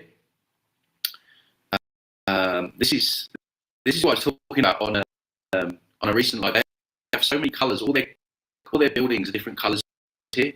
Not like the greys and the browns and the blacks that you get in the UK. You got yellows, pinks, greens. So I'm just waiting for some people to come on. Don't forget the like guys, and yeah, if you'd like to work with me, don't forget to check my website, transcendingtimes.org. Got a few people joining now. I'm a little bit under the weather. I'm a little bit I don't know if you can hear, a little bit nasally. I'm in actually a colder part of Mexico, and I think it just messed with my rhythm. So hi, Alina. Don't forget, guys, to put your questions in the chat, because I'm feeling a bit rough. I need your insights to help me on. But it's weird because I kind of feel guilty when I don't put content out, because I know how therapeutic it is for all of us. So I got to last night. I was like, oh, I really don't feel like making a video. So I thought I'd just jump on the live for like, I don't know, let's see, 45 minutes, see how long I can last, and see the crew, see the nasty crew. How is it where you are? How is it in your country? Hi, Donna. Hi, Alvin. Let me know, and yeah, like I say, let me know of any questions that you have. It's getting a little bit crazy out there right now. People are in the UK. People are still marching, and signing petitions, which is I've said before, it's a form of begging. It's not a sovereign frequency. My whole thing right now is trying to encourage people to embody their sovereign frequency. And I think most people on the YouTube, I put my teeth back in. The YouTube crowd, I think you kind of get it. But yeah, it's just standing in your own authority. Like there is no authority higher than yourself. Like that's where we need to get people's mindset. And when Wow, that sounds familiar. There's no authority higher than yourself. Wow, that sounds pretty familiar, Tony. Where'd you get that idea from? people are out there protesting, which is all organised, they all have their little puppets leading these marches, and it's always on a Saturday when all the politicians, they're not even in government buildings. It's kind of embarrassing, I think, because people are shouting and screaming at people that aren't even in their buildings. I mean, I think it's embarrassing, really. I mean, even if you had it a day where they were actually inside, maybe there's an argument for it. But it's that energy of like, please, sir, please stop doing this when we've just got to stop. Like, no, we're not doing it. Oh, you want to introduce that? No, I don't think so. I'm not doing that. And it is a ball ache, I know, because we all remembered in the convid years. God, I have so many stories about that. I don't even know if I've told you guys half of the story, and I'm sure you've all got your stories as well. When it came to the face nappies, I nearly got thrown off 2 planes on different occasions because I wasn't wearing my mask properly. I had it on my chin. and this one Jobsworth air stewardess, she clocked me, and I was like right there at the window, and she wouldn't leave it. And then there was this other. I remember when I was flying back to Mexico, and I didn't have my mask on. The whole plane had their mask on, and this woman came. Right, she kept turning around and looking at me. And I was like, what's she looking at? She's like, she's triggered that I haven't got my mask on. And then, can you believe, right? She came and sat in the row in front, which was empty. And, there's not much of a light. I hope you can see my face. Oh, there we go. That's a bit better. Yeah, so she came and sat in front of me and she put her head, right, in the gap. She put her head in the gap. She goes, I think it's disgusting you're not wearing a mask. I was like, I think it's disgusting that you feel like you can come over, you don't even know me, and tell me that I don't have the right to breathe. And then she walked off in a huff, and her husband, right, like obviously I didn't agree with what she was saying, but the energy of her husband, he did nothing to back her up, right? He just sat there, And then she went off and told the air stewardess, and the air stewardess came and gave me a telling off. I mean, I had so many arguments. Like I say, I'm sure we could all talk for like hours and hours, and you guys could tell me all the stories that happened with you. just so many. And even now, there's still people walking around with them every now and then. I was in a supermarket not so long ago, and I saw a very, like, it's like spotting a rare bird now, though, isn't it? I saw a double masked.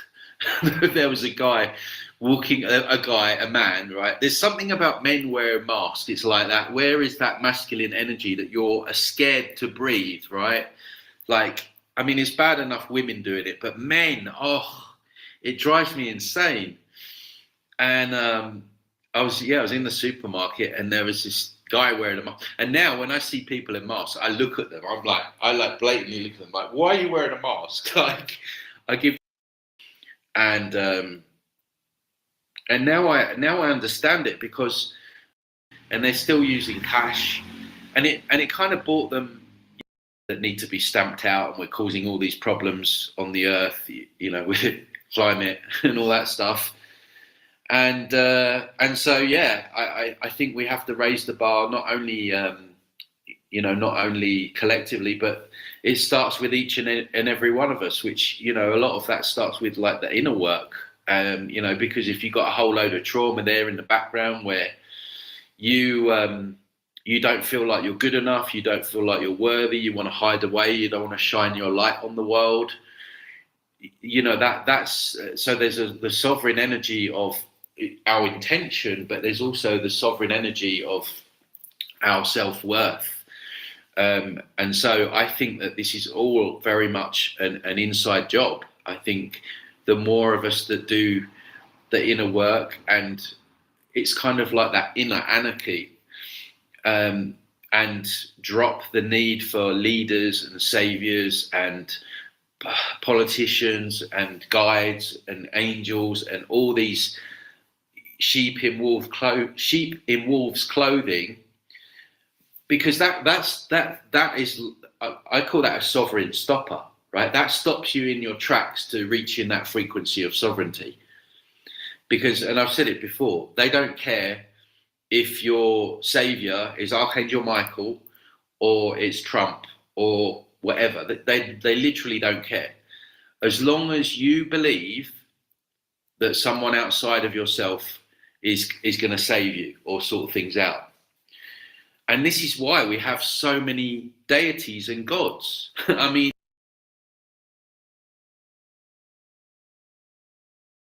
they told her marriage would complete her. They never said it would consume her. She works like him, pays like him, hustles like him. And still she's expected to cook, clean, soothe, nurture, and smile through exhaustion. Once upon a time, the hunter provided and the gatherer nourished. Now the gatherer does both and gets mocked for breaking. The sacred union was rewritten into a contract, a system, a silent drain. She carries the house, the bills, the children, the weight of everyone's expectations, while the world calls her equal. But equality without reverence is slavery with better PR. Remember, the original bond wasn't meant to own you. It was meant to honor you. They told her marriage would complete her. They never said it would consume her. She works like him, pays like him, hustles like him. And still she's expected to cook, clean, soothe, nurture, and smile through exhaustion.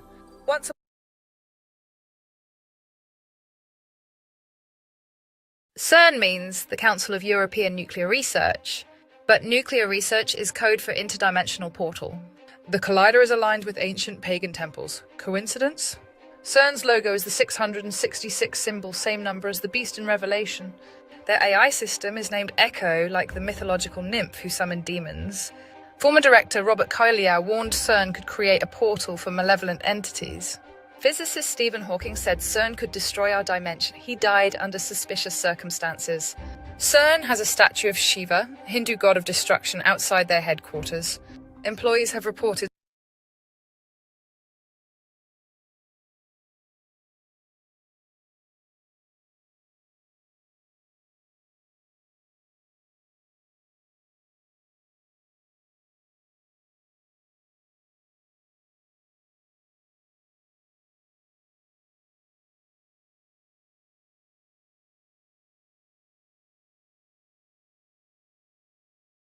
in a little over a year, almost 85,000 subscribers. People love AI slop channels. I've worked for years and made thousands of high-level videos with my own thoughts. People prefer shit. People prefer shit like this. I'm going to drop a link for this right in the chat room in case this is at your speed. Go watch this Mspiracy channel. There it is. 1 year, almost 85K subs. AI shit. People love it. Love it.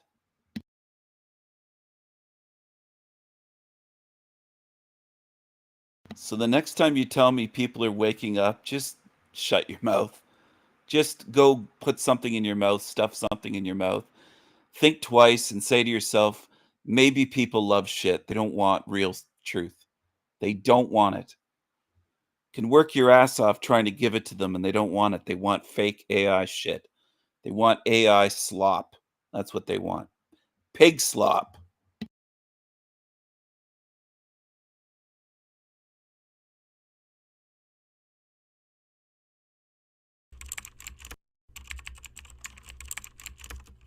And they want words scrolling across their screen like this. This is a new thing. Been doing this for months now, but it's catching on. People love this. This is what people want. Because they always get lots of views.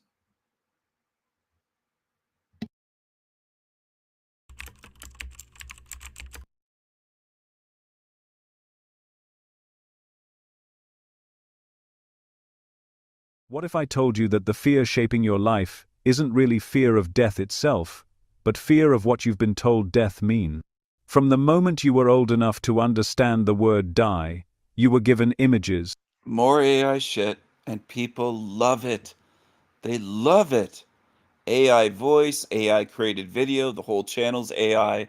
People are like, oh, this is awesome. This is awesome.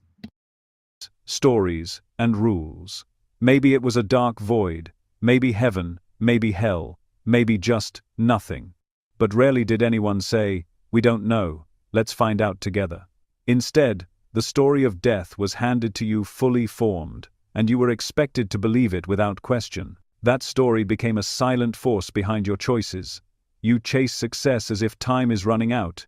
You try to make your mark before you disappear. You avoid the difficult truths that might disrupt your comfort because something in you is scared it will all vanish anyway.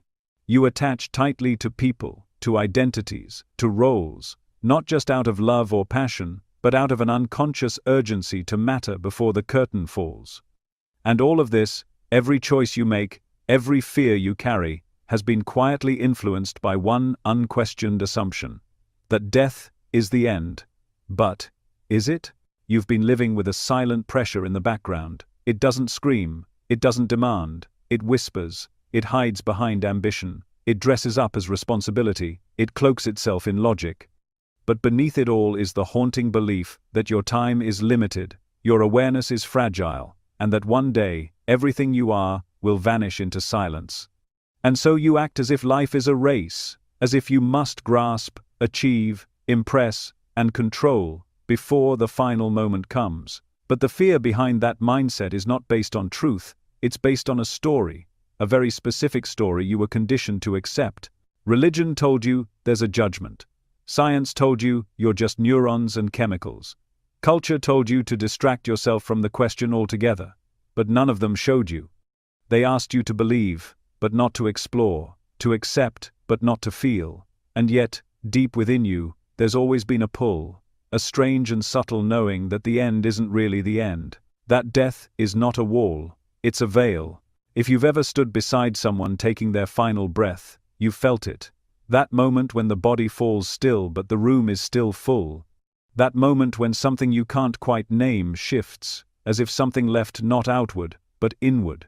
You didn't see it with your eyes, but you sensed it. And in that moment, you knew death isn't what you were taught. It's not a full stop, it's a comma. So ask yourself, what if you've been living your life shaped by a lie? What if death isn't the opposite of life, but just the end of a chapter? What if the deepest fear that's been driving your choices was never even yours to begin with? And more importantly, what would your life look like if you no longer feared the end? What if I told you that the one thing you fear the most is something you can never actually experience? Think about it. You've known pain, silence, sleep, even unconsciousness. But you have never, not once, experienced the absence of experience itself. You may believe that death is nothingness, a great void, a blackout that lasts forever. But here's the paradox. To imagine nothing, you must be there to imagine it. The mind tries to paint it as blackness, but blackness is still a color. The mind tries to call it silence, but silence is still heard by something. No matter what you imagine, you are still in the picture. Even in the most extreme states of non-awareness, like deep sleep without dreams,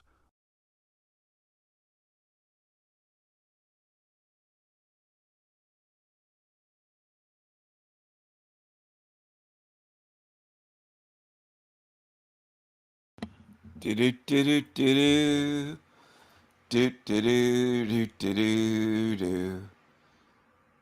I'm gonna share this video, this short video of Little Jack Talcott, otherwise known as Skidmark.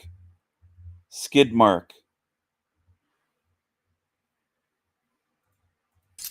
Is the only thing that matters.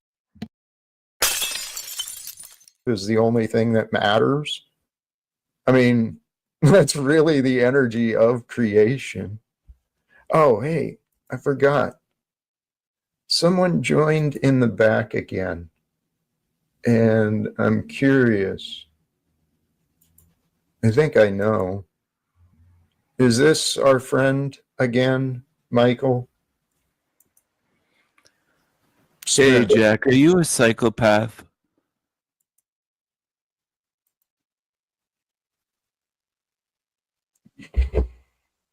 It's interesting that you asked that question. Are you a psychopath? Because earlier today, one of the videos I watched was the similarities between the spiritual path and the path of a psychopath. They appear similar in nature because of the detachment from others. It was a yes or no question. Answer the question. Stop deflecting. He's staggered by a question.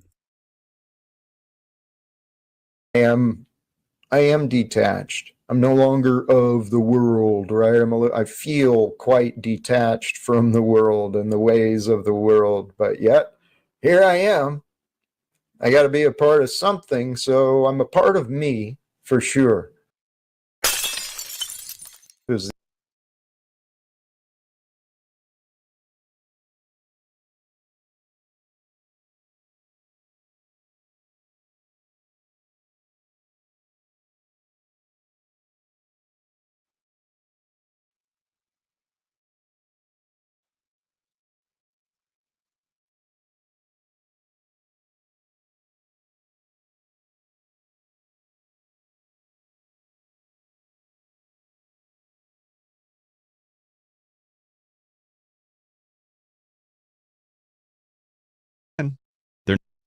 You think you can spot a psychopath? Think again. They're not the serial killers from movies. They're the charming coworker, the attentive new friend, or even the perfect partner. At first, most people miss these 5 critical signs until it's too late, and by then they've already caused devastating damage to your life, reputation, and mental health. Today I'm going to show you what psychologists and criminal profilers look for. The subtle but unmistakable signs that separate true psychopaths from merely difficult people. Let's start with the most dangerous sign, something that feels incredibly positive until you understand its true purpose. Sign 1. Predatory charm. The first psychopathic indicator is weaponized charm, a calculated, almost perfect charisma that's deployed strategically rather than expressed naturally. Unlike normal friendliness, psychopathic charm feels too perfect, too tailored to your specific preferences, and can switch on or off instantly depending on who's watching and what they want. Dr. Robert Hare, creator of the PCLR psychopathy assessment used by the FBI, identifies this superficial charm as one of the most reliable early warning signs. It's not a personality trait, but a predatory tool. I observed a colleague who mirrored each person's interests, speech patterns, and values with chameleon-like precision. Yet when no one valuable was watching, the charm vanished completely, revealing a cold, calculating demeanor. Watch for charm that disappears in private or when they don't need something from you. This isn't just charisma, it's a hunting technique. The second sign reveals itself in their emotional responses, or more accurately, their disturbing lack thereof. Sign 2, emotional emptiness. The second psychopathic indicator is affective deficit, a profound inability to experience normal human emotions, particularly fear, empathy, and remorse. Neuroscience research from the University of Wisconsin shows that psychopaths' brains process emotional stimuli fundamentally differently, with reduced activity in regions responsible for emotional processing. This manifests as inappropriate emotional responses, smiling slightly during tragic news, displaying rage over minor inconveniences, or describing traumatic events with complete detachment. Most revealing is what clinicians call the dead eyes moment, when their emotional mask momentarily slips, revealing a complete absence of genuine feeling behind their performance. This isn't someone being reserved or stoic, it's a neurological inability to feel emotions the way normal humans do. Their emotional expressions are learned behaviors, not felt experiences. The third sign appears in their personal narratives, stories designed to weaponize your compassion against you. Have you ever felt inexplicably compelled to protect someone whose victim stories later proved suspicious? You likely encountered this next tactic. Sign 3, strategic victimhood. The third psychopathic indicator is tactical victimhood, elaborate, emotionally manipulative narratives of persecution that position them as innocent victims deserving special treatment, loyalty, and resources.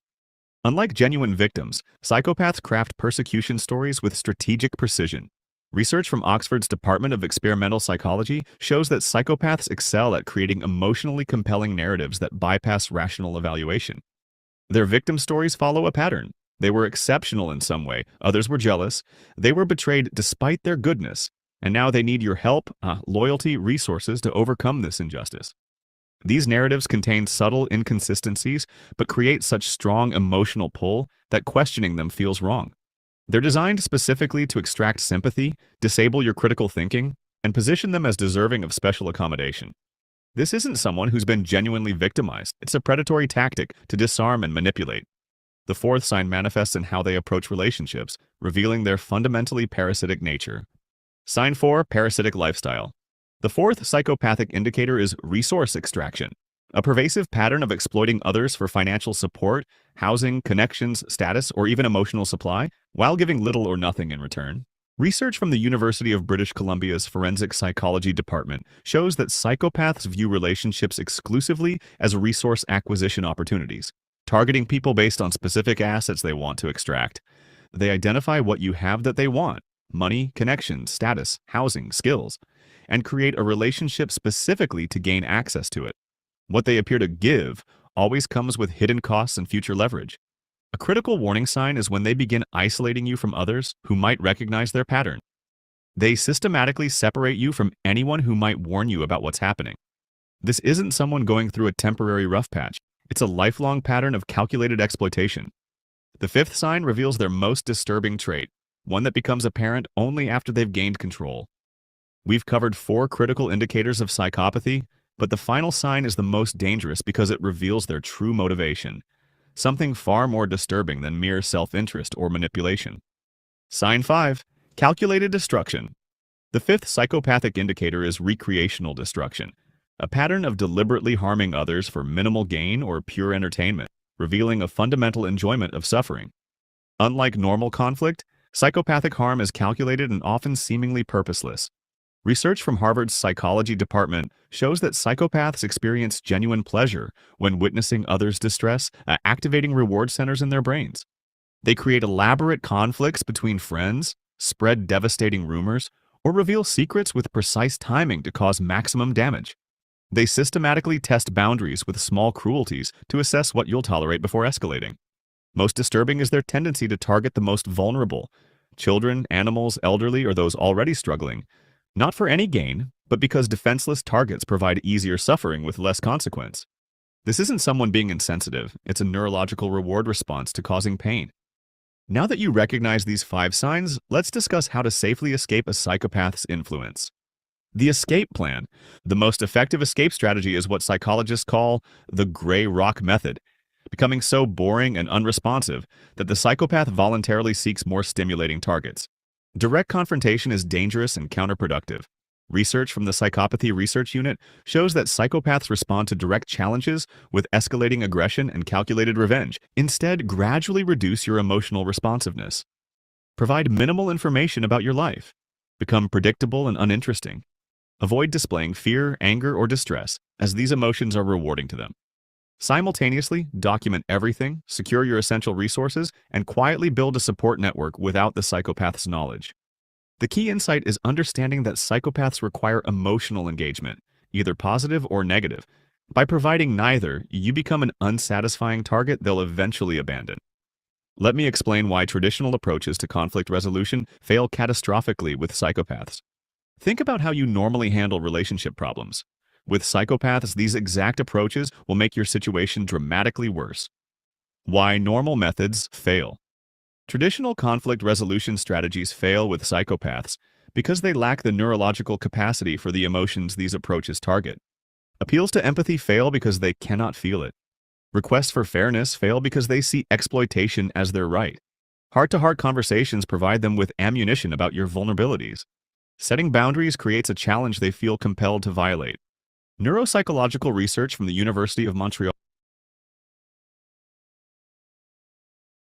When you've been hurt, it's really easy to believe that the person who wronged you gets to just move on with their life and live happily ever after while you're stuck behind, heartbroken and confused and trying to pick up the broken pieces of your life. But that's not how life works. No one gets away with anything. No one can escape their own psyche. The subconscious always remembers. We always know deep down, even if we want to suppress it, even if we lie to ourselves about it, we know when we've done something that isn't right. We know when we've behaved inconsistently with our own character and integrity. And sure, there are going to be people who are not willing to face it. And some people who are never going to give you the apology that you deserve. But don't tell yourself the story that they just get to be happy while you're upset. Because again, no one gets away with anything. And you might think, well, the narcissist gets away with it. The narcissist doesn't care. And guess what? It's not true. You think a true narcissist, you think they're happy? Because I'm here to tell you that they're not. They're deeply unhappy, profoundly unhappy. And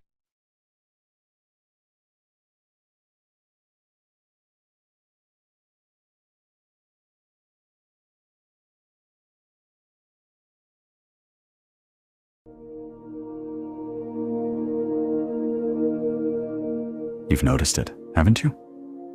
That quiet ache inside your chest, not pain, not sadness, but something deeper, an invisible emptiness that follows you everywhere. It doesn't matter how much you learn, achieve, or understand, it always returns. You can decode the logic of the universe, yet still fail to feel alive in it. You scroll through endless knowledge, consume ideas like oxygen, but none of it fills the hollow space inside. You recognize hypocrisy in others and clarity in yourself, yet that clarity becomes your curse, because the more you see the truth of this world, the less it satisfies you. Its strange intelligence was supposed to liberate you, but instead, it isolates you. You watch people chase illusions, money, status, validation, and you see the strings attached to it all. You see how fake the smiles are, how empty the conversations sound, how everyone pretends to have meaning while secretly drowning in confusion. And somewhere deep down, you whisper to yourself, am I the one who's lost, or have I simply awakened in a world that never wanted truth? They told you that knowledge brings power, but they never warned you that awareness brings loneliness. Because once you see through the masks, you can't unsee them. Once you question the meaning, the old comforts die. You start to sense the artificial layers in everything, the forced laughter, the shallow dreams, the illusion of progress. It's as if the world itself runs on performance, not authenticity. You wonder, how can I feel so full of understanding, yet so empty inside? Why does intelligence, which should connect me to everything, make me feel more detached than ever? It's not that you've lost your way. It's that you've outgrown the map everyone else is still using. You're living in a society that teaches imitation over introspection, where intelligence is measured by memory, not depth, where truth is filtered through convenience, and thought is replaced by noise. And so, the smarter you become, the more alien this world feels. You start noticing what others can't, the manipulation in media, the emptiness behind trends, the way people defend beliefs they don't even understand. You crave honesty, but honesty sounds like rebellion here. You crave meaning, but meaning is buried beneath distraction. So you withdraw. You stay silent in rooms where everyone shouts nonsense.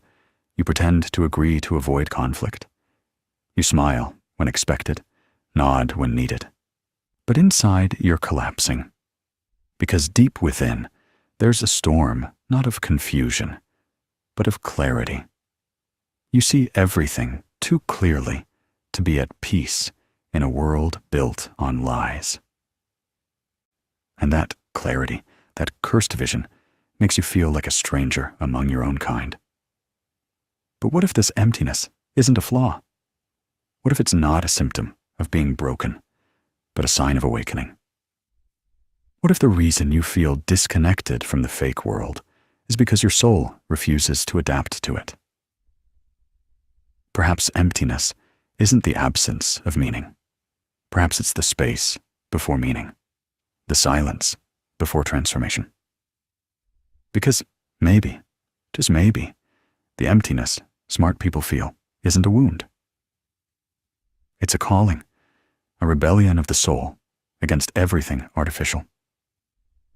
And it's trying to tell you something, that there's another way to live. But first, you must understand the prison you're in. You live in an age where intelligence has become both weapon and weakness, a world obsessed with appearances, where intellect is measured by how fast you speak, not how deeply you think. Society worships cleverness, but fears wisdom, because wisdom questions the very foundations of the illusion. And so, the smartest minds often become prisoners of their own awareness. They see through the system, but seeing through it doesn't mean escaping it. Carl Jung once said, "The greatest tragedy of the family is the unlived lives of the parents." But perhaps the greatest tragedy of our generation is the unlived depth of the individual. We've built a civilization that teaches people how to succeed, but not how to exist. We've mastered information, but lost intimacy. We can simulate connection, but can no longer sustain it. We've learned how to appear confident, yet have forgotten how to feel content. This is the paradox. Intelligence grows, yet meaning shrinks. Why? Because awareness without direction becomes despair. Let's dig deeper. The more intelligent you become, the more patterns you see. You notice the repetition in human behavior, the predictability of emotions, the illusions behind desire.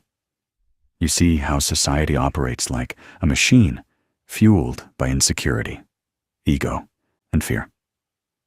But as neat as the repetition in human behavior, the predictability of emotions, the illusions behind desire, you see how society operates like a machine fueled by insecurity, ego, and fear. A sanity machine. A sanity machine. Something that I have been speaking about for decades. And I will probably pass away before anyone even understands what I'm speaking about. That's the way I often feel, is that a lot of people will tune in, but they don't truly understand. I'm not understood when I say what I see in this realm. I'm often mocked and ridiculed and copied and slandered, but understood is something that humans have really struggle with. They struggle with understanding anyone else, describing anything. That's what people struggle with the most in this place. Understanding is extremely rare in this realm. I don't even think most people would understand that statement that I just made. Understanding is extremely rare in this realm. I don't even assume that understanding has ever even happened in a real deep sense. In a shallow surface way, yes. Every day people nod their heads and say, yeah, I get what you mean. Yeah, go down this way and do this. And they follow orders. But true understanding of where we are, I don't think has ever, I don't assume that it's ever happened in this place, in this matrix. Because people pretend, they feign understanding. A lot of people don't put in any effort, energy. They can't focus. They can't pay attention. They're just like zombies. No attention span, zombies. But as Nietzsche warned, he who gazes into the abyss must be careful, for the abyss gazes also into him. When you stare too long at the artificiality of the world, it begins to infect your sense of self.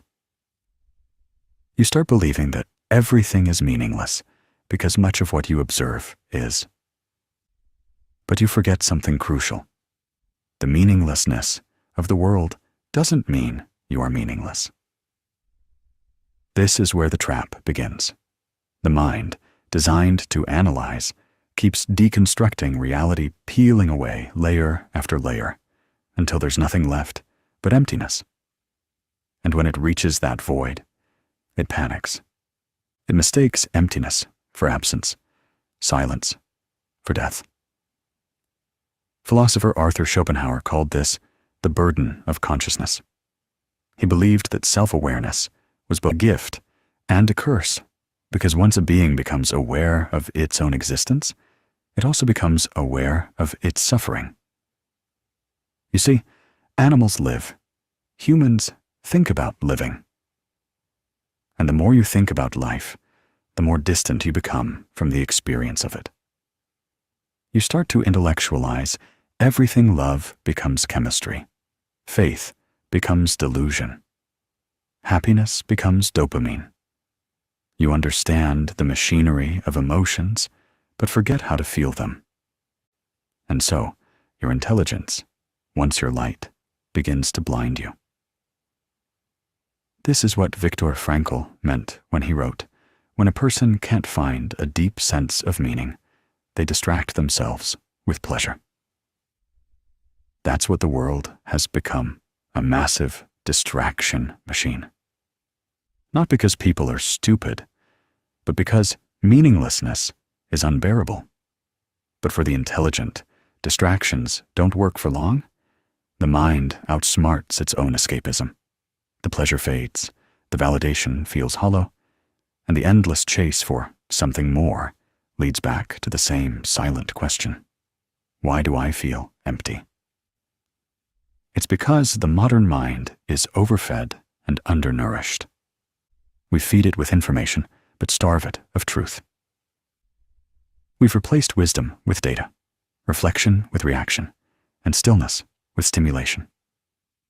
Society tells you to be productive, not profound, to chase goals, not growth, to build a resume, not a soul. So, you follow the system, you succeed, you perform, you adapt. But each achievement feels smaller than the last. Each milestone brings a moment of joy, followed by a longer silence. Because what you truly crave is not success, it's significance. And here lies the deepest wound. Your intelligence has evolved faster than your soul. The mind, sharp and relentless, questions everything but the heart, fragile and forgotten, doesn't know where to belong anymore. The two are at war. Your intellect wants clarity. Your soul wants connection. Your logic seeks truth. Your spirit seeks peace. But the world has forced you to pick a side, to value intellect and dismiss intuition. Jean-Paul Sartre once said that man is condemned to be free, forever aware of his choices, yet unsure of their meaning. That's the fate of the modern thinker. Too awake to be comforted, too aware to be content. You've seen the illusion of the crowd, but now you face a deeper illusion, the illusion of your own mind. Because intelligence can analyze the prison.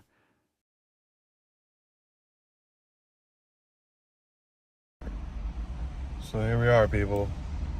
Let's roll up this window.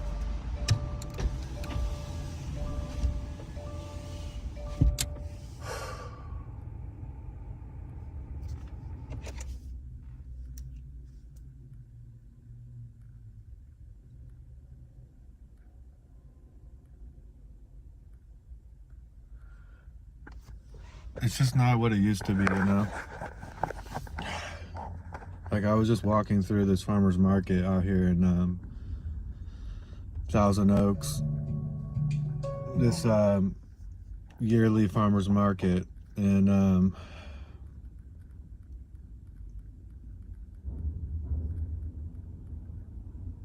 wow. Just some of the things I saw, you know, like, when I'm really operating through the heart and not this, just some of the things I saw. Wow. Wow.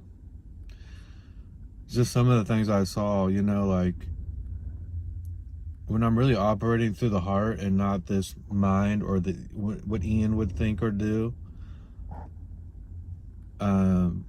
Just the way I would, just some of the things I would get this reaction of, how do I put this? Okay, I'll give you an example of what I saw. I saw this children's books booth. And the main book right in front said, The Feminist Baby. And I guess Ian, seeing that, he would have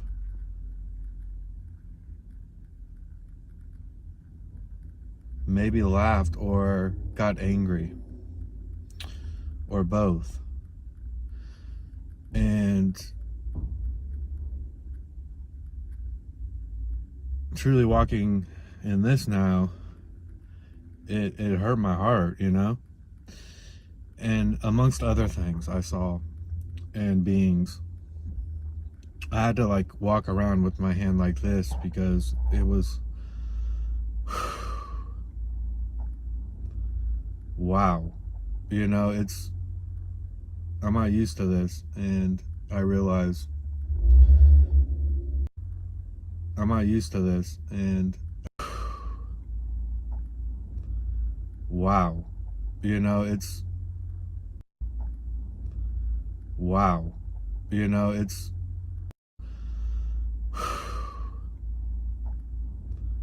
wow, you know, I'm not used to this, and I realize I've been walking in a overlay.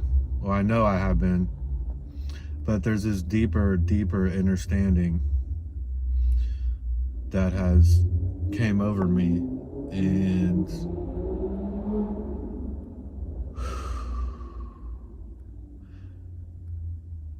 it's here to stay, you know, this, what I'm in. It's not, Ian's not coming back to hijack this, you know? and put me back here in the mind and thoughts. It can't happen anymore, you know? But wow, you know, it's actually more difficult to walk. Not difficult, but it's...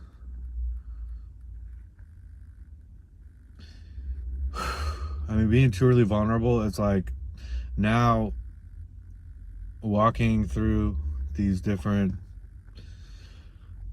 whatever, it's like tears flow a lot, honestly, in my heart, through my heart, and the water start flowing freely. And I don't care what people think or feel or what they, because it's a strength, it's not a weakness, to truly walk in the heart and just let the tears flow and not be hidden, to not hide. And So wait a second. Ian was crying at the farmer's market. He was crying at the farmer's market, everyone. Ian's letting the tears flow. He's living in his vehicle. He makes all of his videos for the past, I don't know, 4 or 5 months from his vehicle. Ian, what happened to you? Did Linda's kick you out? What happened? you know, be afraid of what people think. And, you know, it's like, I'm not that anymore. I hid my entire life, truly. And now I am here fully vulnerable and exposed and just here now. You know, it's whoa. It's not, it's like very refreshing.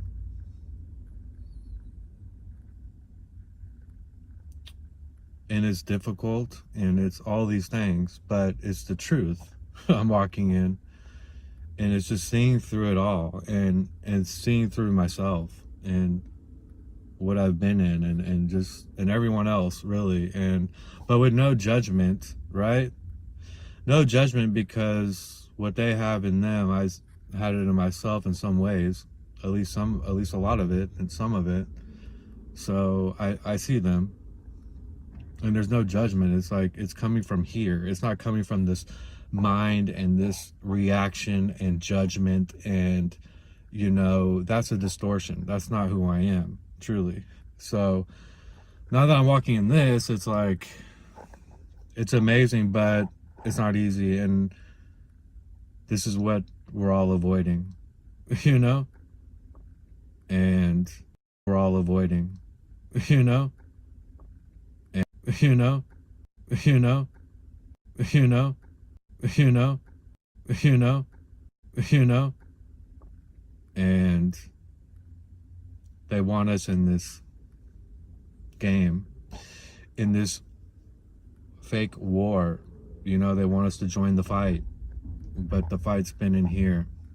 The war has been in here the entire time, and I'm at a whole other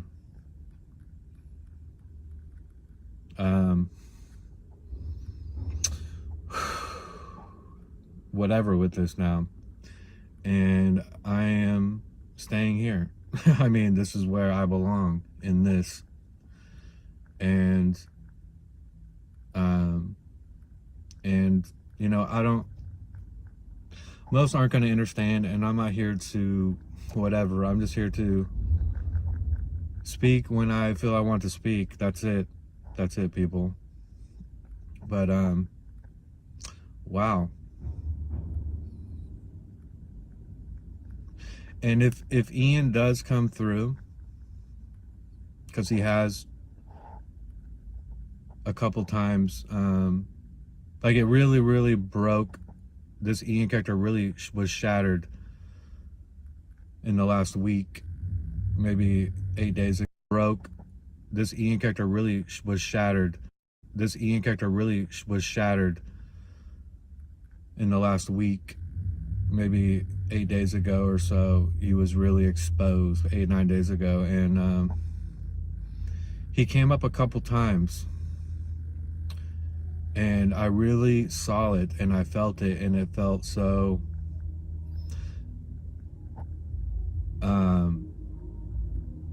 like a computer program, you know what I mean? Like this hijack, that's not me. And it's like, it stays like ahead of me and I observe it. And then once it hits a point, it leaves me. And then I have all this guilt and shame, you know? And it could be something very subtle, you know, that I just kind of react how, you know, and it's like these feelings, you know, and then you start merging with the feelings and fusing with them. And then it's like this merging with the feelings and merging with the feelings and fusing with them. And then it's like this, you know, who knows where it's going to go from there. You know, it's going to take you wherever you let it. It's going to take you for a ride. And now, the few times it came up, I really see it and I stop it. And it's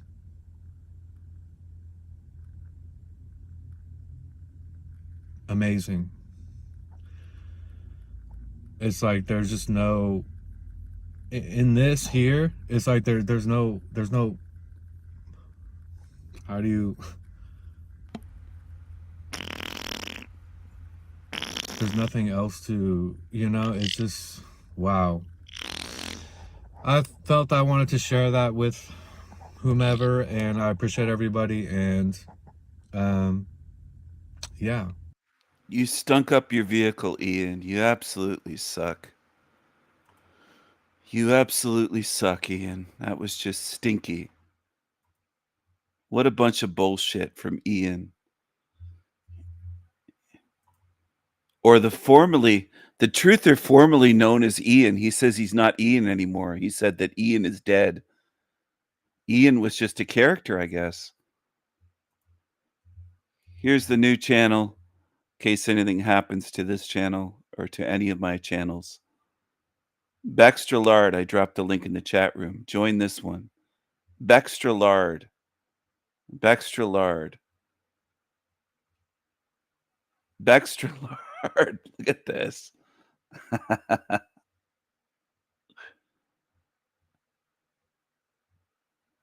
Watch this. This is funny to me.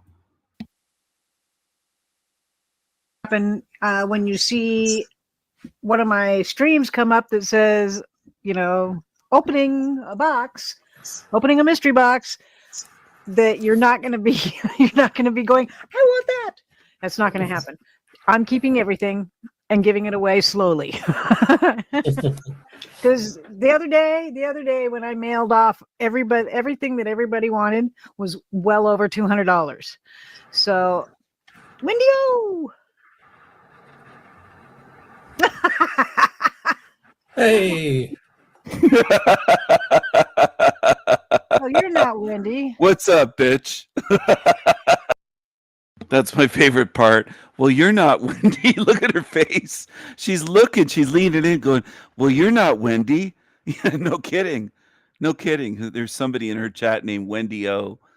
And I wanted to get on there just to surprise them, give them a little surprise. Look at this. Not much, asshole. You are now gone. You are banned. Who was that? I don't know. I don't care. I don't care. Don't come up here and call me a bitch. Except bitch. You bitch. Shut up, Silver, you bitch. You. And then she says, Zatoichi can. Of course he can. It's okay if Zatoichi does it, right? Doxing cunt. Hey, you know who that was, right? King Stephen. So he's got to go tattletale to her. You know who that was, right? This is the way they are. He's a snitch. Look at this. Yeah. Yeah. He got you. That's all right. He didn't say anything bad. He just said bitch. That's all. He does what he does. Yeah. And then he says he does what he does. Yeah, well, I don't accept money to kick people and ban them from my channel. I don't take money like you did, Zatoichi. Took $200 or I don't know if it was 200 or 250, something like that. Something like that. I'm glad you laugh, Gary. I'm glad it gives you a laugh. I have fun doing that. I have fun fooling these idiots. They're just complete idiots. They're such idiots on YouTube. Zatoichi's an idiot. Silver's an idiot. If Ian had shows, I would pop on there. If he was doing live streams again with guests, I would fool him again as well. They're such idiots. What a bunch of idiots. She's like, Wendy O. Wait, that's not Wendy. That's not Wendy. Oh, I laughed so much over that. That's not Wendy. And her face. No kidding. Oh, man. What a genius Silver Diamond is. What an absolute genius. And then this one here. Wait a second. Where is it? It's in here somewhere. The Bex Factor. Here it is. Incredible. Benton explains the elephant in the room to Bextra Large. Great job a couple years ago by Benton. I stumbled upon this content and I had to record it. I thought this was great stuff.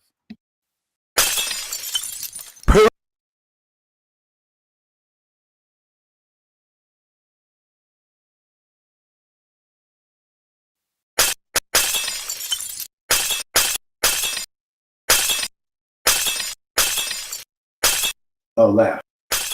Hi, friend. And you're doing the broadcast for the day, and now it's Bex is going to have to do it solo, if that makes sense. Because if I'm going to remain here in that state, it's all coming out. And part of this is that I interpreted the London Man thing as like an elephant in the room. Sorry about the ceiling. Yeah. All right. So to me, it's hard for me to strategically allow. So it's hard for me to let you talk about it strategically when I'm only sensing an elephant in the room. Because one of my great gifts to humanity is when there's an elephant in the room, I just go, hey, man, there's an elephant. And that was me playing the stream. Me playing the stream is I'm going, there's an elephant right over there. Now, maybe I could understand that that's what I do, and I could choose not to do that at this particular time.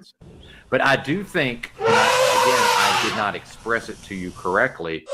And that's where I make myself wrong, is the way I say it. I still think you don't fully understand the actual medium and the fact that these dynamics, with what you've experienced with London Man, that's built into the platform. It's a part of the platform. So welcome to YouTube. I've been initiated, is what you're saying. Trial by fire. Yeah. And you're doing great, by the way. And if you can deal with my crazy ass, then all the better. Maybe that's the reason why I'm good at talking to myself for 3 hours. And if we go back, I got out what I had to say. Oh, I know you did. So yeah, and I tend to get locked in, so let's just go do something else. But I'm going to take a break if that's okay. Can you solo it, or do I need to get somebody up here? Because I can harass somebody into coming up if I need to. Will somebody please come talk to this lovely woman so that I can? You called her a lovely woman, Benton. Benton, you couldn't have said elephant in the room more to Bex than what you did. You set me up for that perfectly. I know he wasn't intending to do that. I'm not suggesting that, but Benton, you said elephant in the room. I don't know how many times to a very large woman. Okay, that couldn't fit under a circus tent. Elephant in the room. I mean, that was just perfect. Elephant in the room. You couldn't have picked a better elephant to say that to, Benton. Thank you, Benton. Thank you for setting it's like the pitch was just a softball right down the middle of the plate, and you just said, hammer that one home for a home run, Steven. And again, I wasn't working with Benton. That was 2 years ago that he had Bex on. I stumbled upon that, and I just couldn't believe it. I couldn't believe my ears. He was saying elephant in the room so many times. I was like, this is just made for comedy. You couldn't write it any better than this. Elephant in the room. I mean, Jesus Christ. She takes up the whole fucking room. She's shifting around on the couch, her weight. There must have been an earthquake in Vancouver Island when she was shifting her weight like that. God damn. What an earthquake creator that is. Elephant in the room. Thank you, Benton. I don't know if you're aware of how funny that was. He just seemed totally unaware when he was making that, when he was live with her 2 years ago. I can't help but laugh. If I would have been in his chat, I would have been cracking up. Elephant in the Room. It's a classic. Here's Goatus here. I didn't make this, but this video, somebody clipped it. And this is Goatus, that creepy psycho that's tried to unalive the mother of his child and his child. He's attacked. He's a complete psychopath. Watch this. Richard Ramirez used to live off chocolates and Pepsi and never brush his teeth. And this is what Goatus says about Ramirez, the Night Stalker, a serial killer that's famous. Here, but again, he grew up on raw meat. Richard Ramirez, you cannot see his father really here, but again, he grew up on raw meat. It says in the article he grew up on junk food, eating sugar-colored cereal, start the day with Coca-Cola, he'd eat Pepsi, or he'd drink Pepsi, eat chocolates. It was all junk food. He didn't grow up on raw meat. This guy is a complete lying fraud, this Goatus creature. Actually catching his own animals. And the results are... He only caught animals to torture them. He loves serial killers, this Goatus guy. He loves this weird serial killer. He's in love with him. Obvious, they speak for themselves. That's just... Look at the teeth of Ramirez, gross teeth. His gross teeth. How Richard Ramirez's decaying gross teeth help catch him. Richard Ramirez, you cannot see his father really here, but again, he grew up on raw meat, actually catching his own animals. He didn't grow up on raw meat, raw meat, raw meat, raw meat. He grew up on fucking Coca-Cola and Pepsi and sugary cereals in El Paso, Texas.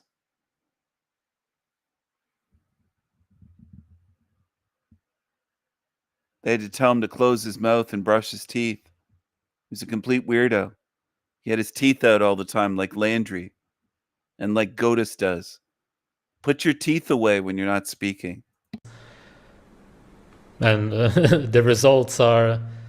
And what a fucking creep. Obvious, they speak for themselves. That's just... Richard Ramirez, you cannot see his father really here, but again, he grew up on raw meat, actually catching his own animals. And the results are obvious, they speak for themselves. That's just... Anyway, that's how these creatures warp things, twist things. They lie, they worship serial killers. Goatus is such a loser. Check out this chick here. Do you think she's trying very hard to get attention the way she's dressed? Skin-tight clothing? Watch this. Can I show you something really cool? Wait.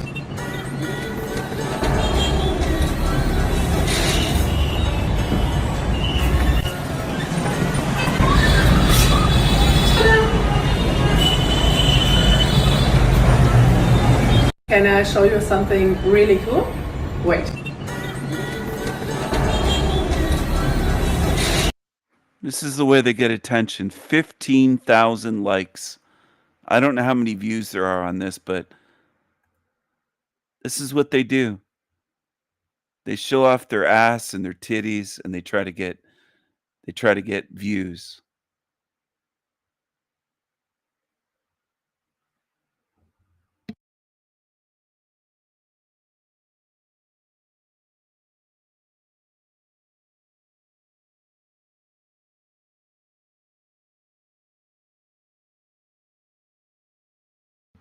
Let's hop on over here to British Patriot goes nuclear.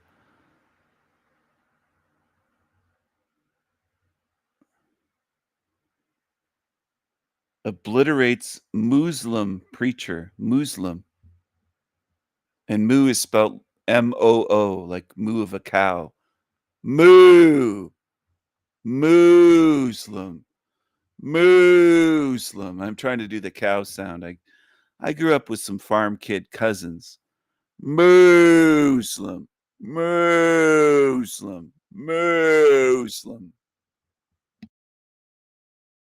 I don't think in my country, believe me, every inch of this land is mine. My ancestors have lived here for over 1,000 years. I don't believe in bending anything to newcomers. You've chosen to live in my country, you live by our ways. We have the right to intellectually criticize one another's faiths. As a Christian, I'm not intimidated by that. We've already gone through hundreds of years of doing this to ourselves. Christianity can stand up to it. Islam, by contrast, is pretty new to the world of getting criticized intellectually. It is absolutely right to criticize Muhammad, his conduct, his words, right to criticize the Quran. And if you don't like that, go and live somewhere else. We will be better off without you in this country. I want a country that will destroy anyone who does not accept the terms that I offered. Any Islamist who tries to impose Sharia law, any Islamist who thinks that we're going to use violence because you criticized our prophet or you criticized our book, I want a country that will destroy their lives, take away their kids, chuck them in prison, stop them having jobs, move them out of the country. I do not want to tolerate any Muslim living in this country that does not accept the Christian heritage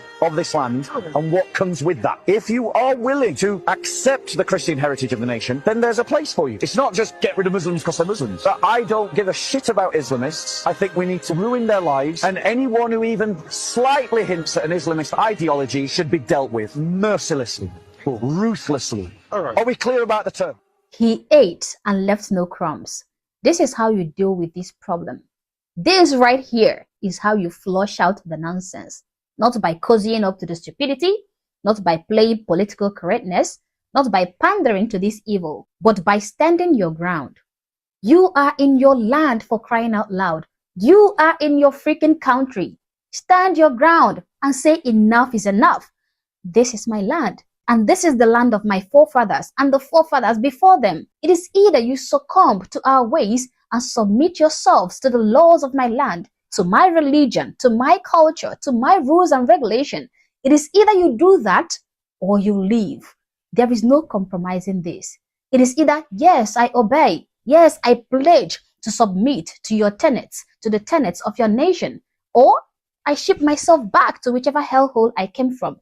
This is the only solution at this point. I don't think in my country, believe me, every inch of this land is mine. My ancestors have lived here for over 1,000 years. I don't believe in bending anything to newcomers. You've chosen to live in my country, you live by our ways. We have the right to intellectually criticize one another's faiths. As a Christian, I'm not intimidated by that. We've already gone through hundreds of years of doing this to ourselves. Christianity can stand up to it. Islam, by contrast, is pretty new to the world of getting criticized intellectually. It is absolutely right to criticize Muhammad, his conduct, his words, right to criticize the Quran. And if you don't like that, go and live somewhere else. We will be better off without you in this country. I want a country that will destroy anyone who does not accept the terms that I offered. Any Islamist who tries to impose Sharia law, any Islamist who thinks that we're going to use violence because you criticized our prophet or you criticized our book, I want a country that will destroy their lives, take away their kids, chuck them in prison, stop them having jobs, move them out of the country. I do not want to tolerate any Muslim living in this country that does not accept the Christian heritage of this land and what comes with that. If you are willing to accept the Christian heritage of the nation, then there's a place for you. It's not just get rid of Muslims because they're Muslims. But I don't give a shit about Islamists. I think we need to ruin their lives, and anyone who even slightly hints at an Islamist ideology should be dealt with mercilessly, ruthlessly. Are we clear about the term? He ate and left no crumbs. This is how you deal with this problem. This right here is how you flush out the nonsense. Not by cozying up to the stupidity, not by playing political correctness, not by pandering to this evil, but by standing your ground. You are in your land, for crying out loud. You are in your freaking country. Stand your ground and say enough is enough. This is my land, and this is the land of my forefathers and the forefathers before them. It is either you succumb to our ways and submit yourselves to the laws of my land, to my religion, to my culture, to my rules and regulation. It is either you do that or you leave. There is no compromising this. It is either, yes, I obey. Yes, I pledge to submit to your tenets, to the tenets of your nation, or I ship myself back to whichever hellhole I came from. This is the only solution at this point. I don't think in my country, believe me, every inch of this land is mine. My ancestors have lived here for over 1,000 years. I don't believe in bending anything to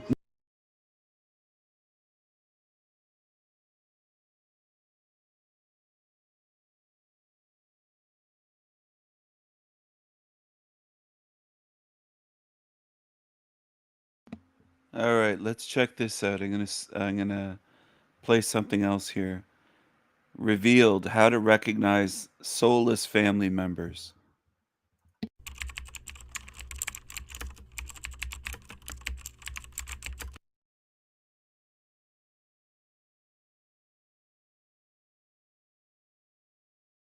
What if I told you that your greatest spiritual transformation won't come from the people around you, but from the moments when there's no one left to lean on, no one to applaud you, and no one to remind you of who you think you are? Have you ever wondered why the most powerful shifts in consciousness seem to happen not in the crowd, but in the stillness, when you are utterly and completely by yourself? Solitude carries a hidden power that most people overlook, yet it's the very thing that can make you unshakable on your path. You see, most of us are conditioned to believe that awakening should be done in the comfort of community. We're taught to seek teachers, mentors, and groups that share our beliefs because it feels safe. It feels validating. It reassures us that we're not crazy for questioning the world. And there's nothing wrong with that in the beginning. In fact, shared experiences can be a catalyst, a spark that nudges you toward the path. But sooner or later, every seeker reaches a point where leaning on others starts to limit the journey. That's when the universe has a way of removing the noise. Relationships fade, communities dissolve, the comfort of group energy disappears, and suddenly, you find yourself face to face with only your own soul. This is why awakening alone is so rare.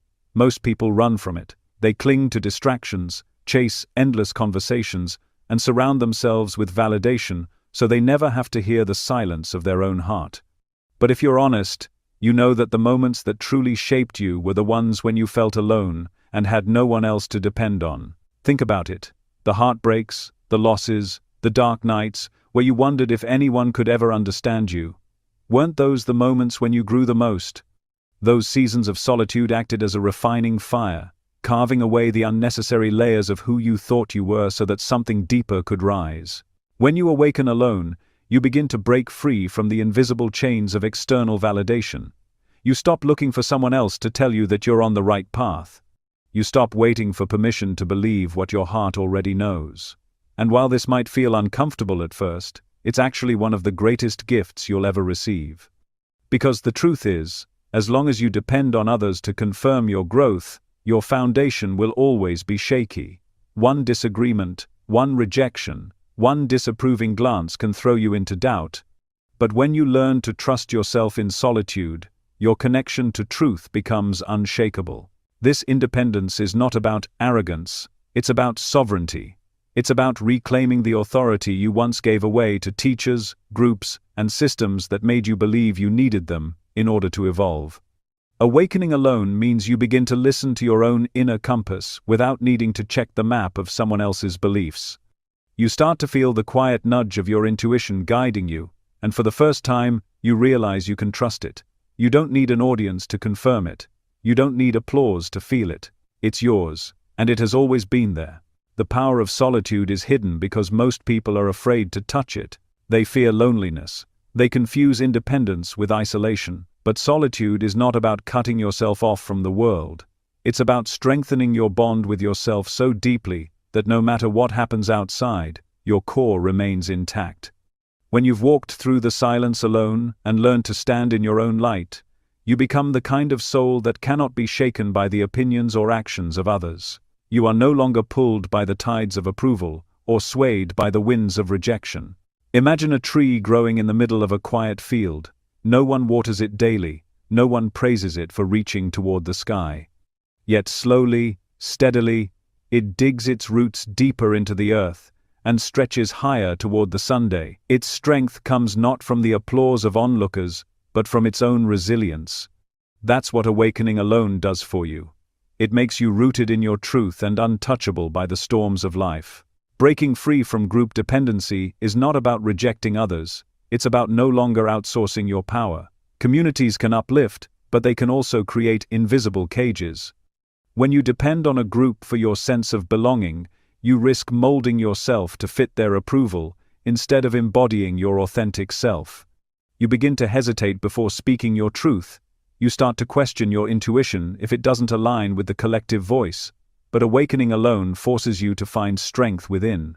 You learn that even if no one else agrees, your truth is still valid. Even if you walk the path without witnesses, it's still sacred. Think of it this way. When you walk alone, you discover your own rhythm. You hear the whispers of your spirit more clearly because they're not drowned out by the noise of consensus. And in those moments, you realize that solitude isn't empty at all. It's full of clarity, full of insight, full of the presence of something greater than yourself that's been waiting for your undivided attention. The rare souls who choose to embrace this hidden power often find themselves transformed in ways they never imagined. They become grounded in silence. They move with quiet conviction. They carry a peace that no one can take away, because it wasn't given by anyone in the first place. And when they return to community, they do so not as followers needing guidance, but as sovereign beings who uplift others without losing themselves. So if you find yourself in a season of solitude, don't rush to escape it. Don't assume you've been abandoned. Instead, consider that you are being initiated. The universe may have pulled you away from the crowd for a reason, to remind you that your deepest wisdom comes not from the outside, but from within. Awakening alone is not punishment. It's preparation. It's the rare opportunity to step into a power so strong that once you taste it, you'll never be the same again. Because here's the truth. Once you learn to awaken in solitude, you unlock a strength that no one can take from you. You stop living for approval, you stop shrinking for acceptance, and you start rising in the fullness of who you are. That is the hidden power of solitude, and it's waiting for you, right now, if you're willing to embrace it. Have you ever noticed how uncomfortable silence feels in the beginning? When there is no music playing in the background, no conversation filling the air, no buzzing of notifications to remind you that you exist in the eyes of others. At first, it feels unsettling. Your mind scrambles to fill the space. Thoughts rush in, old worries replay, memories surface, and suddenly you realize how addicted you have become to noise. You think you need the stimulation, but what you actually need is the silence. Because it is within silence that the deepest parts of your soul finally begin to speak. Noise is the mask that hides the truth. Every distraction you have ever clung to, the scrolling, the talking, the constant movement, all of it has been your way of avoiding what waits for you in stillness. When you sit in silence, you cannot run. You cannot point the finger at someone else. You cannot escape into the drama of other people's lives. You are faced with yourself. And while this confrontation may feel terrifying at first, it is also the most liberating doorway you will ever walk through. Silence is not empty. It is full of messages, whispers, directions, and revelations that the noise of the world has been drowning out for years. Your soul has always been trying to guide you, but its voice is subtle. It speaks in sensations, impressions, sudden bursts of intuition. It doesn't scream the way the external world does. It whispers. That is why you have to step into stillness to hear it. You cannot receive the wisdom of your soul when you are endlessly running from one distraction to the next. But the moment you pause and enter silence, something miraculous happens. You begin to notice. You begin to hear. At first, the silence feels heavy. You may even feel restless, anxious, or impatient. That is the detox. That is the residue of years of constant stimulation being purged from your nervous system. Think of it like a withdrawal from noise. Your body and mind have been conditioned to expect endless input, so when it's suddenly taken away, they resist. But if you stay with it, if you breathe through the discomfort and sit a little longer, you will find that the silence softens. It begins to cradle you rather than confront you. What felt like a void starts to reveal itself as presence. The stillness is alive, and within it, your soul is waiting. You might notice that in silence, thoughts arise with more clarity. They are no longer competing with the chaos of external noise. Instead, they surface like ripples on still water, and because the surface is calm, you can actually see them. Some of these thoughts will surprise you, others may disturb you. You might notice beliefs you didn't even realize you were carrying. You might hear judgments, fears, or old patterns echoing in your mind. This is the hidden noise that has always been there, buried beneath the distractions of the external world. When you create silence, you finally hear it, and hearing it is the first step to freeing yourself from it. Silence also reveals what has been true about you all along. Beneath the chatter of your mind and the conditioning of society, there is a current of knowing that has never left you. Have you ever had a moment where you just knew something without evidence, without proof, without explanation? That was your soul speaking. And in silence, that voice becomes unmistakable. It shows up as an inner nudge, a feeling that pulls you, a clarity that doesn't require logic. This is the voice of truth, and it does not need to convince you because it resonates so deeply that you cannot deny it. The noise of the world trains you to doubt yourself. It tells you to follow trends, to listen to authority, to align with the group, to suppress your inner knowing if it contradicts what is popular. But silence gives you back your compass. In the quiet, you begin to recognize what is yours and what was never yours. You see which beliefs were programmed into you and which truths emerged from within you. You begin to distinguish between fear and intuition. Fear shouts, intuition whispers, and when everything else is quiet, that whisper becomes clear. This is why the great spiritual traditions valued silence so deeply. Silence is not just an absence of sound, it is a sacred presence that allows the unseen to be seen. When you sit in stillness, you begin to feel the energy that underlies everything. You sense the way your breath moves through you. You feel the subtle vibration of your body. You notice the way thoughts appear and dissolve. And as you keep watching, you realize that you are not the thoughts, the emotions, or even the body. You are the awareness behind it all. Silence reveals this because it strips away the distractions that keep you identified with the surface. Have you ever sat outside at night when everything was still? No cars, no voices, no technology, just the hum of nature around you. In that silence, you may have felt an expansiveness, a strange kind of comfort that couldn't be explained.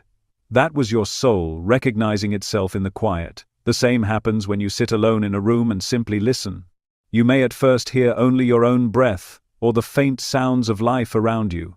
But if you stay longer, you begin to sense something deeper, as if an invisible presence is with you. That presence is not outside of you. It is you, at the deepest level. The irony is that so many people run from silence because they fear loneliness. But silence is the cure for loneliness, not its cause. Loneliness comes from being disconnected from yourself. You can be surrounded by hundreds of people and still feel lonely if you are not connected to your own soul. Yet when you enter silence and discover the voice within, you realize you are never truly alone. The presence that emerges in silence is your eternal companion. It has been with you since the beginning, and it will never leave you. Silence is not passive. It is an active force that reshapes you. The more time you spend in stillness, the more you notice that you are less reactive. The things that once triggered you begin to lose their grip. The drama of others no longer pulls you in. Your need for approval begins to fade, and instead of looking outward for answers, you start looking inward. This is the shift from living as a reactive being to living as a sovereign being. Silence trains you for this shift. It strengthens your inner authority by forcing you to rely on yourself. And the more you rely on yourself, the stronger your spiritual foundation becomes. You will also notice that silence reveals patterns. It shows you how often your mind loops around the same worries, the same fears, the same desires. It makes visible the mental programs that have been shaping your life without your awareness. This can feel uncomfortable at first, because it's easier to believe that life is random than to see that you have been repeating the same scripts unconsciously. But once you see these patterns in the stillness, you gain the power to change them. What was hidden in noise becomes illuminated in silence. Silence is the mirror that reflects your true face. Without it, You are constantly adjusting yourself according to what others want, expect, or approve of. With it, you see yourself as you really are, not the roles you play, not the masks you wear, not the identities you cling to. You see the raw essence of you, and while this might feel vulnerable, it is also the most empowering revelation. Because once you know who you are in silence, no one can take that away from you. Have you ever wondered why life sometimes feels like it strips everything away from you at once? Why friendships dissolve, careers collapse, and relationships end just when you feel like you need them most? What if I told you that these painful seasons aren't random at all, that the universe is deliberately orchestrating them as an initiation into something far greater than the life you've known? This is not punishment, and it's not cruelty. It is the ancient way the universe calls you into your awakening. It's what mystics through the ages have described as the dark night of the soul, a passage that feels like death on the surface, but is really the birth of something new within you. When you find yourself suddenly alone, misunderstood, or stripped of the comforts you once relied on, your first instinct might be to think something has gone terribly wrong. But consider this: what if nothing is wrong at all? What if the ending of a relationship, the collapse of a dream, or the feeling of isolation is not chaos, but choreography? The universe often has to remove the voices you've been leaning on so you can finally hear your own. It has to close doors that you were too afraid to close on your own. It has to allow the old life to crumble so that a new foundation can be revealed. The dark night of the soul is a profound rite of passage. It is not something you sign up for. It is something your soul calls in when you are ready for a transformation you could never create by comfort alone. During this time, the light feels hidden. Your old ways of finding joy stop working. The books, the teachers, the affirmations that once comforted you feel empty. You might even wonder if your connection to the divine has been severed. But the truth is, this is the precise moment when you are being drawn closer. The silence is not absence. It is recalibration. The void is not emptiness. It is fertile soil for rebirth. Think of it like this: if you are carrying heavy baggage, there's no room in your hands to receive a gift. The universe knows this, so it engineers experiences that force you to let go.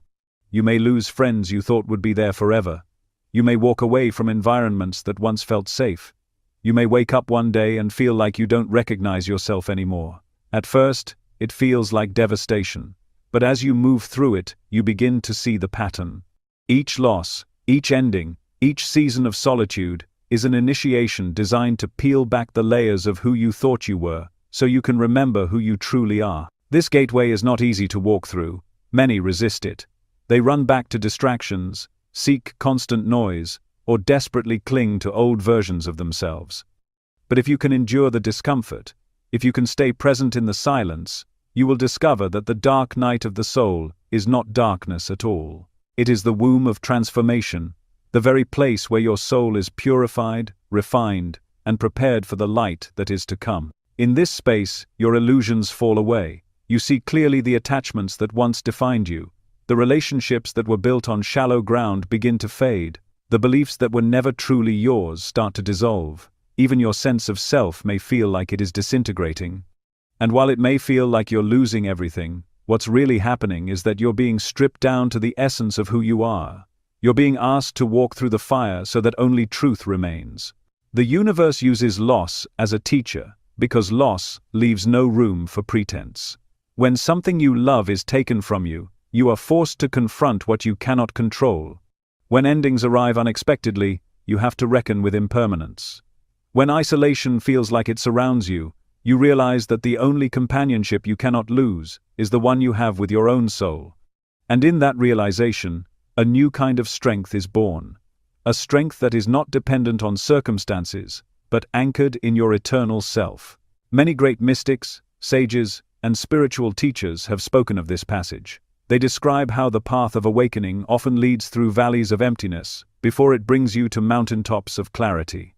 If you are experiencing such a valley right now, understand this: you are not being abandoned, you are being invited. The dark night is not the end of your story.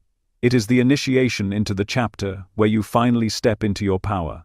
Picture a seed planted deep in the soil. From the outside, it looks buried, lost beneath the weight of the earth. But what is really happening? In the darkness, it is cracking open.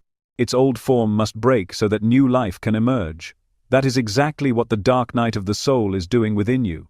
It is breaking the shell of who you thought you were, so that your true self can begin to rise. The power of this initiation lies in its ability to make you sovereign. When you've been through the night, when you've walked through the fire of loss and endings, you emerge with a kind of authority that can't be given by anyone else. You know what it means to lose everything and still find yourself standing. You know what it means to feel abandoned, only to discover the divine within you. That realization makes you unshakable. And here's the hidden gift. When you come out of the dark night, you no longer need to cling to external validation. You no longer fear being alone. You no longer resist change, because you've seen firsthand that endings are not final. They are simply gateways. You begin to move through life with a deeper peace, because you understand that everything has a purpose, even the painful parts, especially the painful parts. So, if you are walking through a season of solitude, if you feel like life has taken away more than it has given, take heart. You are in the middle of your initiation. You are in the sacred threshold where the old dissolves and the new begins. You are not being punished. You are being prepared. And when the dawn comes, and it always comes, you will rise not as who you were, but as who you were always meant to be. The universe does not waste suffering. It transforms it. Every ending is a recalibration. Every loss is a clearing of space. Every moment of isolation is an invitation to discover the presence that never leaves you. This is the hidden power of the dark night. It is the doorway to awakening, disguised as emptiness. If you can walk through it with courage, you will discover that the very moments you thought would break you were the ones that made you indestructible. When you begin to awaken in solitude, the signs do not always arrive with fireworks or dramatic visions. They come quietly, like whispers that at first you may overlook. If you are not paying attention, you might think you are simply changing, becoming distant, or even losing interest in the life you once knew. But what is actually happening is much deeper. You are shifting into a state that few ever touch. And because you are doing it without a crowd, without a teacher standing beside you, without the encouragement of a group, the markers of your progress feel subtle. Yet those subtle markers are powerful. They are proof that your soul is taking the lead. One of the first signs is a natural detachment from the superficial layers of life. You begin to notice that what once excited you no longer has the same grip. The gossip, the endless pursuit of status, the shallow conversations that once filled your days now feel empty. You might find yourself sitting at a gathering and realizing that you no longer resonate with the energy in the room. It is not that you think you are better, it is that your vibration no longer aligns with those patterns. This detachment is not coldness, it is clarity. You are beginning to discern what feeds your spirit and what drains it. And slowly, without effort, you stop investing your energy in what feels hollow. Another sign is the quiet emergence of inner peace. Not the kind of peace that depends on everything going well, but the kind of peace that remains even when life is messy, unpredictable, or challenging. You may notice that the things that used to trigger you, the comments that once set you off, or the fears that once kept you awake at night, no longer hold the same power. You still feel them, but they pass through you more quickly. Instead of reacting, you observe. Instead of clinging, you let go. This peace is not a mask. It is not forced. It is born from solitude. When you have sat with yourself long enough, when you have listened to your own thoughts echo in the silence, you realize that most of the chaos in life is noise that you do not have to absorb. This realization anchors you. You may also begin to lose interest in chasing things that once seemed so important. The car, the house, the image, the approval of others, all of these once felt like milestones, proof that you were moving forward in life. But as your awakening deepens, they no longer satisfy. You find yourself wanting less, but feeling more. A simple walk in nature becomes more fulfilling than a crowded event. A quiet evening with your thoughts brings more joy than a night of shallow distractions. This is not regression, it is expansion. You are remembering what matters. You are returning to the essentials, to the things that truly nourish your soul. Loneliness is often the part that confuses people. When your awakening begins in solitude, there will be moments when you feel disconnected from others, as if no one truly understands you. Relationships may shift. Friendships may fall away. You might even feel invisible. In those moments, it is easy to believe you are being punished, but you are not. What feels like loneliness is actually training. It is the universe creating space around you so that you can strengthen your own foundation. If you were surrounded by validation and constant support, you would unconsciously lean on it. You would begin to mistake their approval for your strength. By walking through this period of loneliness, you learn to source your strength from within. Think of it like a muscle.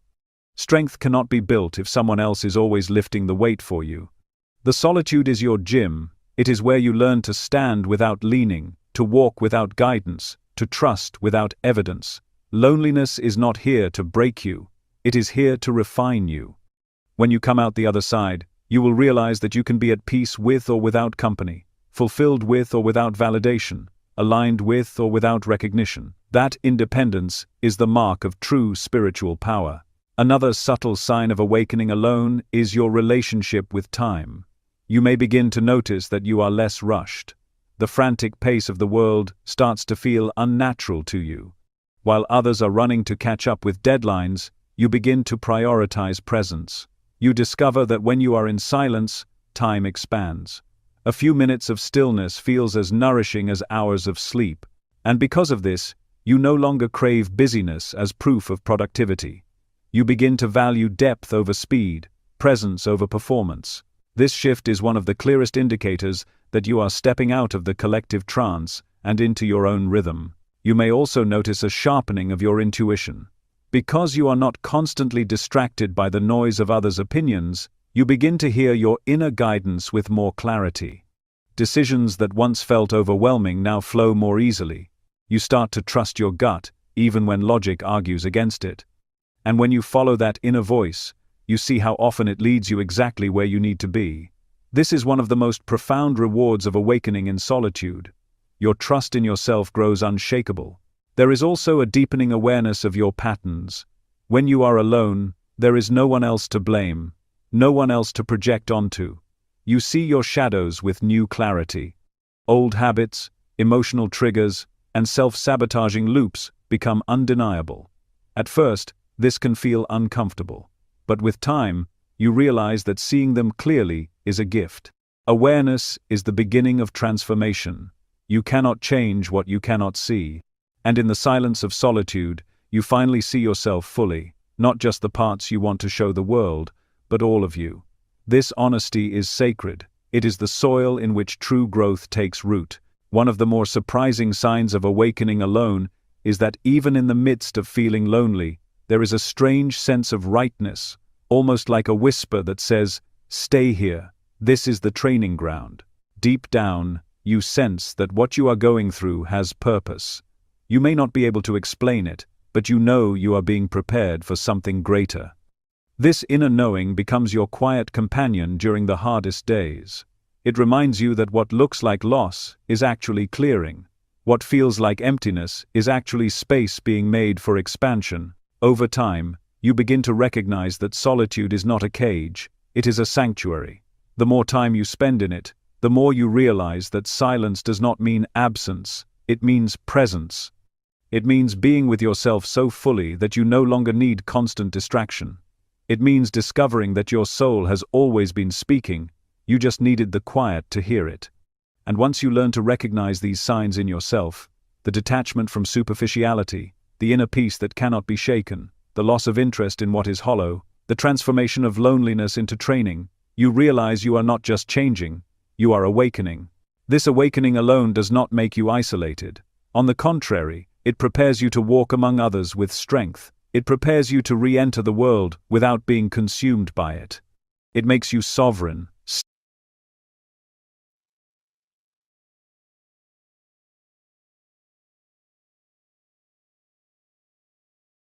Luton. The town is majority non-white, 32% Muslim, 38% foreign-born, and speaks an estimated 150 languages. What does a super diverse future for Great Britain look like? Where are you from? What's up, folks? Well, I'll tell you what it looks like. It looks like the loss of your culture, your religion, your race, your language, your values, and your country. That's what it looks like. And the reason why I'm talking about this video, even though it pertains to Britain, it is very pertinent because this is exactly what's going to happen and is happening to the United States. So I was in Europe this summer. I had to go to Bali for a collaboration thing. I was supposed to go to Australia, but I was banned from Australia because of my naughty views that I have, apparently. And he tries to break the Why society tries to break the highly intelligent loner. There's a strange kind of person you've probably seen before. Maybe you are one. They sit at the back of the classroom, not because they're disengaged, but because they're watching, observing, calculating, thinking. They don't speak unless they have something meaningful to say. Their silence is not emptiness, it's depth. When they finally speak, it's like a sword slicing through fog. Precise, unapologetic, uncomfortable. And that's exactly why society, whether consciously or not, tries to break them. Because the highly intelligent loner doesn't need the crowd to validate their thoughts. They don't need noise to feel alive. They don't need to be seen to exist. And that's dangerous in a world built on attention economies, herd behavior, and social compliance. From a very young age, we are conditioned to belong, to play by the rules, to seek approval, to avoid discomfort. The highly intelligent loner doesn't reject these things out of rebellion, they reject them because they see through them. They see the structure beneath the performance, the manipulation behind the messaging, the fear behind the conformity. And because they see it, they don't participate in the same way. They don't laugh at what's supposed to be funny. They don't follow trends. They don't care for unspoken hierarchies. But here's the problem. When you don't reflect the expectations of the group feels threatened. And when a group feels threatened, it retaliates. This is not new. Philosophers throughout time, Nietzsche, Schopenhauer, Simone Weil, Kierkegaard all warned us that society is not neutral. But it doesn't just tolerate difference, it actively suppresses it. Especially when that difference exposes the absurdity of the norm. The intelligent loner becomes a mirror that reflects the emptiness of collective rituals. And no one likes being made aware of their illusions. So what happens? Society begins to isolate the isolator. It brands them as arrogant, antisocial, too intense or weird. But this isn't about the loner's behavior, it's about the discomfort their existence causes. Click subscribe to this channel to get more profound insights. Let's dive deeper. Why does society fear the intelligent loner? Because intelligence combined with independence is one of the few forces that can't be controlled. You can manipulate the masses with fear, with incentives, with distraction, but you can't manipulate someone who has learned to think in solitude, someone who's not addicted to external validation.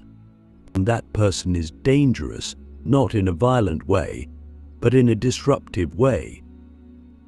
They question authority not because they hate it, but because they see its flaws. They question culture not out of cynicism, but because they refuse to accept meaninglessness as a lifestyle.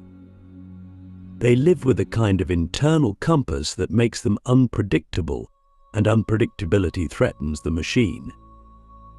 But let me ask you something. Have you ever noticed how society rewards intelligence only when it's useful to the system? You get good grades, solve equations, build the next app, increase shareholder value, then you're praised. But if your intelligence leads you to question the system itself, if it causes you to challenge the very structure of education, capitalism, religion, or politics you're labeled as a problem. A dreamer was a downer, a threat. Why is that? Because society doesn't want intelligence, it wants compliance masked as intelligence. It wants cleverness without insight, productivity without philosophy, genius without rebellion. But the loner, by nature, sees the absurdity of this bargain. They don't want to be another cog in the machine. They want to understand what the machine is, why it exists, and whether we should even be part of it. That's a dangerous question, because once you start asking it, the whole illusion starts to fall apart. Now, don't misunderstand me. Not every loner is intelligent, and not every intelligent person is a loner. But there's a pattern, a very real, very consistent pattern, where those who combine deep thinking with solitude eventually find themselves at odds with the collective, not because they're better, but because they're awake. And it hurts to be awake in a world that is sleepwalking. So how does society try to break them? Subtly, systematically. First, through education. The school system is designed around conformity, not creativity. Sit still, memorize, regurgitate. Don't question the premise. Don't challenge the teacher. Don't think sideways. The highly intelligent loner struggles here not because they can't do it, but because it feels inhuman. They're not interested in the answer, they're interested in the question behind the answer. That makes them difficult, uncooperative, too abstract. The system flags them early, not because they're failing, but because they're not following. Then comes social pressure. Friends who don't understand your silence, peers who mock your curiosity, parents who want you to be more normal. You learn to hide your thoughts. You learn to smile when you're dying inside. You learn to play dumb so others feel smart. And slowly, if you're not careful, you start to believe that something is wrong with you. But what if nothing's wrong? What if the system is just allergic to souls it can't domesticate? This is not a conspiracy theory. This is a philosophical reality. Plato's allegory of the cave explains this beautifully. Imagine you've seen the light outside the cave and you come back to tell everyone else. They don't celebrate you, they hate you, because your truth threatens their comfort. It's the same with the intelligent loner. You've seen something, you know something, and now you're trying to navigate a world that punishes you for it. But here's the most important thing: they can't actually break you unless you let them. The real war isn't out there, it's in here. It's in whether you choose to betray your mind just to belong, whether you shrink your soul to fit into the small boxes others build for you, whether you trade your truth for temporary comfort. The moment you stop doing that, you become free. And freedom is terrifying to those who've never tasted it. So let me ask you something. What parts of yourself have you hidden to avoid being seen as too much? What truths have you silenced so you wouldn't be left alone? And what might happen if you stopped apologizing for the way your mind works and started honoring it instead? The exile mind, how isolation becomes the forge of genius and madness. There's a point in the journey of the highly intelligent loner where the external rejection becomes internalized not by surrender, but by necessity. You realize that if the world cannot or will not meet you where you are, you must go inward, not to escape, but to survive. And that's where the transformation begins. Isolation, once imposed, becomes chosen. And that choice, voluntary solitude, is where the exile mind is born. It is both sanctuary and crucible, a place where genius is forged, but where madness also lurks in the shadows. Because when you strip away the noise of belonging, you're left with only one companion, your own mind. And that's where the real confrontation begins. In exile, there is no applause, no social mirrors to reflect your worth, no routine distractions to validate your existence. It's just you, your thoughts, and the terrifying question, who am I really, when nothing and no one is telling me who to be? Most people never face that question. They're too busy being busy, but the loner is forced into it. And what they discover there is both beautiful and brutal. Because intelligence, when left alone too long without grounding, becomes untethered. It no longer just analyzes the world, it begins to dismantle it. Thought becomes recursive. Every idea opens into another idea. Every certainty dissolves into doubt. You begin to see not just the structure of society, but the structure of reality itself, and that vision is both enlightening and destabilizing. This is why so many great thinkers walked the knife edge between brilliance and breakdown. Nietzsche, Van Gogh, Emily Dickinson, Tesla souls so attuned to the deeper currents of life that they could no longer function in the shallow waters of ordinary existence. Their exile was not just social, it was existential. And yet, it was in that very exile that their genius was born. Because the mind, when left to its own devices, when stripped of performance and distraction, begins to see, truly see. It's in the silence that the deepest questions emerge. What is consciousness? Why do we suffer? Is there a purpose to this life, or are we just spinning in a void of beautiful illusions? These are not questions for cocktail parties. They are questions that demand solitude and the courage to walk through it. But here's the danger: isolation without purpose becomes torment. The mind, when turned inward without balance, can begin to eat itself. You start to question not just the world, but your place in it. You wonder if your difference is a defect, if your depth is a disorder. And that's when madness begins to whisper, not in screams, but in subtle narratives. No one understands you. You'll always be alone. Your mind is a curse. And if you believe those whispers, you fall not into madness itself, but into despair. The despair of believing that your way of being has no place in the world. But what if the opposite is true? What if your exile is not the end of your story, but the beginning of your becoming? What if the silence is not a punishment, but an initiation? Throughout history, mystics, philosophers, and sages have spoken of the dark night of the soul, a period of profound inner isolation where the ego dies and the deeper self is revealed. The highly intelligent loner is often thrust into that night not by choice, but by difference. And yet, what they find there often becomes their gift to the world. Because the insights born in solitude are not meant to stay there. They are meant to be shared, but only once the mind becomes whole again. Only once the exile has become sovereign. So how do you survive the forge without being destroyed by it?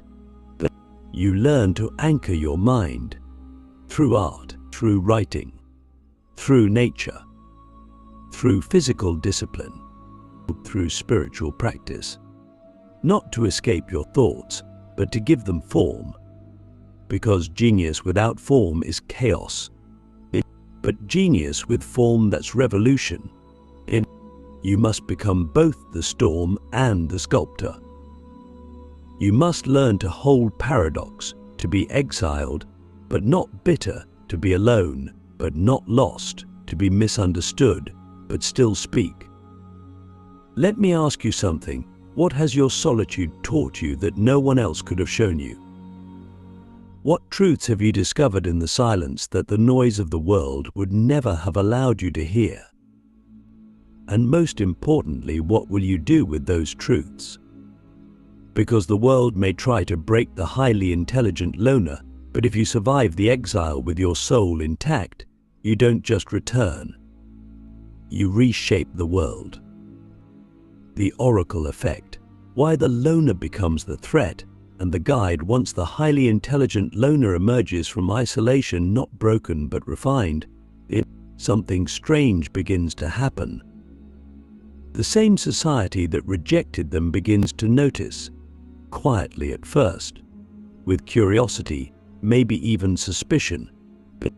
Because when someone returns from the depths with clarity, they carry a kind of energy that can't be faked. It's not arrogance, it's presence. They don't seek attention, but attention seems to find them. They don't chase influence, but people start to listen. Why? Because the loner now speaks with the authority of someone who has seen. And that's when the paradox of the Oracle begins.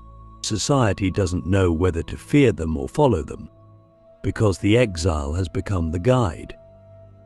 The threat has become the teacher. Let's be clear, when someone has endured isolation without losing their mind, when they've transmuted suffering into insight, they become a mirror too sharp for comfort. The Oracle doesn't speak in platitudes. They speak in truths that cut. They say what others think but are afraid to voice.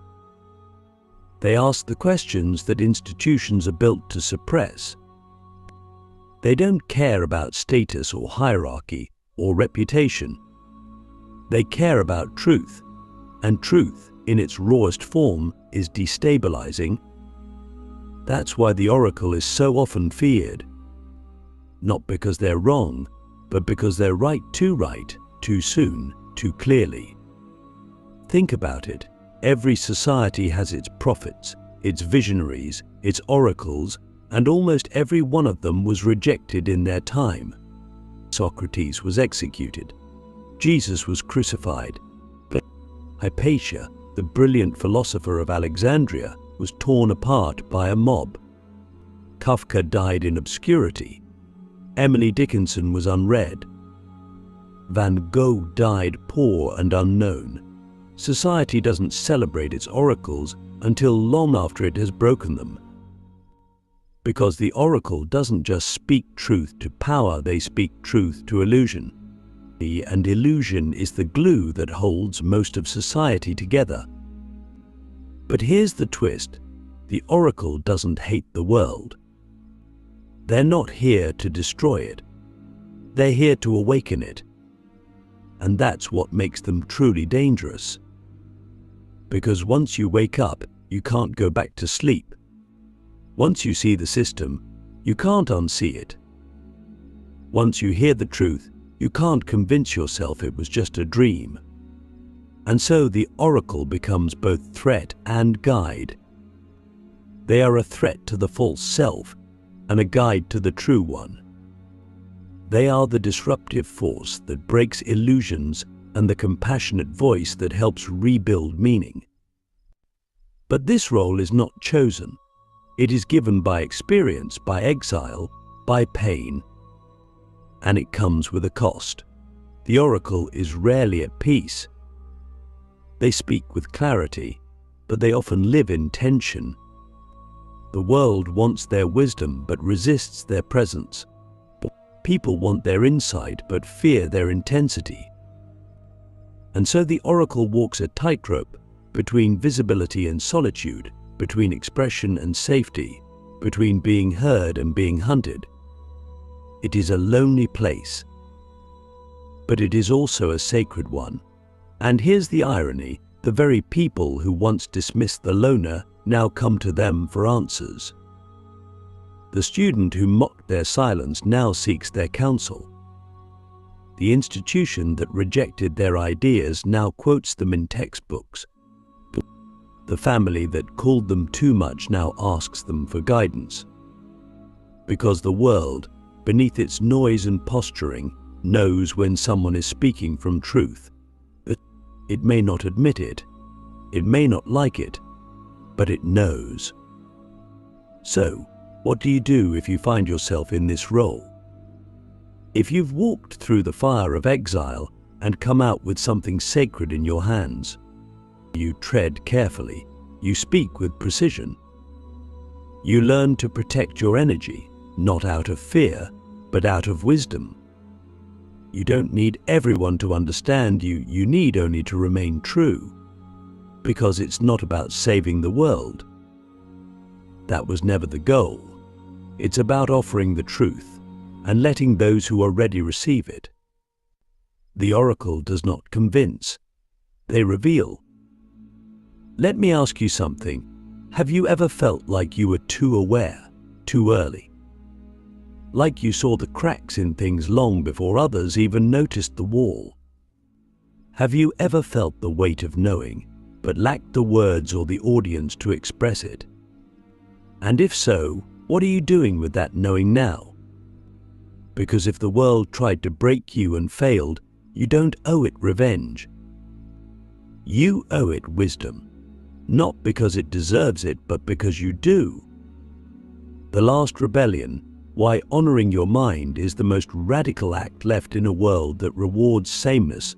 The most radical thing you can do is think for yourself, not perform intelligence, not mimic brilliance, but truly, deeply honor your own mind.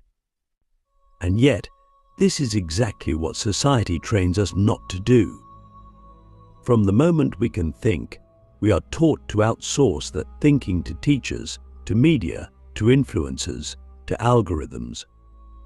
We are encouraged to be clever, but not original, and to be informed, but not questioning, to be productive, but not philosophical. And so, even the intelligent fall into the trap of becoming functionaries rather than thinkers, living calculators rather than conscious beings. But the highly intelligent loner, if they survive the exile, if they embrace the oracle's path without losing their soul, comes to a final, liberating realization that my mind is not a problem to fix. It is a territory to explore. And that shift changes everything.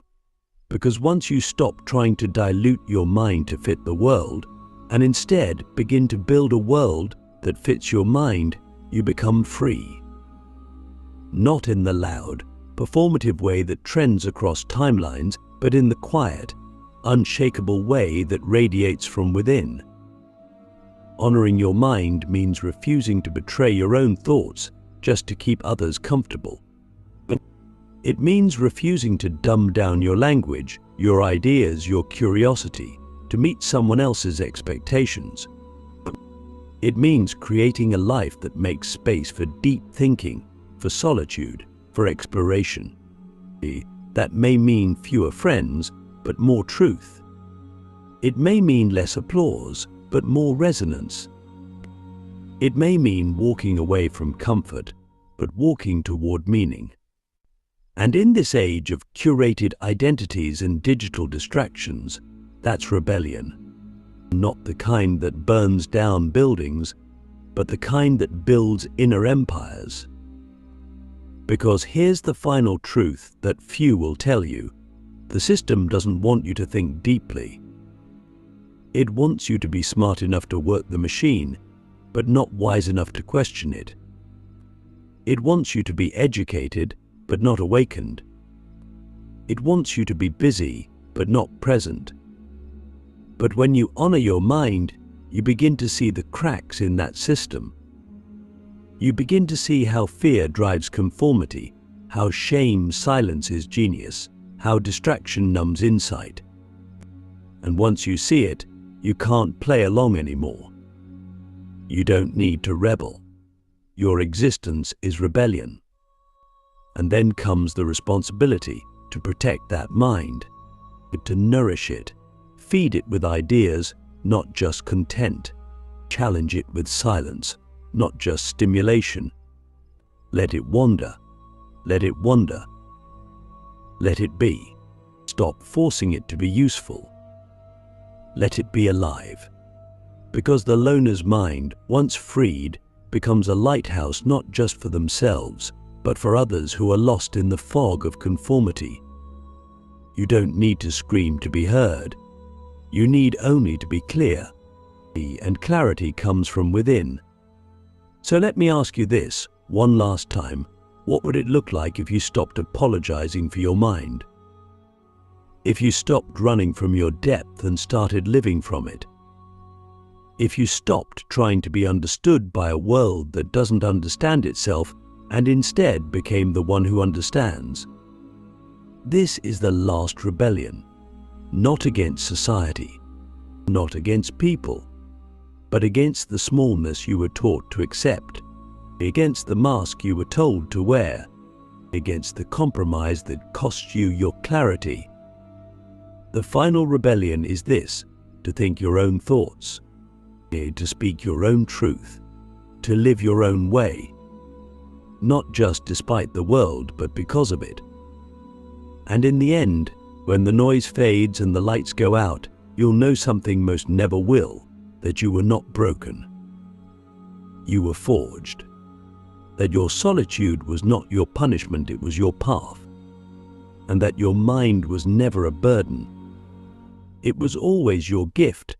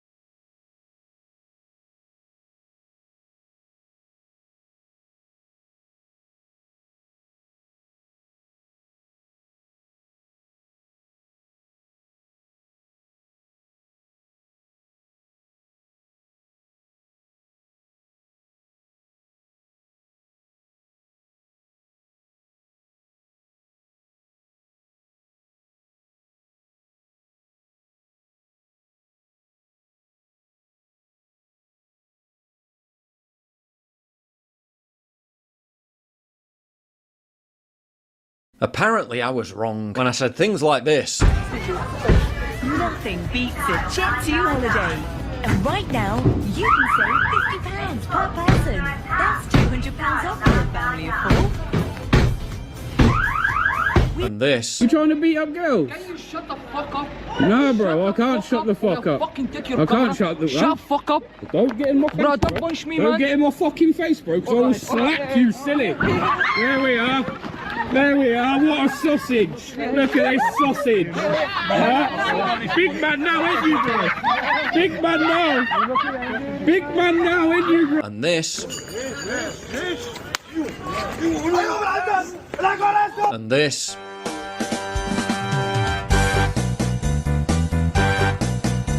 And this.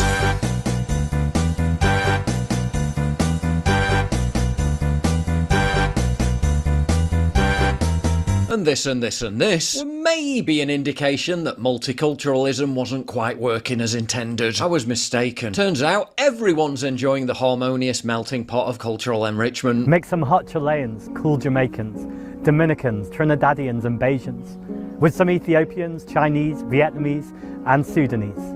Then take a blend of Somalians, Sri Lankans, Nigerians and Pakistanis and turn up the heat. Is that a threat? Sprinkle some fresh Indians, Malaysians, Bosnians, Iraqis and Bangladeshis, together with some Palestinians. Then add to the melting pot. Add some unity, understanding and respect for the future, serve with justice, and enjoy.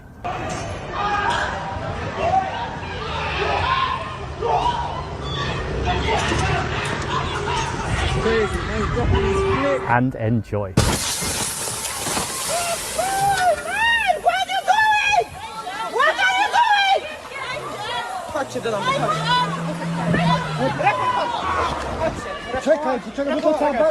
Chodźcie, ale proszę was, chodźcie. Chodźcie, rapuncie. And enjoy. Oh shit. Oh shit.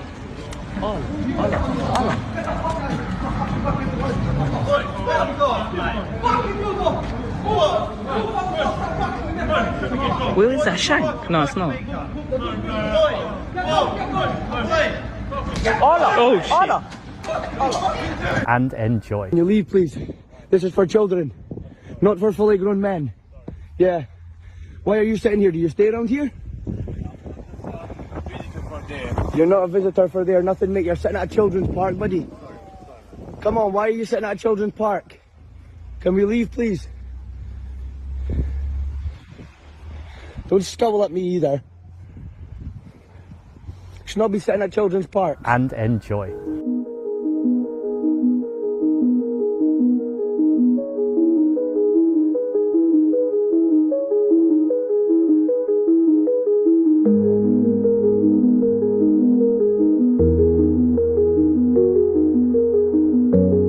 We've had a report that you've assaulted a young girl. Enjoy. Where are you going, lads? Where are you going? I've just got you on camera, you fucking mugs. Stop. Run into my car earlier and then tried running and then fucking crashed the mugs. Don't worry, mate, you're on camera. Enjoy. An Irishman starts recording after spotting a bloke shouting in the streets, and right on cue the shouting turns into objects being thrown at a woman. The man then says something in Arabic.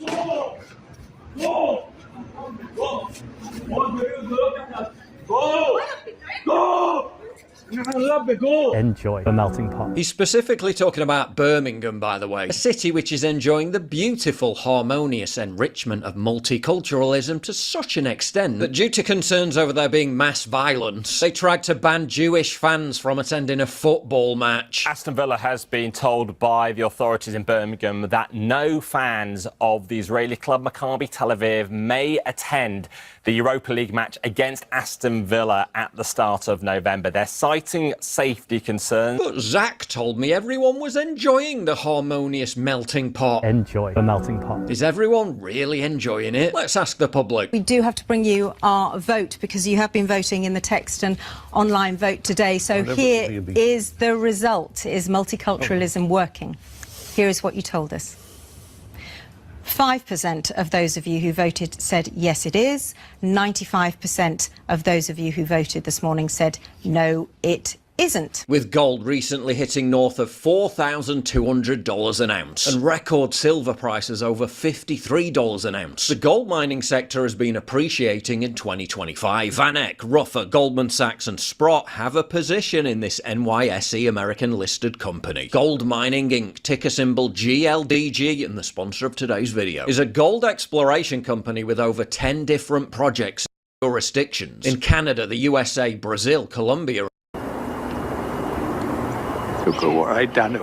So Barbershop, that definitely wasn't there the last time I was here, which was no more than a year ago. That is opposite Design Nails.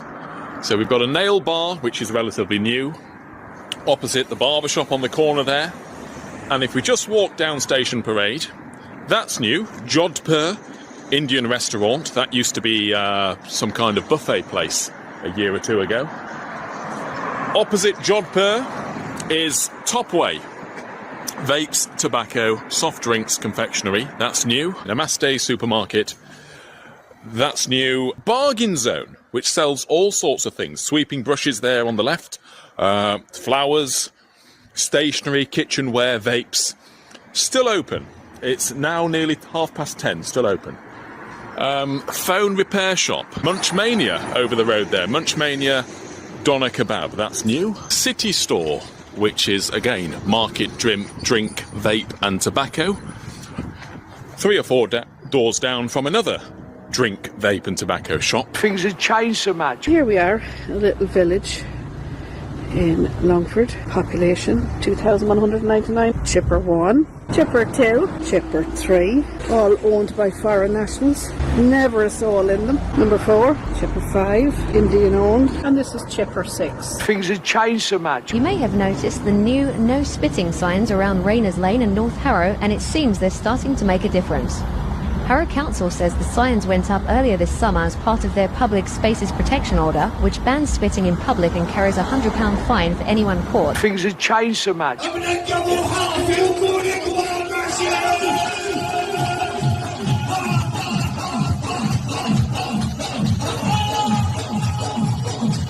Things have changed so much. Santa.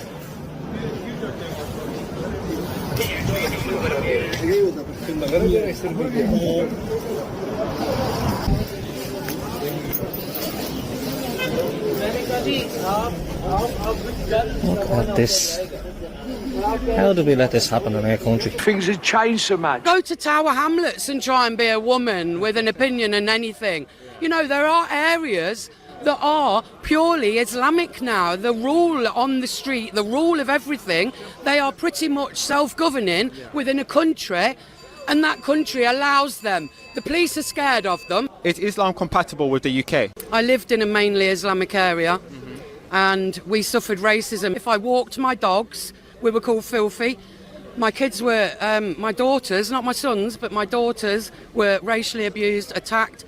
One of them had a stone brick thrown through her face just for walking down the street, told she's a vanilla face. So these are the things that we have come up against, and there's loads for the country. Things have changed so much.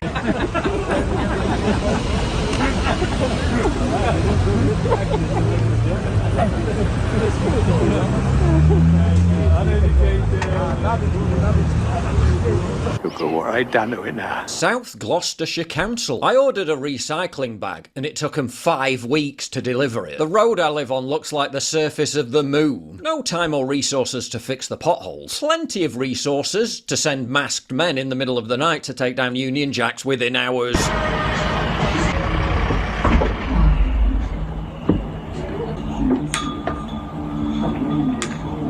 My brother was just in A&E. He sat there for about 6 hours in serious pain, then gave up and went home. I've worked here for 13 years, okay? We're up into 7-8 hours waiting to be seen, and I'm now down to my night staff. There's 3 of us.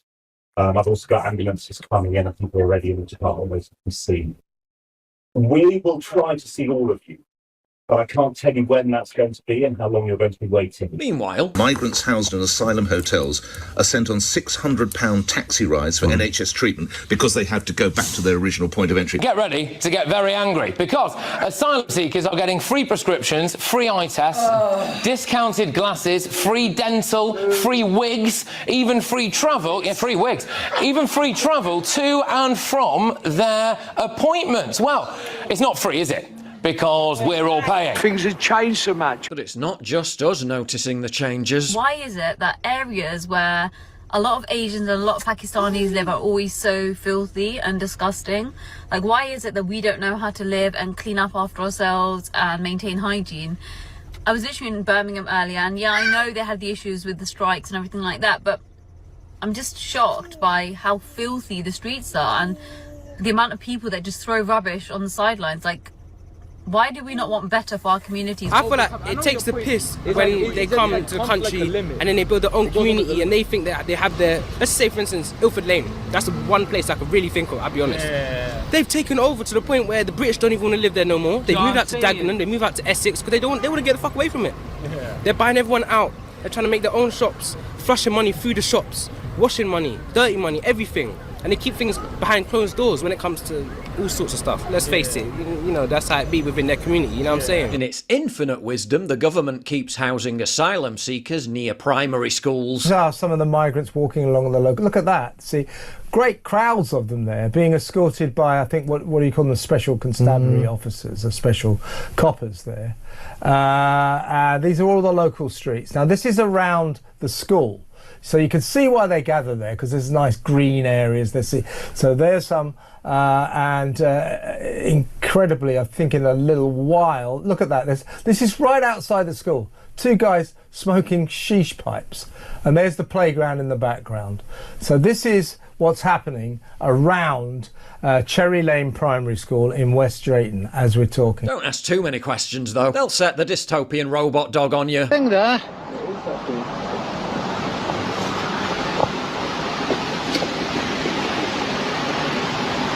Jesus Christ, what is that? What is that? Yeah.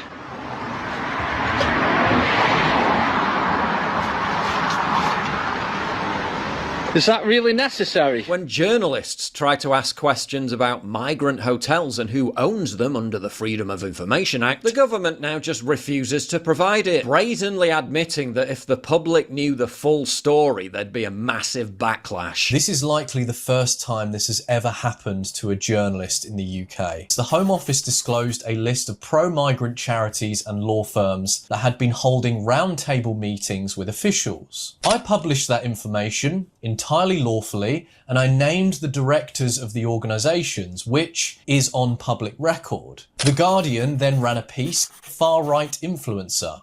They meant me.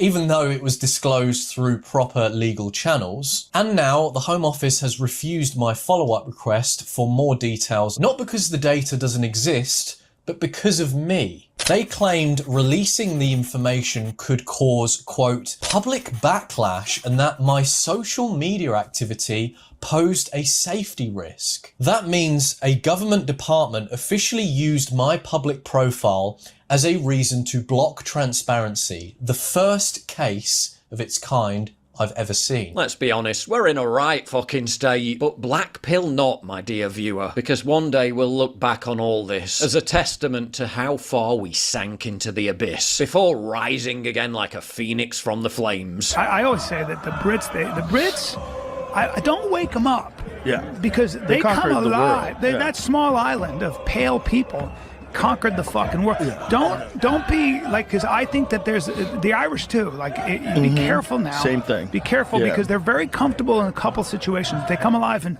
when it comes to soccer, i.e., football, and fist fights and fucking war. Yeah. And fist fights. Correct, sir. Just a long history of warriors and out of both knife Ireland and the UK. Because they'll always be in England.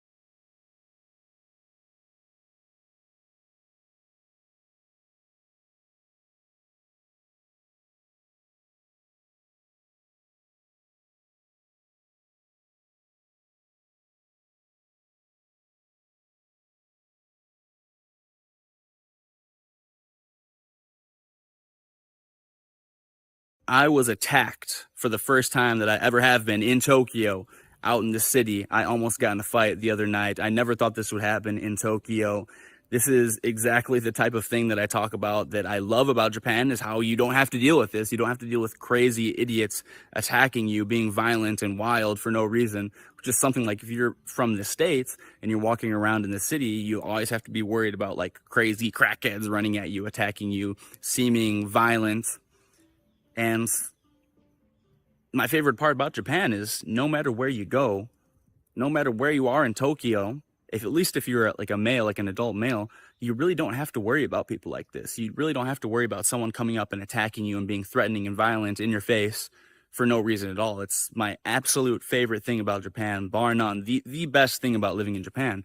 However, it happened just the other night, and I can't even say that, like, when I lived in the States, I lived in Chicago. I don't know if I've ever had an experience where I was so threatened where I thought actually, oh my gosh, I'm gonna have to throw down with this guy. I don't know if that ever even happened in Chicago. But basically my girlfriend and I, we were out in the city. We were in Shimokitazawa. It wasn't even late. It was like 9 p.m.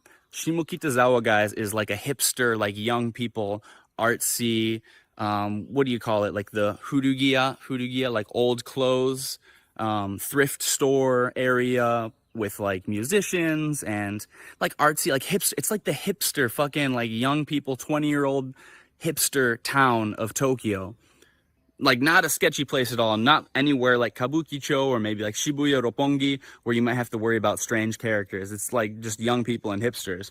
So we're walking around Shimokitazawa. We just came from a language exchange event, like just like a wholesome thing.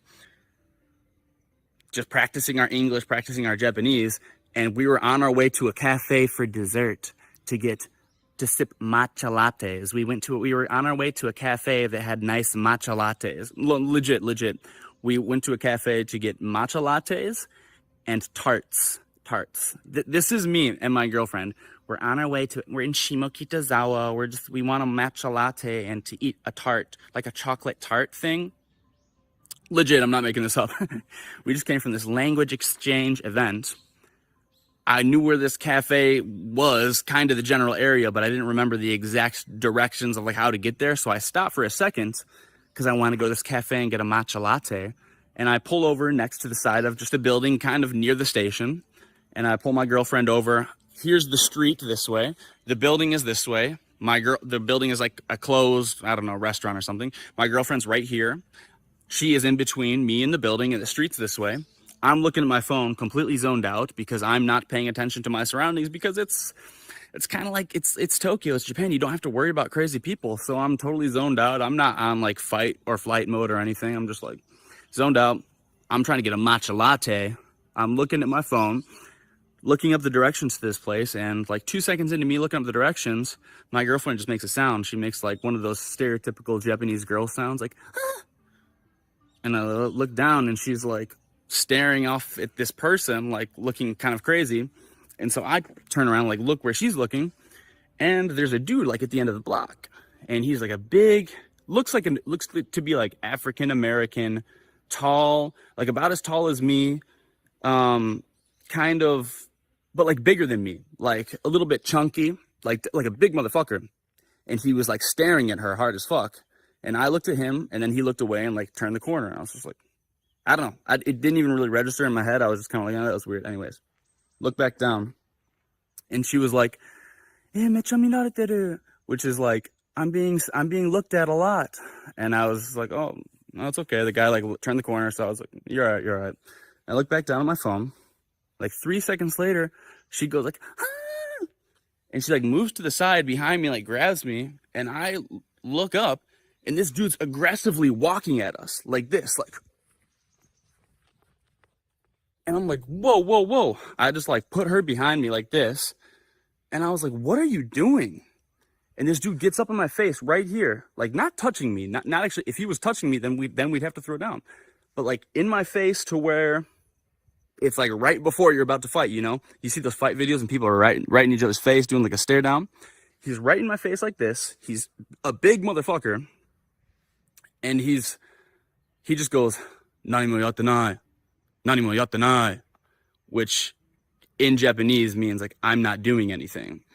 And I could tell from his accent on his Japanese that he wasn't like a native Japanese. I hadn't been living there forever. Like he had like a little bit of a foreign accent like I did when I just said it there. So I was like, okay, he must be some type of somebody living here. Maybe he's an English teacher. Maybe he is a Japanese student. Maybe he's a university student. I don't know. But he's right in my face. He's like, "Nani mo yattenai. Nani mo yattenai." And I was like, what are you doing? And then he like tries to like get around me. Doesn't throw his arms up, but like puts his head like around me like this at my girlfriend. And he goes, "Nani mo yattenai. I'm not doing anything. I ain't doing nothing." And I was like, whoa, shut the fuck out, bro. Like, what are you doing? I'm just standing there like, and then he goes, "I would say that's pretty racist," staring at me like that. And I was just like, this is what this is about? Like, fucking what? And anyways, I just go, no. And he goes, "No, that's not racist." And I was like, you were staring at her. I looked up, I saw you staring at her. And then he goes, I'm not staring at her. I got a girl. I ain't looking at her. And he like points to some girl off to the side who looked like scared and out of it and like kind of sick maybe. And she's holding 2 giant cans of liquor, like 2 big ass cans of liquor. And she's like some random girl off to the side. And what immediately went to my head is he's like, I ain't looking at her. I got a girl. I was going to be like, that doesn't mean you're not looking at her just because you've got. And I was about to say that, but as soon as I thought that, this dude's still like right in my face, and he's angry. He might be drunk. He's obnoxious. He's big as fuck. And he was like, I ain't looking at her. I got a girl. And I was about to say, like, that doesn't mean you weren't looking at her. And as soon as I thought that, I was like, am I really about to argue with this dude? This dude's clearly an idiot, clearly obnoxious, clearly aggressive. Who knows what he's got on him? Who knows what he might try to do to me? It's not even worth it. And I was just like, we're going to go.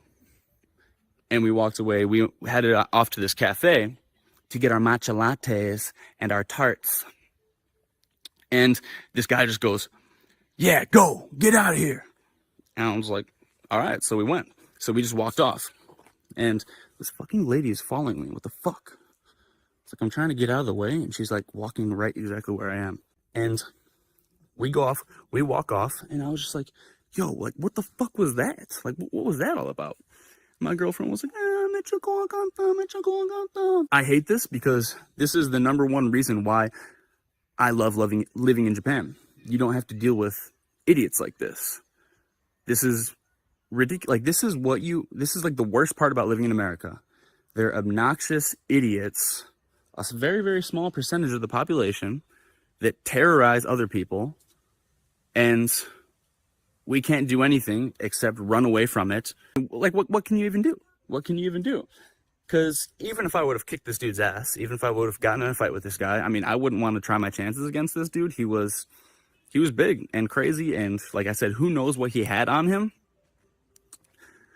Even if I would have kicked his ass, I mean, I'm pretty confident in my skills. Obviously, like, I train MMA, I lift weights, I'm in very good cardiovascular shape, but then I could get my visa taken away. In Japan, like, they don't put up with like fighting really at all. I could get, like, I'm on a visa, I get my visa taken away, I could get deported, I could get in trouble here, I could scare the shit out of my girlfriend. It's just not worth it. And it's that feeling of being like helpless. It's like, okay, this person's like terrorizing people, and like, we can't really do anything about it. And I feel like if I stand up for myself, it's not like, nothing good is going to come to me, you know? So I'm sure, looking back on it, I'm sure I did the right thing by just walking away, just getting out of there. But still, I was so angry afterward because I was like, the fact that this dude scared the living shit out of my girlfriend, and now she, like, the rest of that night we're walking around and she's looking left and right, left and right, left and right. I'm having to like hold her close as fuck. Doesn't know what's going to happen. And rightfully so.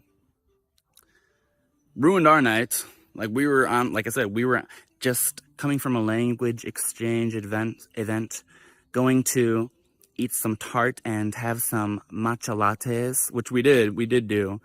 But like, now I'm all pissed off, and now I can't relax. I'm at the cafe. Like, of course, you guys know I'm stone cold on the surface. Like, I'm not gonna let my girl know that I'm shaken by that shit. Not that I was shaken, like, scared, because like, really, I mean, I promise this isn't peacocking for the camera. You guys can think whatever. Like, I'm confident I could have taken this guy, but it's just not that feeling that you want, especially when you're surprised, because like, I'm out of it. Like, and that was the mistake that I made, because I feel like I should always be like ready for like anything to happen. But that's the thing about, like, Japan is so comfortable, you don't have to worry about this shit, that it completely caught me off guard. And I was like, what the fuck? I don't even know what's going on. This dude's in my face, like, yelling at me, going like this, shouting at my girlfriend. And I was like, what the fuck? What the fuck is going on here, dude? And that's the mistake that I made, of just being so off of my guard like that. So that's the one thing I really need to work on. I feel like I'm never prepared for situations like, if they do arise in Japan, because I'm just so relaxed out here. It's just like, you don't really have to worry about anything. But like I said, I was shaken up because I was like pissed off about it for the rest, because he scared the shit out of my girlfriend. And I was like pissed off. Like, we're trying to, enjoy our little meal at this little cafe afterward. and my girlfriend's just like talking about whatever, but I'm not even paying attention to what she's talking about because I'm pissed off about this dude that scared the shit out of her earlier. And I was like thinking like, dude, should I have fought that dude just to show like my girlfriend that like nobody's gonna like fuck with her? Like I show him like I can kick this dude's ass because like I said, I'm pretty confident, but I know I made the right decision to just get out of there. But it is kind of it's one of those things where you're never gonna feel like you made the exact right decision because you're always gonna think like, what like did I just show like my girlfriend, or like if I have kids in the future, did I just show them like we're walking away from idiots, we're running away? And that's the thing that you just have to remember, like you're not running away, you're just avoiding conflict. Avoiding conflict is the best thing that you can possibly do, even if you're armed, even if you are a black belt in jiu-jitsu. It's always best to just avoid the conflict, which that's what I've studied until now. That's what I know is the best option, and I did it. But even though I did it, I'm still wondering, like, man, I was really pissed off at this guy, man. I should have just, like, socked this dude in his stupid face. But these are just the thoughts that I have in my head. I feel like all kind of men would also have these thoughts as well. But I know I did the right thing.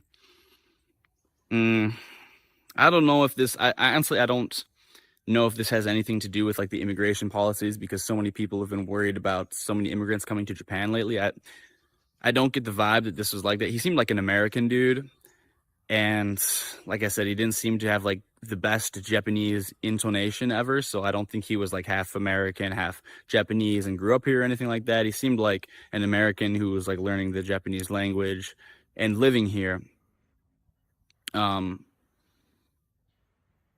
It's just, more than anything, it's just sad to me, because it's like I said, this is the number one thing that I love about living in Japan, is just not having to deal with idiots. Absolute.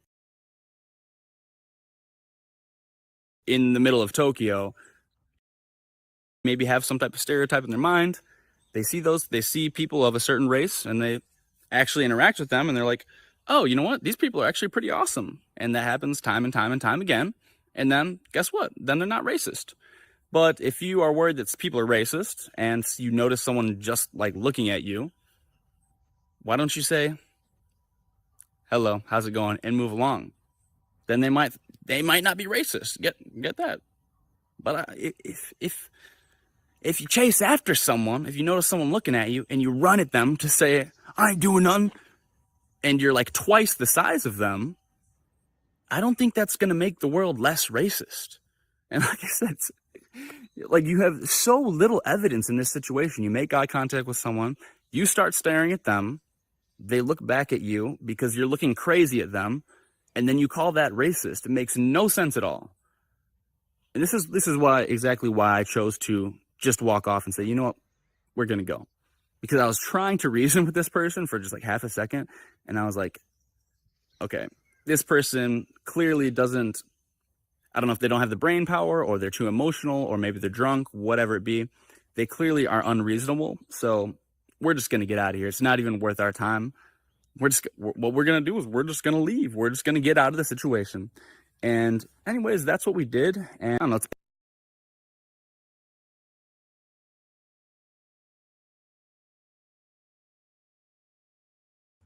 All right. That guy retells his story too many times. He got the African American experience in Tokyo. He got the full-on African American experience in Tokyo. No matter where they go, they make it like that. It's not really surprising. It just isn't. If he was the only black guy in Japan, he'd be behaving that way. I mean, that's the way it is. That's the way it is. That's just the way it is. Some things will never change. Here we go. Let's see. Arrogance, narcissism, grandiosity, traits. Jesus, that looks like Jesus Jack. Delight in the Lord. What is this? Jack, you listen to yourself at 2 times speed? Is that with your live streams, or what do? You speed up YouTube? Right. So, Stephen, yeah, I'm really, really curious about you. I know. I know People that's you as well. And I'm not going to continue promoting it because you're kind of disgusting, dude. Wait, what channel was that you just brought up? Can you bring that back up for a moment? For what purpose? I was just grabbing a drink and I only got a glimpse. I couldn't see what channel that was. I'm getting a Coke Zero. I don't know if you drink Coke Zero. Do you like Coke Zero? I used to until I better understood the ingredients. Oh, it's not healthy? That's not a health drink? No, Stephen, it's not. Could you bring up that channel? Was that El Diablo? What was it? No, it was the Bexlard channel. Oh, the Bextra Lard. Yeah, okay. That's not my channel. I'm affiliated, but so his arrogance came out. He thinks he knows everything about health, and he thinks I'm some clueless dummy that doesn't know that Coke Zero is a chemical mess. That I'm absolutely clueless. I got him to mention Bextra Lard on his show. I mean, if Bex was watching that, she'd be irate seeing Jack Talcott mention Bextra Lard. Jack, you're such a fool. You're such a fool. You think you outsmarted me, you dummy. I love when these psychos get so arrogant. And isn't Coke Zero a health drink? I thought this was healthy. I'm trying to live here forever. I'm trying to live for 500 years on Earth. I thought this was a health drink, Mr. Talcott. Are you going to tell me about your diet of eating seeds and nuts and no meat and just becoming a complete vegan brain with vitamin deficiencies, vitamin B12 deficiency? Are you going to start drinking your piss, Jack? You're so healthy. You look so healthy, Jack. You got to teach us about health. You look like a corpse. Oh, man. Jack, I really thought Coke Zero was a health drink. Did you know that's my sponsor, Coke Zero? Jack Talcott. I get $1 million every time I mention Coke Zero. Jack, you're so arrogant. What's wrong with you? Okay. It's not mine. Somebody else set it up. Sure. Whatever's. Look at him grooming and self-soothing and playing with his beard. He's got to be touching his face. Why are you touching your face so much, Jack? Is it because you deep down you know you can't control me whatsoever? You can't control me at all? You don't stand a chance in hell of controlling me? Is that what really bothers you? I find this so amusing. You don't even realize how amusing I find you. Jack, you listen to yourself at 2 times speed? Is that with your live streams, or what do? You speed up YouTube? Right. So, Stephen, yeah. This is Jack feigning disinterest. This is the narcissist pretending not to be interested.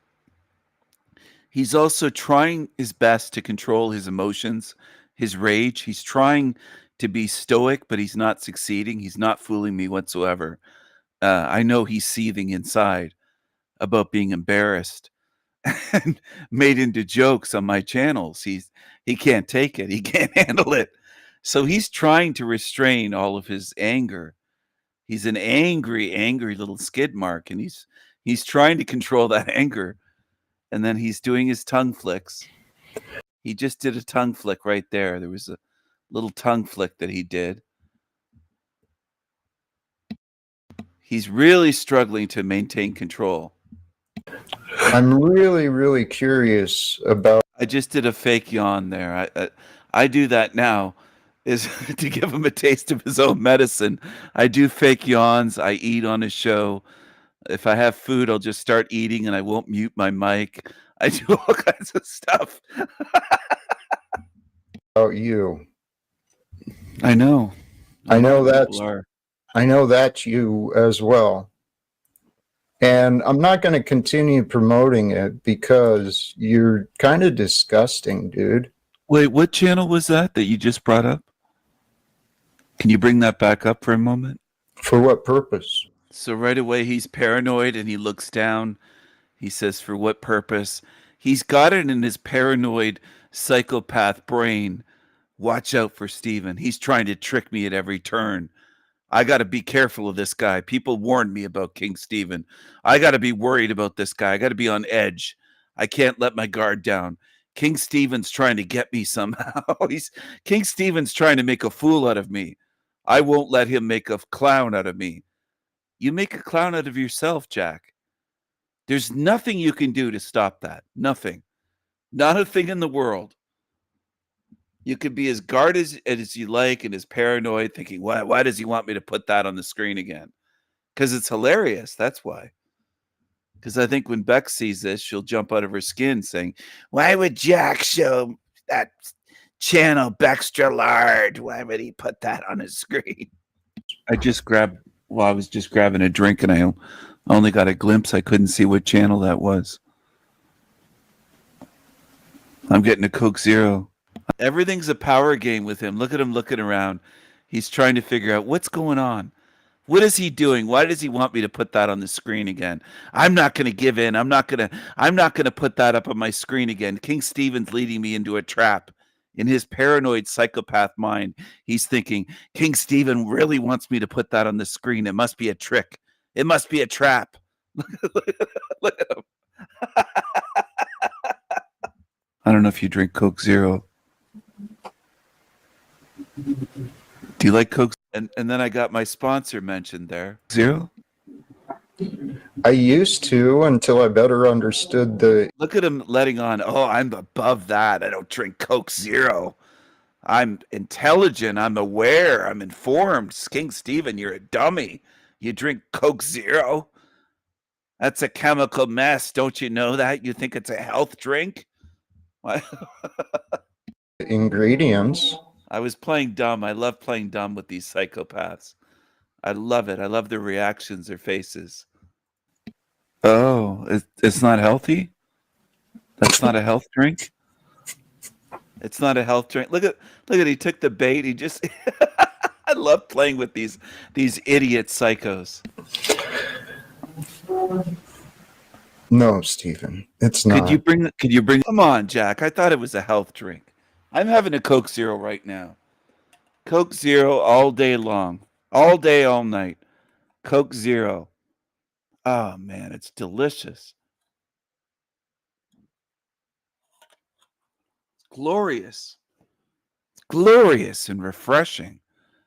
It's beautiful. I'm not going to read the ingredients. I don't know what's in there, Jack. Oh, I love it. Bring up that channel. Was that El Diablo? What was it? No, it was the Bexlard channel. Oh, the Bextra Lard. Yeah, okay. Come on, Jack. Jump through some hoops for me. Jump through some hoops for me. Come on, Jack. That's not my channel. I'm affiliated, but it's not mine. Somebody else set it up. Sure. Whatever's. Come on, Jack. That's not my channel. I'm affiliated with Bextra Lard. It's not my channel, though. What's this one? What's this new video? Jack Talcott is creepy, talking to himself. Jack finally found someone he can agree with. Jack found Jack. Jesus, Jack. This is me at regular speed from yesterday, something I felt worthy of clipping. Actually, the AI of StreamYard felt it worthy of clipping, and I felt it worthy of sharing. Fighting for justice. Fighting with the truth. For the truth. On the side of righteousness and justice, I learned how to fight with my words through the unions. And then through education in some of the organizations, I've been refining my path. And once I left the Postal Service, found the organization Veterans for Peace, I found my purpose for my life, ending wars. You didn't leave the Postal Service. They fired you. You're putting a spin on it. You deceiver. Can't really think of anything else to do. Anything better than that, other than ending the wars? And I'm talking about the economic wars, the psychological wars, the wars through threat and intimidation. I'm talking about ending all of that nonsense. Absolutely psychotic.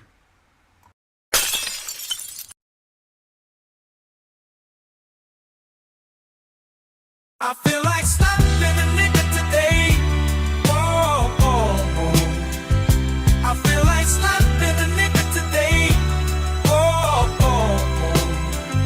I feel like slapping a nigga today. Oh, oh, oh.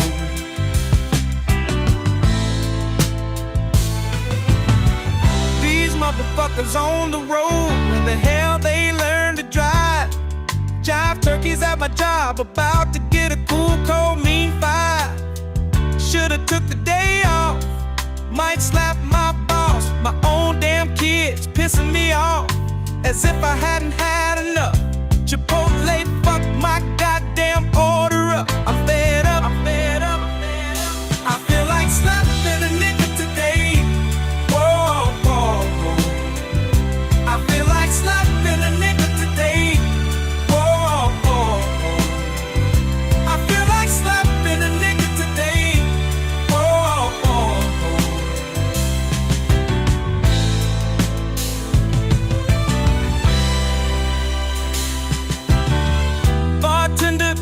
See me waving you down. This guy came after me. I was here first, but you serving him rounds. No, I bought the Uber here. My friends expecting me to buy it back. Tomorrow morning, I better get a cash app, or every last one of you motherfuckers getting slapped. Bet that. Whoa, I feel like slapping a nigga today. Whoa, whoa, whoa. I feel like slapping a nigga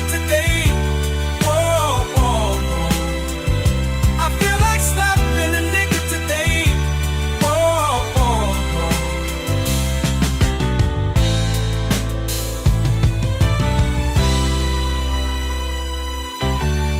Woke up this morning with these thoughts in my head. The world would be better off if I just stayed my ass in bed. Come on, Jive Turkey. Come on, Jive Turkey. I feel like slapping a nigga today.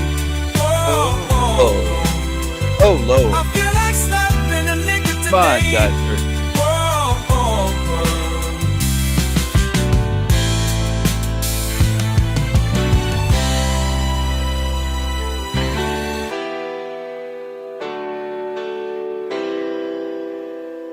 Oh, Lord. Oh, Lord.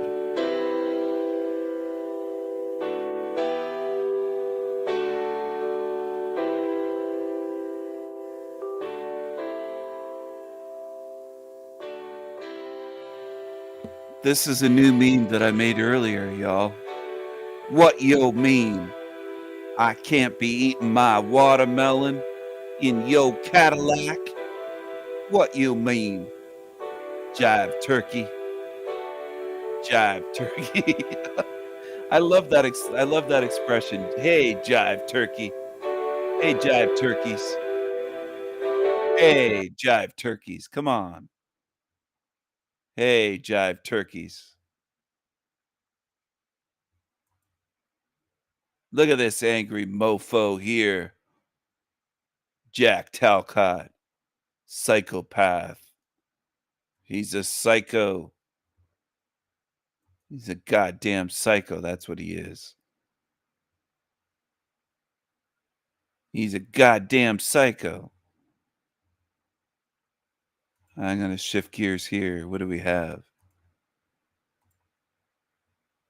How to find far left groups in your area. What's this chick? Hey guys, I'm Carlin Barasenko. I'm an analyst and independent journalist covering the far left in What kind of voice is that? Hey guys, I'm Carlin Barasenko. I'm an analyst and independent journalist covering the far left in America, and I wanted to post a quick video because I've been out of touch for a couple days. I haven't been streaming, I haven't been posting as much, and that's because I'm on a research trip. I'm on a research trip to some secret, undisclosed, very, very leftist locations where I'm going to leftist events, I'm going to leftist bookstores, I'm picking up leftist propaganda, I'm investigating leftist things. You never quite know where I'm going to be all over the country. But the reason I bring this up is a lot of you ask me, you're like, Carlin, how do I find leftists in my area? Well, the answer is very simple. You find their bookstores.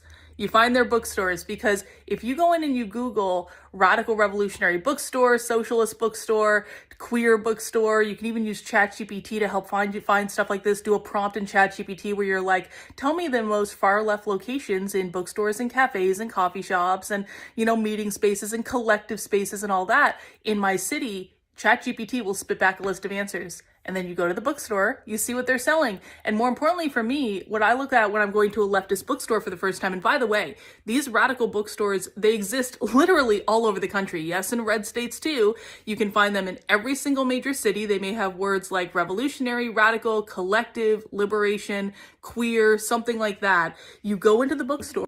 Radical. Well, Jack Talcott calls himself a radical. He calls himself a radical.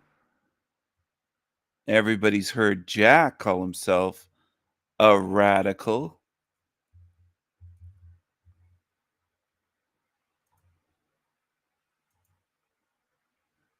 He's just made for memes.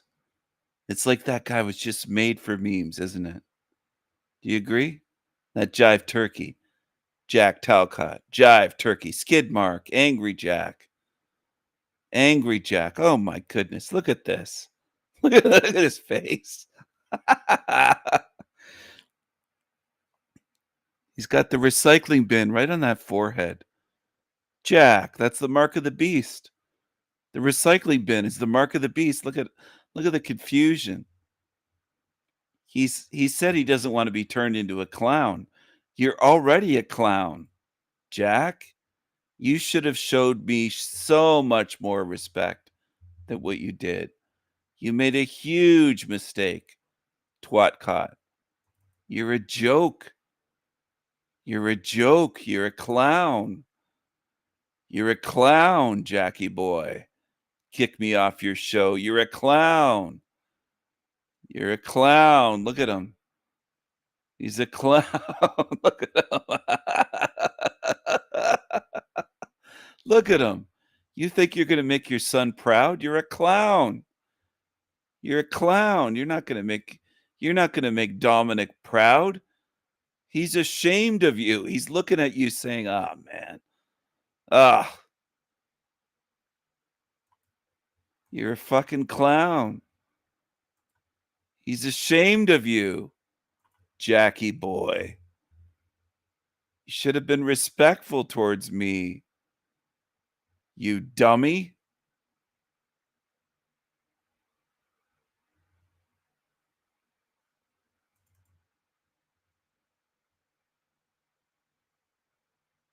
Don't be disrespectful, Jack, and then cry.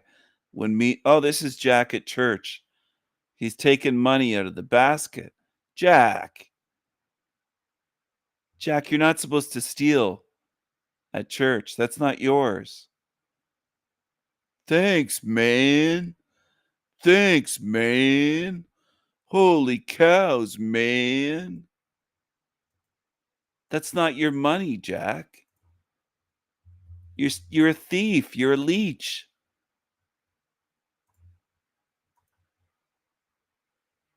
Whatever demons are lurking here, tell Jack that he's a leech. He's a psycho. He's a leech. Here he is. Here he is. He's a psycho. He's a psycho. He's a psycho. He's showing you what he is. He's showing you what he is. Or you look at what they're selling. You look at what they have on the wall. There's always going to be a section in these bookstores where they have a big display of like flyers with meetings and things like that.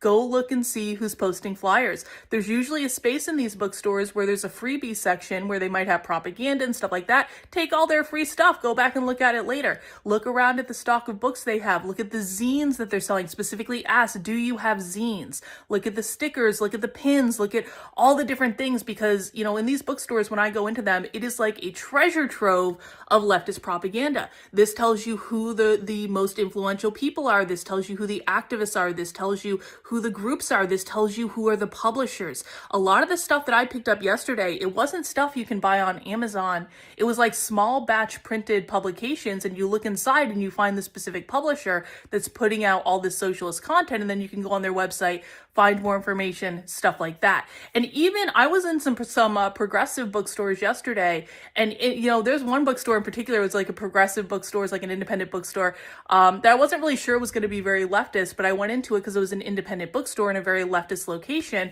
I was like, let's just see what they have. And so I walked around most of the bookstore. They didn't have anything really far left. And then I found it in the back corner. There was a stand that was full of far left zines, and I got a DIY abortion zine at that bookstore. I swear to God, I have a book telling me how to do my own abortion if I want to or ever need to. That I got at a very leftist place because that's the type of stuff they have there. So if you're looking for leftist stuff in your city, if you want to know what groups are active, go to these bookstores, just look around. I mean, you don't have to buy anything if you don't want to. I do because I collect this stuff and I want to, you know, have a library and an archive of this stuff. I specifically look for stuff that I can't get off of like Amazon or any other bookseller. A lot of these bookstores, again, they'll have small batch printed zines or pieces of propaganda, just like local things that they have that you really can't get anywhere else. And that's the stuff that I'm looking for. But you're also going to be able to see flyers, you're going to be able to see events, you're going to be able to see leftist organizing and stuff like that. And so it can be really informative about what is going on in your area, what to pay attention to, and things like that. So I've got another full day of propaganda hunting. I'm going to some really interesting locations today. And then, you know, keep an eye on my Twitter. I might be posting stuff. I might not be posting stuff. I will stream again when I'm able to. Maybe not tonight for sure. Maybe tomorrow night. Like tomorrow night or the next night for sure, I will be back streaming again. But it's just been a crazy trip so far, and it's just beginning. And I hope I'm going to be able to bring you guys a lot of interesting information and finds from the road. And so, stay tuned. Thanks for your support, guys. I really appreciate it. Take care. We'll see you soon.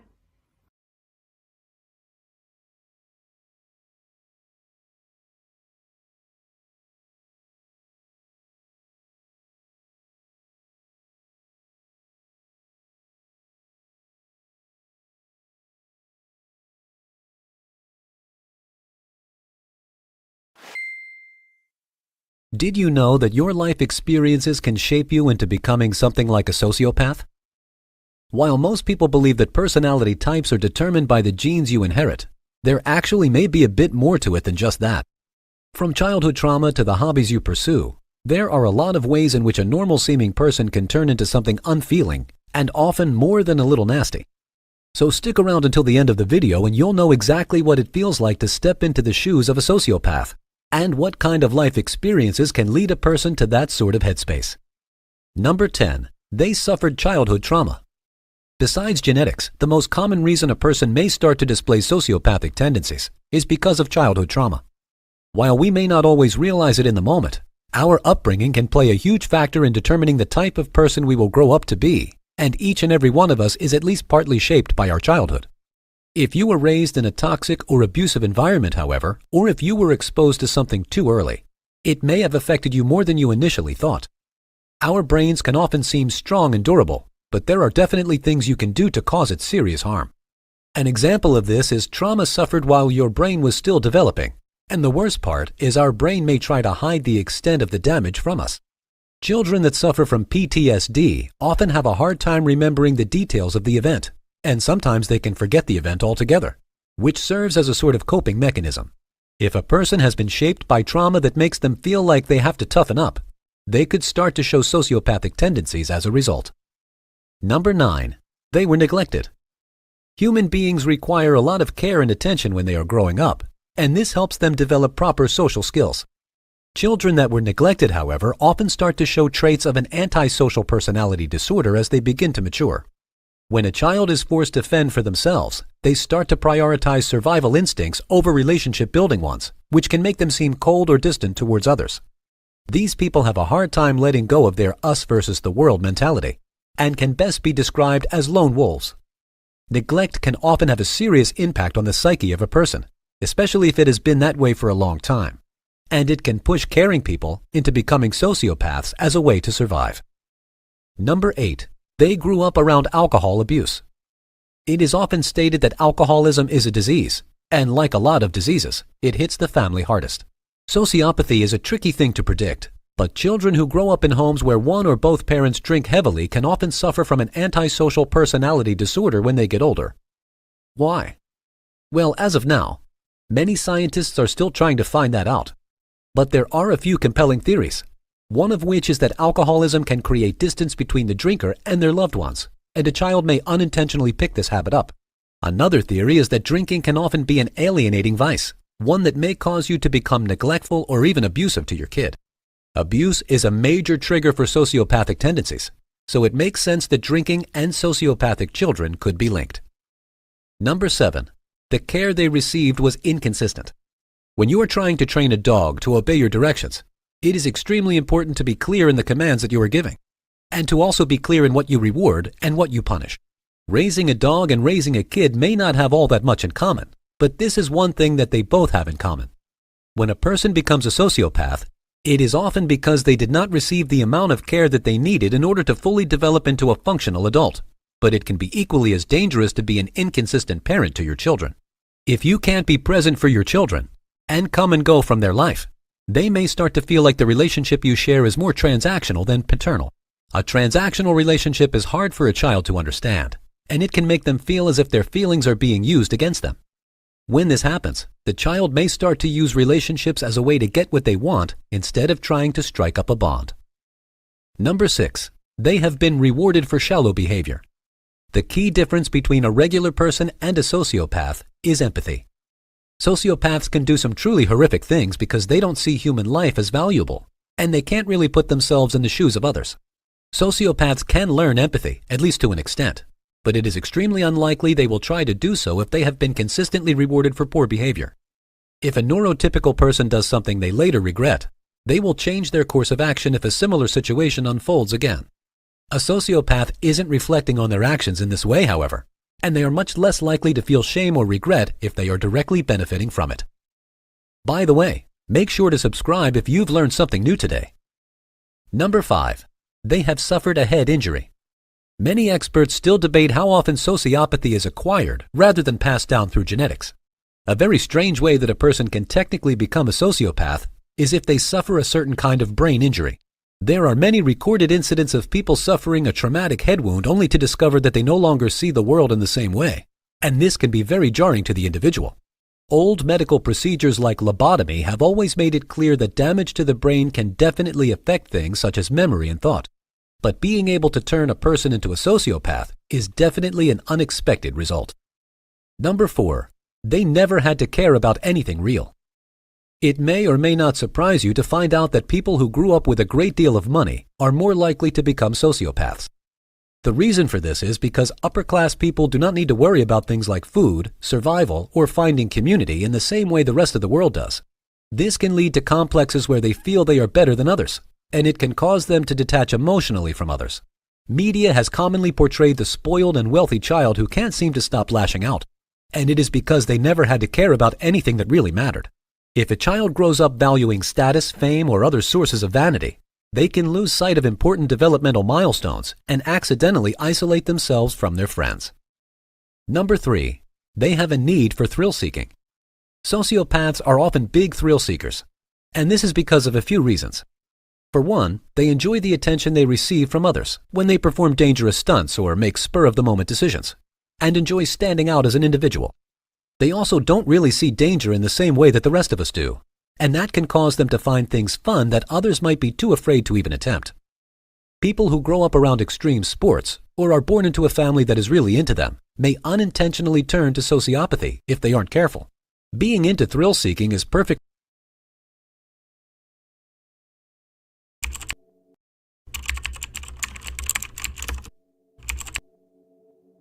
There are words that never made it to your Bible. Whispers attributed to Jesus himself, not of sin and punishment, but of awakening. They were buried in the sands of Egypt for nearly 2,000 years, hidden away in a clay jar near the village of Nag Hammadi. And when they were found, the world wasn't ready for what they revealed. These are the hidden teachings, the sayings of Jesus preserved in the Gospel of Thomas. No miracles, no crucifixion, no resurrection, only raw truth, the kind that doesn't demand belief, but experience.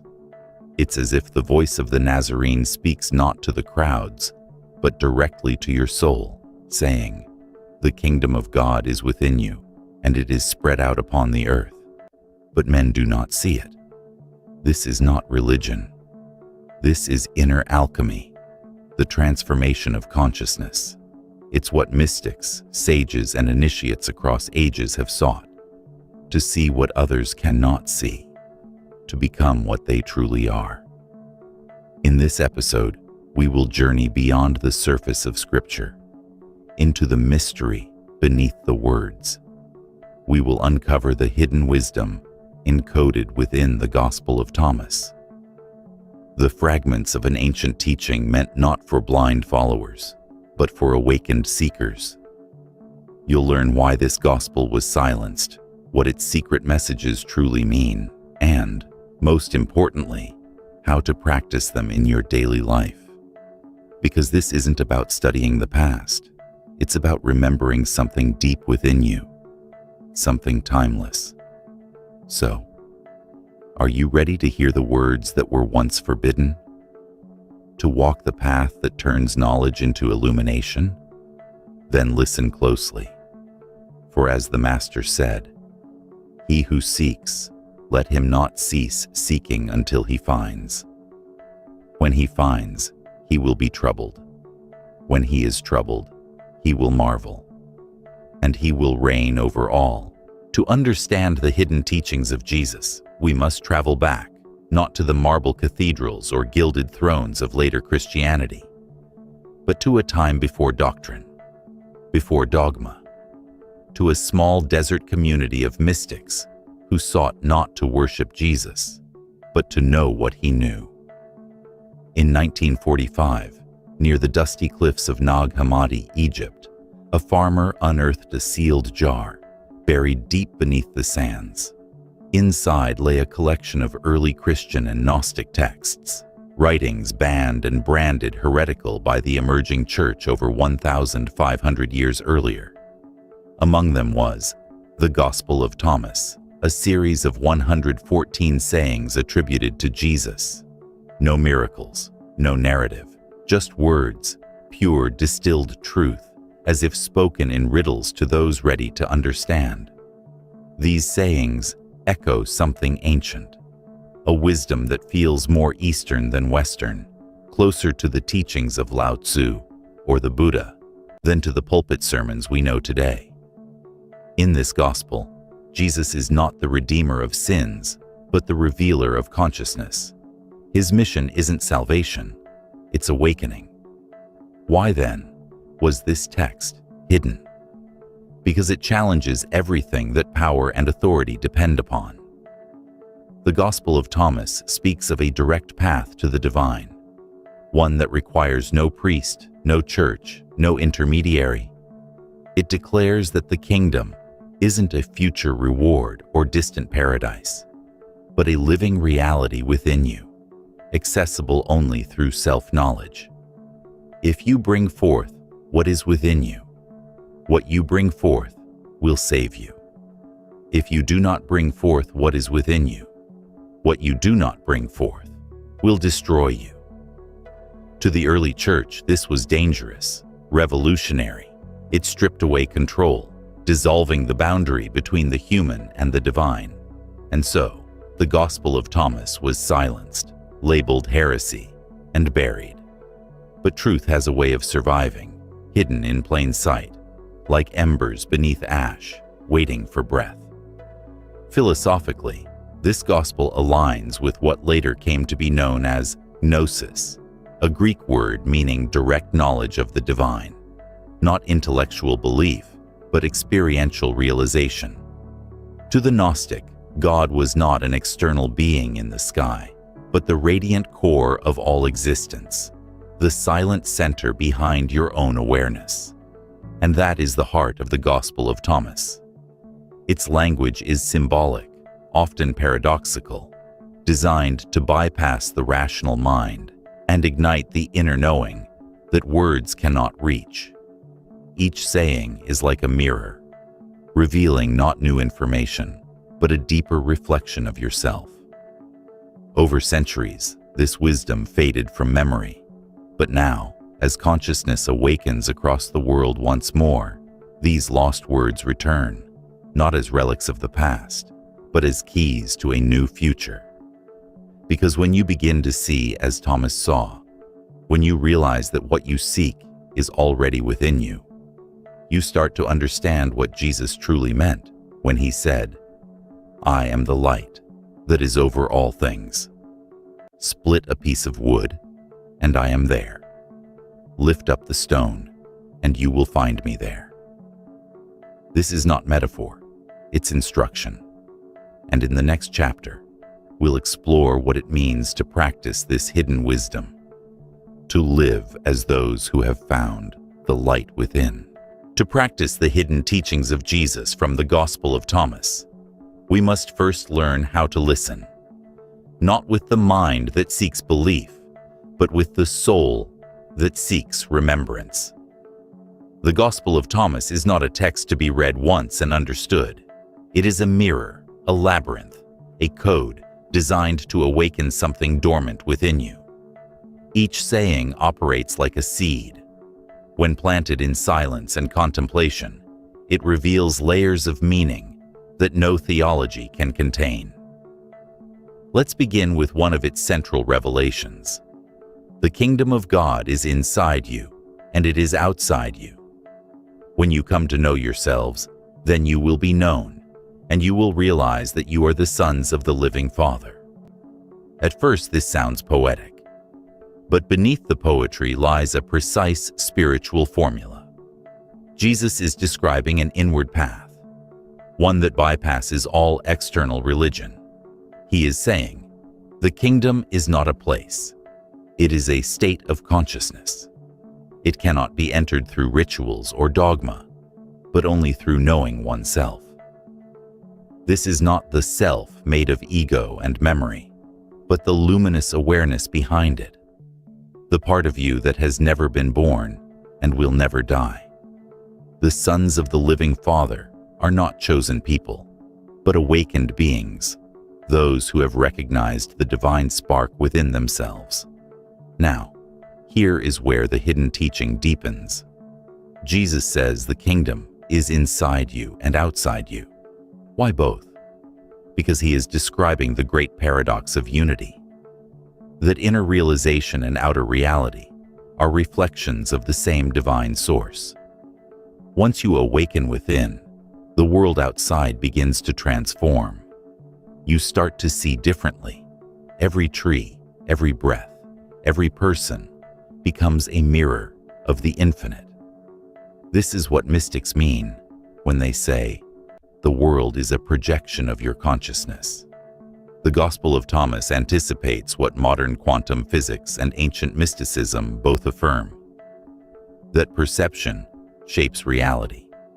When you awaken the divine within, the veil of separation dissolves, and you begin to experience life as one seamless presence. Another saying illuminates this. When you make the two one, and when you make the inner as the outer, and the outer as the inner, and the above as the below, then shall you enter the kingdom here. Jesus reveals a hidden key, integration. We live in duality, light and dark, good and evil, sacred and profane. But to enter the kingdom, the seeker must reconcile these opposites within. The two must become one. It's not about rejecting the shadow, but about seeing the light within the shadow. In ancient mystery schools, this was the essence of alchemy, turning lead into gold, not by changing metal, but by transforming consciousness. The lead is ignorance, division, conflict. The gold is unity, understanding, peace. To make the inner as the outer means to live authentically, to allow your inner truth to shape your outer life. To make the above as the below is to embody spirit in matter, heaven on earth, soul in body. It is a call to sacred wholeness, and this is the true teaching that was hidden. Jesus was not offering salvation through belief. He was offering transformation through awareness. His words were seeds of gnosis, encoded in paradox, meant only for those who could hear with the inner ear. Let him who has ears hear. To the unawakened, these teachings sound like riddles, but to the one who listens with the heart, they are maps, guiding the soul toward the realization of divine unity. Because in the end, the Gospel of Thomas does not ask you to worship Jesus. It invites you to become what he became. When you read the Gospel of Thomas, you begin to realize Jesus wasn't teaching what to believe. He was teaching how to see. His words weren't commandments. They were keys. Each saying unlocks a deeper layer of perception. Let's take one of the most mysterious passages.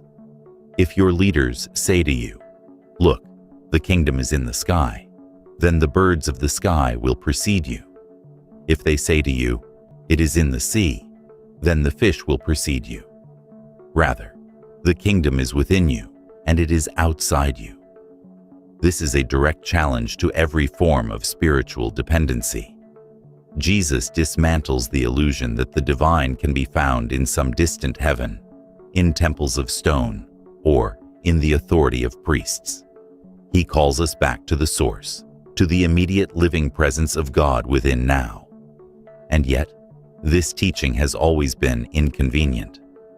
Systems of power rely on distance, a God that is out there, and a humanity that must be guided, ruled, and forgiven. But in the Gospel of Thomas, there is no separation, no mediator. You are both seeker and savior, question and answer, student and Christ. The kingdom is not something you wait for. It is already spread out upon the earth, and men do not see it. This saying cuts through centuries of misunderstanding. Heaven is not postponed, it is perceived. The veil that hides it is not in the world, it is in the mind. The purpose of these hidden teachings is to dissolve that veil. Now consider another enigmatic phrase: become passers-by. At first glance, it sounds simple, but in its simplicity lies profound liberation. To become a passerby is to live in the world yet not be owned by it, to walk among illusions without being bound by them. Jesus is teaching detachment, not as rejection, but as freedom. In Gnostic understanding, awakening means remembering that this world is a reflection, beautiful, sacred, but transient. When you identify too deeply with the material, you forget who you truly are. You become lost in form, forgetting the formless source that animates it. But when you become a passerby, you see through the mirage. You live with awareness, compassion, and clarity. Another saying reveals the same truth in different light. Whoever finds the interpretation of these words will not taste death. He is not speaking of physical immortality. He speaks of awakening to the eternal consciousness beyond the cycle of birth and death. The realization that your true essence cannot die, because it was never born. This is the hidden heart of the Gospel of Thomas. It does not promise you eternity after death. It invites you to realize eternity within life. But this path is not for the faint of heart. True awakening disrupts the comfortable illusions that the ego clings to. It strips away false identities, revealing the raw brilliance of being. That's why Jesus says, "He who seeks, let him not cease seeking until he finds." When he finds, he will be troubled.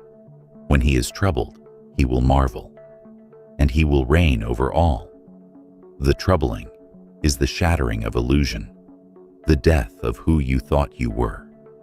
The marveling is the moment of awe when you glimpse the boundless self beyond identity. And to reign over all is not to rule others, but to master the inner kingdom, the domain of your own consciousness.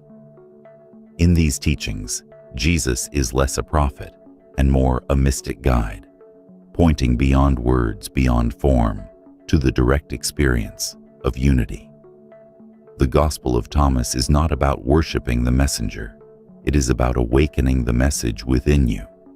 And if this is true, if the kingdom is here, now, hidden in plain sight, then the real question becomes, how do we practice it?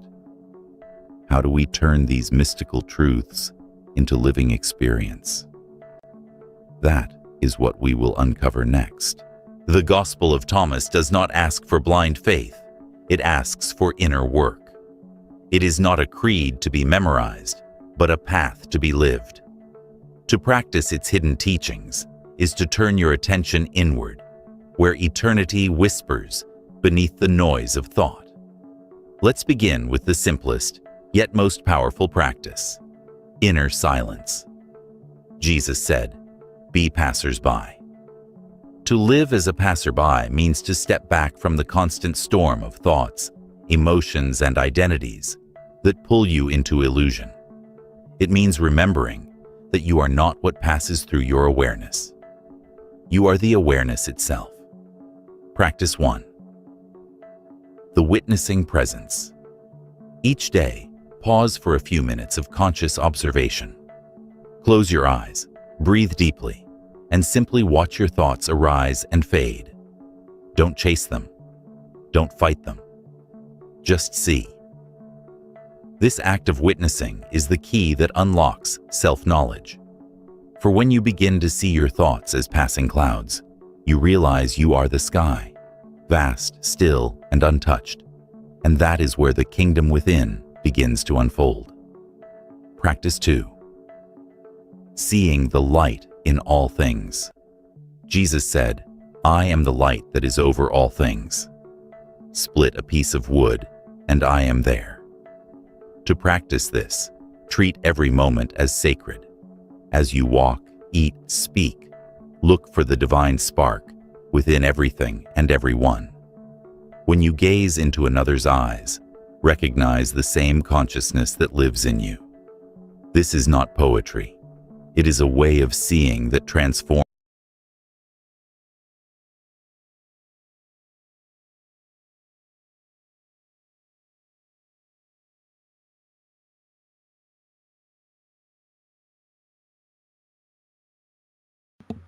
It isn't the same consciousness in everything. That's false. There are a lot of false things on the internet.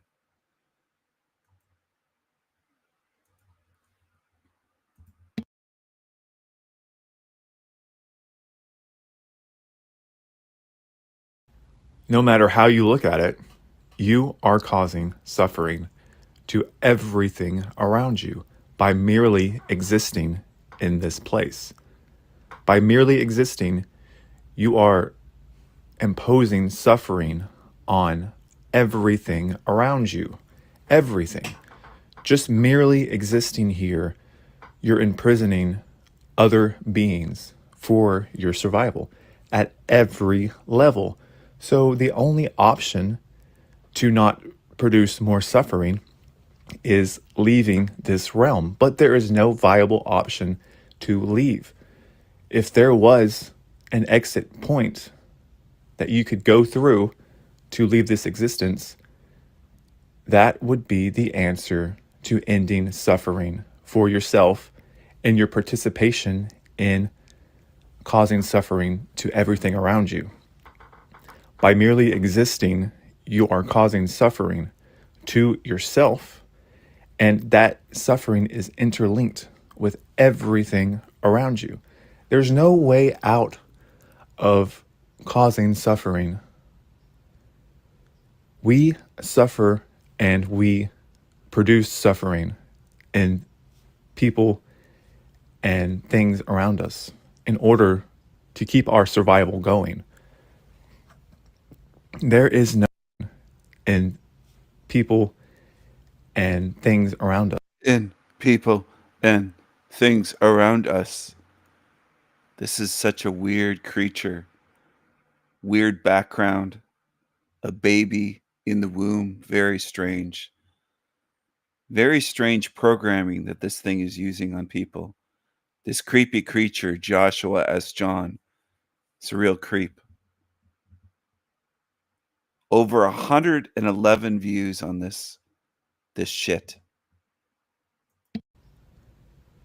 We suffer and we produce suffering in people and things around us in order to keep our survival going. There is no way around this. By merely existing, you are suffering. By merely existing, you are causing suffering. At every level. At every level, you are receiving suffering and you're producing suffering. The mere fact that you have to eat, you're being enslaved by your body. But you also have to enslave other things in order to keep that suffering at bay. By eating, you are causing suffering to the thing you're eating, but also you are causing suffering to the people who bring you the food that you can ingest. You are enslaving the animals and plants, but also you're enslaving the people who have to work to bring you that necessary life force from other things. You are enslaving them by the fact that your body is enslaving you. And the only way out of this enslavement back and forth is to opt out of this existence. That's the only way. Your survival needs other things to survive off of. On every single layer, you need food, housing, clothing. In order to get food, housing, clothing, there has to be people who are enslaved in order to bring you food, housing, clothing. Everything that you do, you need something else to be enslaved in order to bring you what you need to be enslaved. It's a back and forth, back and forth, back and forth. You are enslaved by these things. And in order to receive these things, one needs other things to be enslaved for you. For you, the suffering continues, and because of you, the suffering continues. It is a vicious circle that never ends as long as you are participating in the cycle of slavery, suffering, and existence itself. It's a very hard pill to swallow, because we like to think of ourselves as moral beings who do the right thing, who want to do the right thing, who want to be good, and we want to end the suffering. We want to end the suffering for ourselves. And if we're faced with the fact that we are actually causing suffering, we want to move away from that. We don't want anything to do with that. But if you are being honest with yourself, you must come to the awareness that the mere existence of yourself is perpetuating suffering, not only for yourself, but to everything around. So his whole video is about blaming you for the suffering here in this realm. Does that sound familiar? That's what all religions do. They blame you. They say it's your fault. Joshua S. John is blaming you. Around you. And you may be a hermit. You may not even be in contact with people. But just merely existing, you need other things to be enslaved for your existence. On every level. And it's a sick, twisted game. And there's no way out of this conundrum. There's no way out of it. There's no way that you can exist without the slavery and suffering of things around you. The clothes that you are wearing, someone is enslaved in order to produce that for your survival. You need the clothing for your survival. So in turn, you need someone else to be enslaved to produce that clothing, that survival suit, because you cannot exist by yourself. Even if you made your own clothing, you are enslaving yourself because you have to make it and you have to get the materials in order to make it. The electricity and the water you need for survival, or you suffer.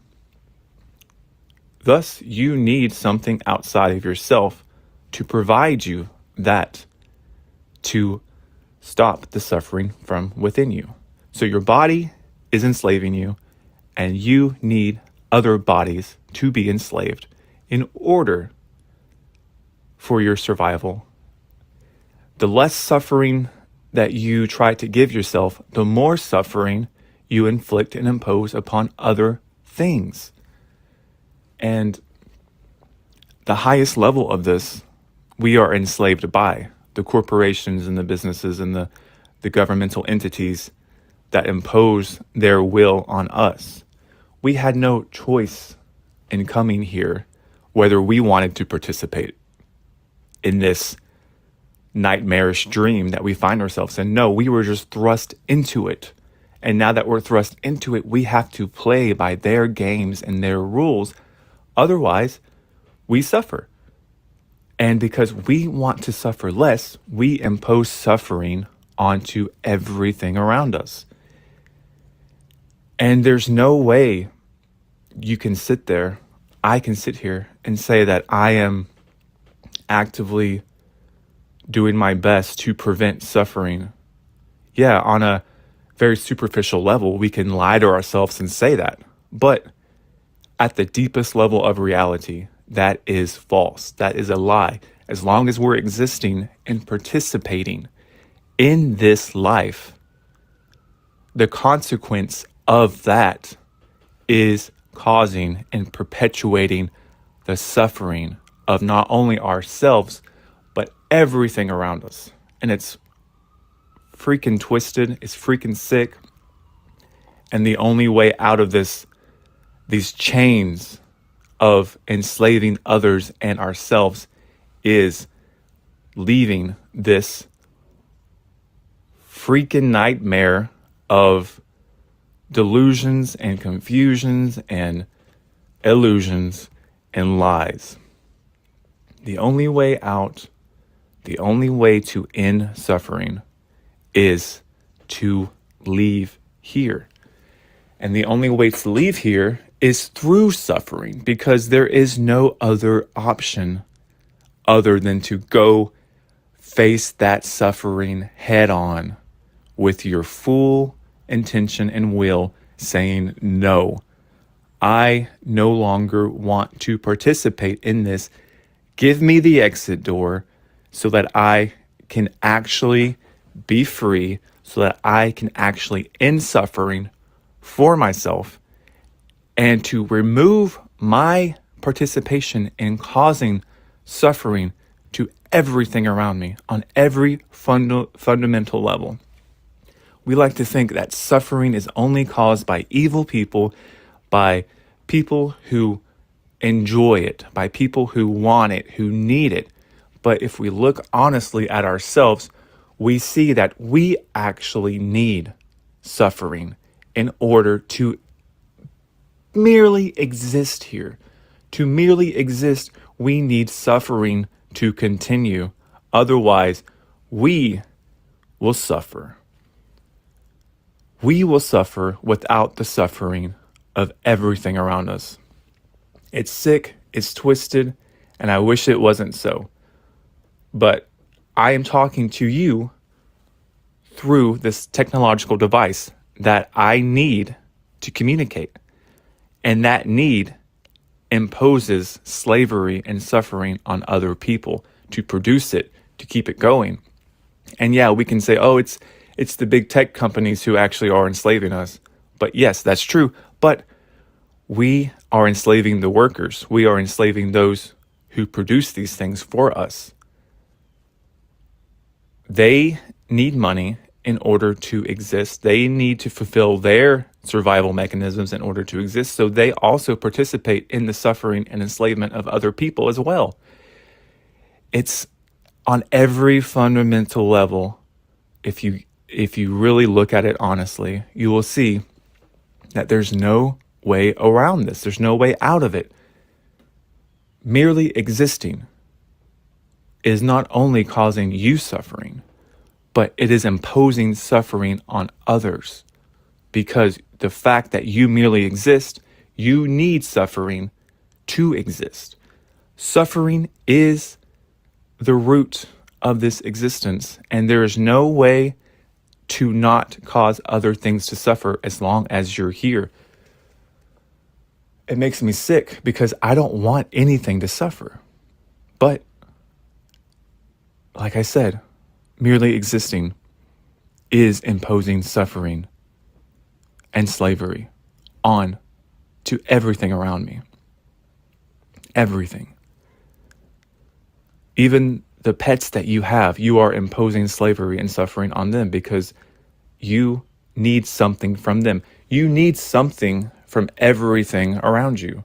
And that need must have suffering existing. That need must perpetuate the suffering because you need and you desire. Against your will, you have to participate in this circle, this never-ending circle of suffering to produce less suffering for you. But to produce less suffering for you, you need suffering to happen. Does this make sense? Really get honest with yourself.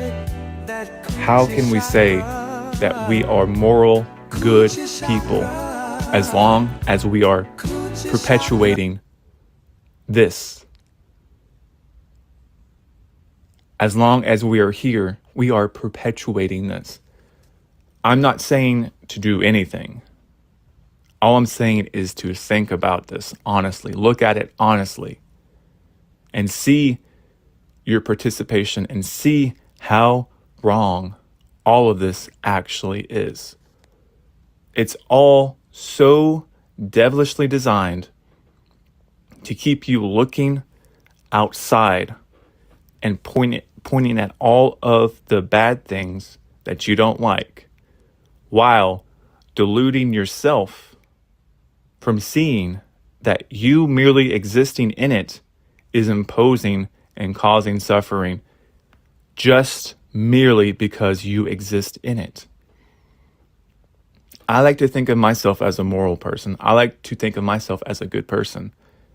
But that illusion is shattered by realizing that it is impossible to exist here and be a moral person and be the highest potential you can be, because the root of your existence is imposing suffering and slavery on everything around you at every fundamental level of it.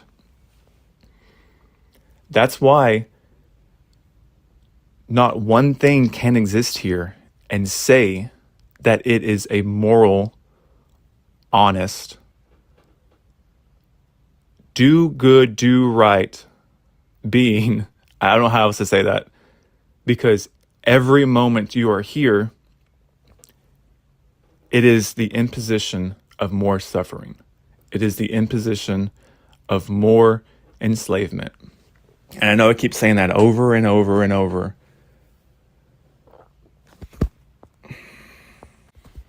And I know I keep saying that over and over and over.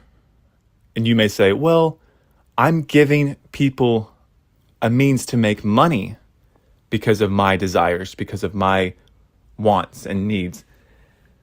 I like to play guitar, so I'm giving people a chance to make guitars for me, and I'm giving them ability to make money to give me that guitar. The monetary system is a system of debt slavery.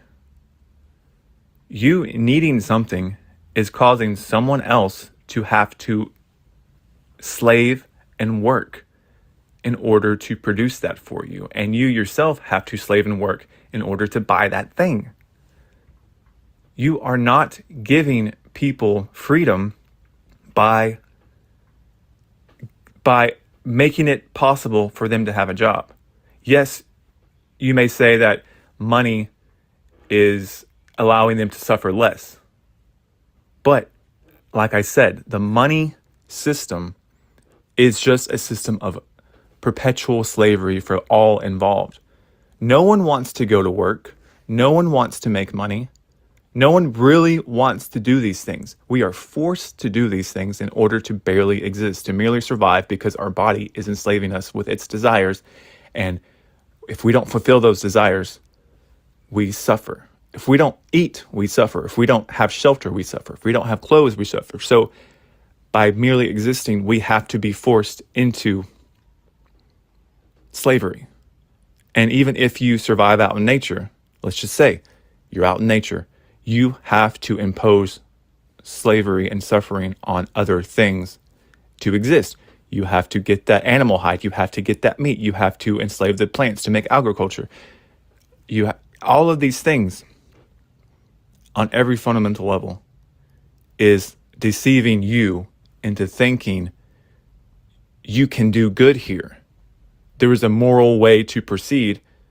You just have to do things differently. No, everything is based off of the suffering and enslavement of other things, of other people.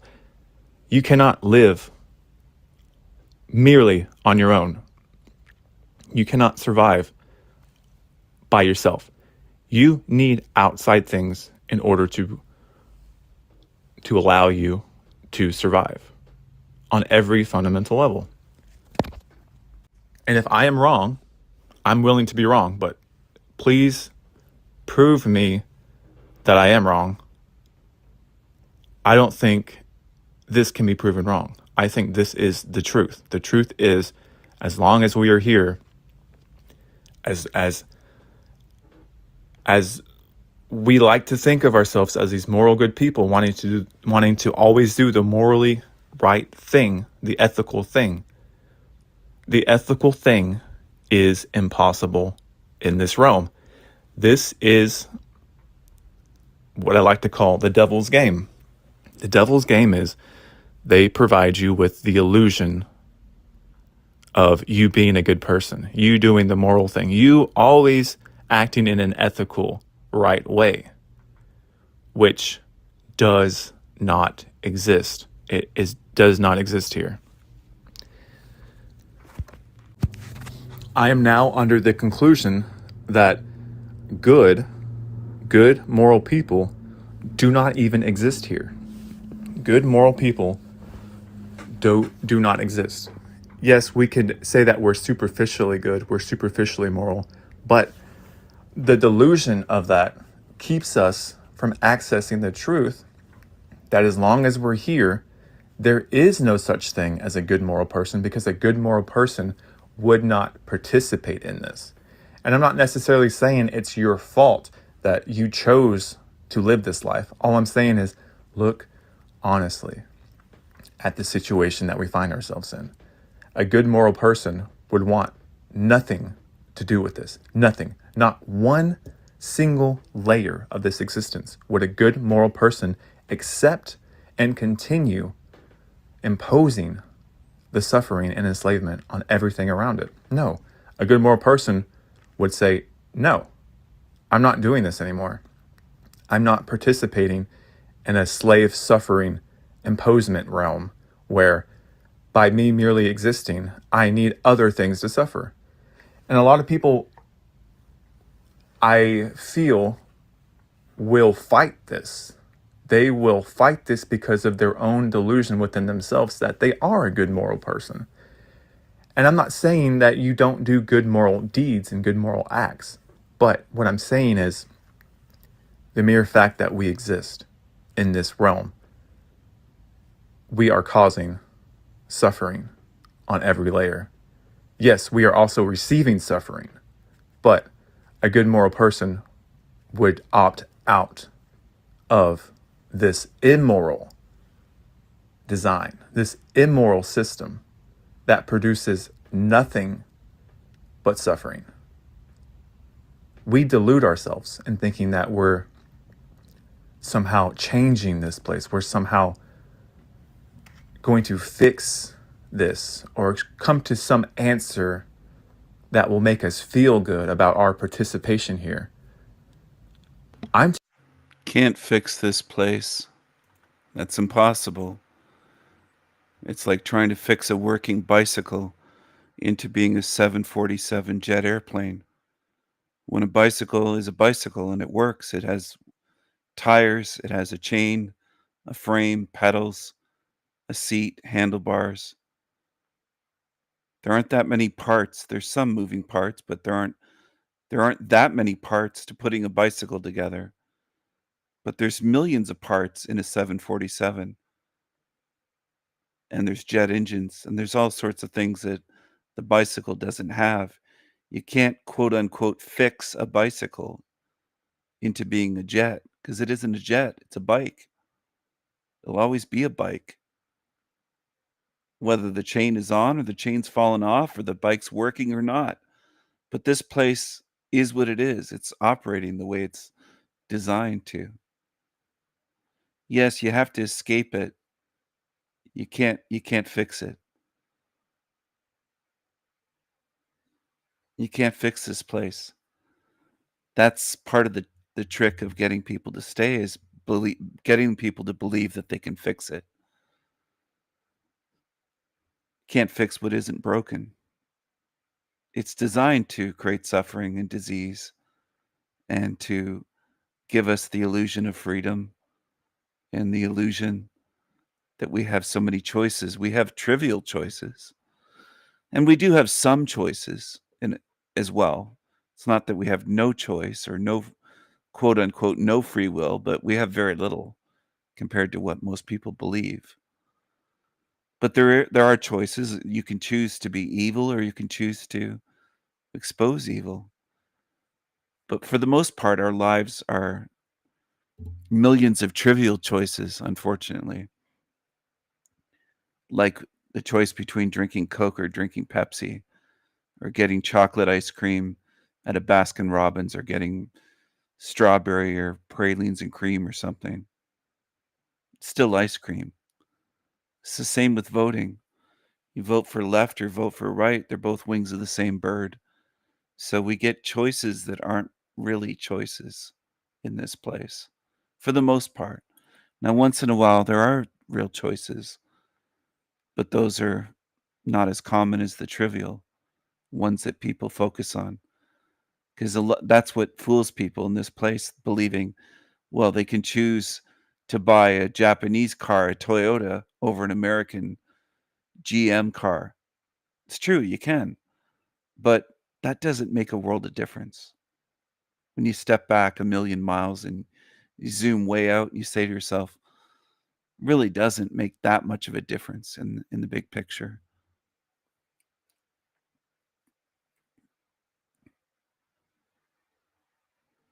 Yeah, that's one of the worst choices that someone could make, because they're condemning themselves.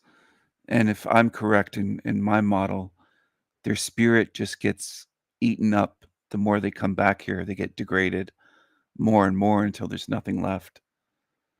So that's a form of spiritual suicide in a sense, and choosing to come back and be tortured, because the lifetimes can be so much worse. My life could be way worse than this lifetime, and I'm someone that has that awareness.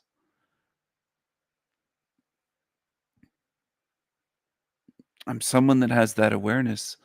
Yeah, you can't turn a sewer into a 5-star restaurant because it's sewage. It can never be good food. It's already waste. And a lot of people think they can change this place and fix it. It isn't broken, though. That's where the biggest mistake is, believing they have it in their heads that this world's broken because they're told that all the time, that this world's crazy, this world's insane, this world's broken. No, this world is pretty much operating the way it was designed to. That's the thing. You don't have to like it, but noticing that is a big step in realizing, oh, okay, well, this isn't a good place. It's not meant to be. I'm not coming back here. But if you have the belief that this can be fixed, it's easy to get people to come back if they're already convinced that this can be fixed.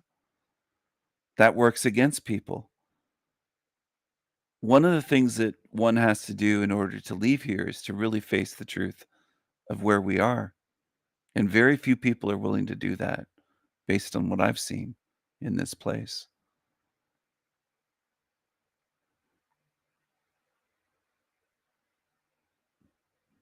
And even if you can convince them what this place is, a lot are satisfied with it. I've had New Agers tell me, what if it's worse out there? They'll say their life isn't that bad here. They can't fathom their next lifetime being a million times worse, potentially. And it could be. Could be a million times worse.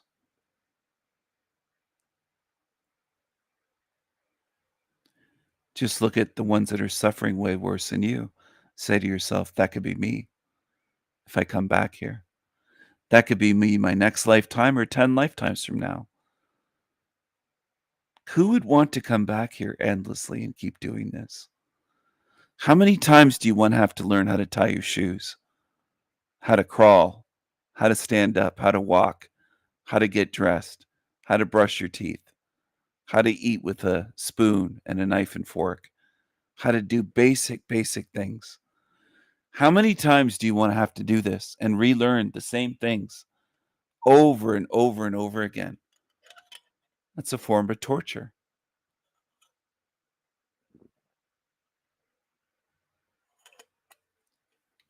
It's a form that people don't see. You're in a place worse than a prison without walls that you can see or invisible fences that shock you. It's worse than that, because in most prisons, at least in the Western world, people aren't tortured. People aren't starved to death. This place is way worse than a prison.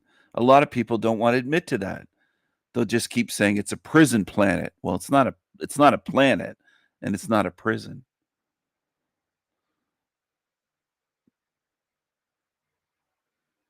This is a place of so much suffering and disease and deceptions. Over 10,000 documented and named diseases. Now, why would that be? If God loves you, if there's a loving God as a father or a mother, why would there be over 10,000 diseases that human beings can get to suffer with? That's quite an evil imagination to create over 10,000 diseases for people.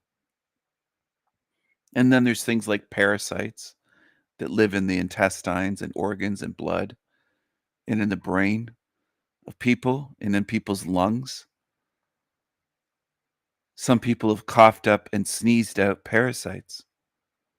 In the West, I'm not talking about third world countries. In the Western world. That's the thing. The let on that parasites are just something in the third world. Parasites don't care if there's a border or lines on a map at all. Why should disease exist at all is big picture thinking. Almost no one in this realm thinks that way, the way that I do, that I've ever found anywhere. Why should any disease exist? Why should suffering exist? What's the point of it? Why should death exist here?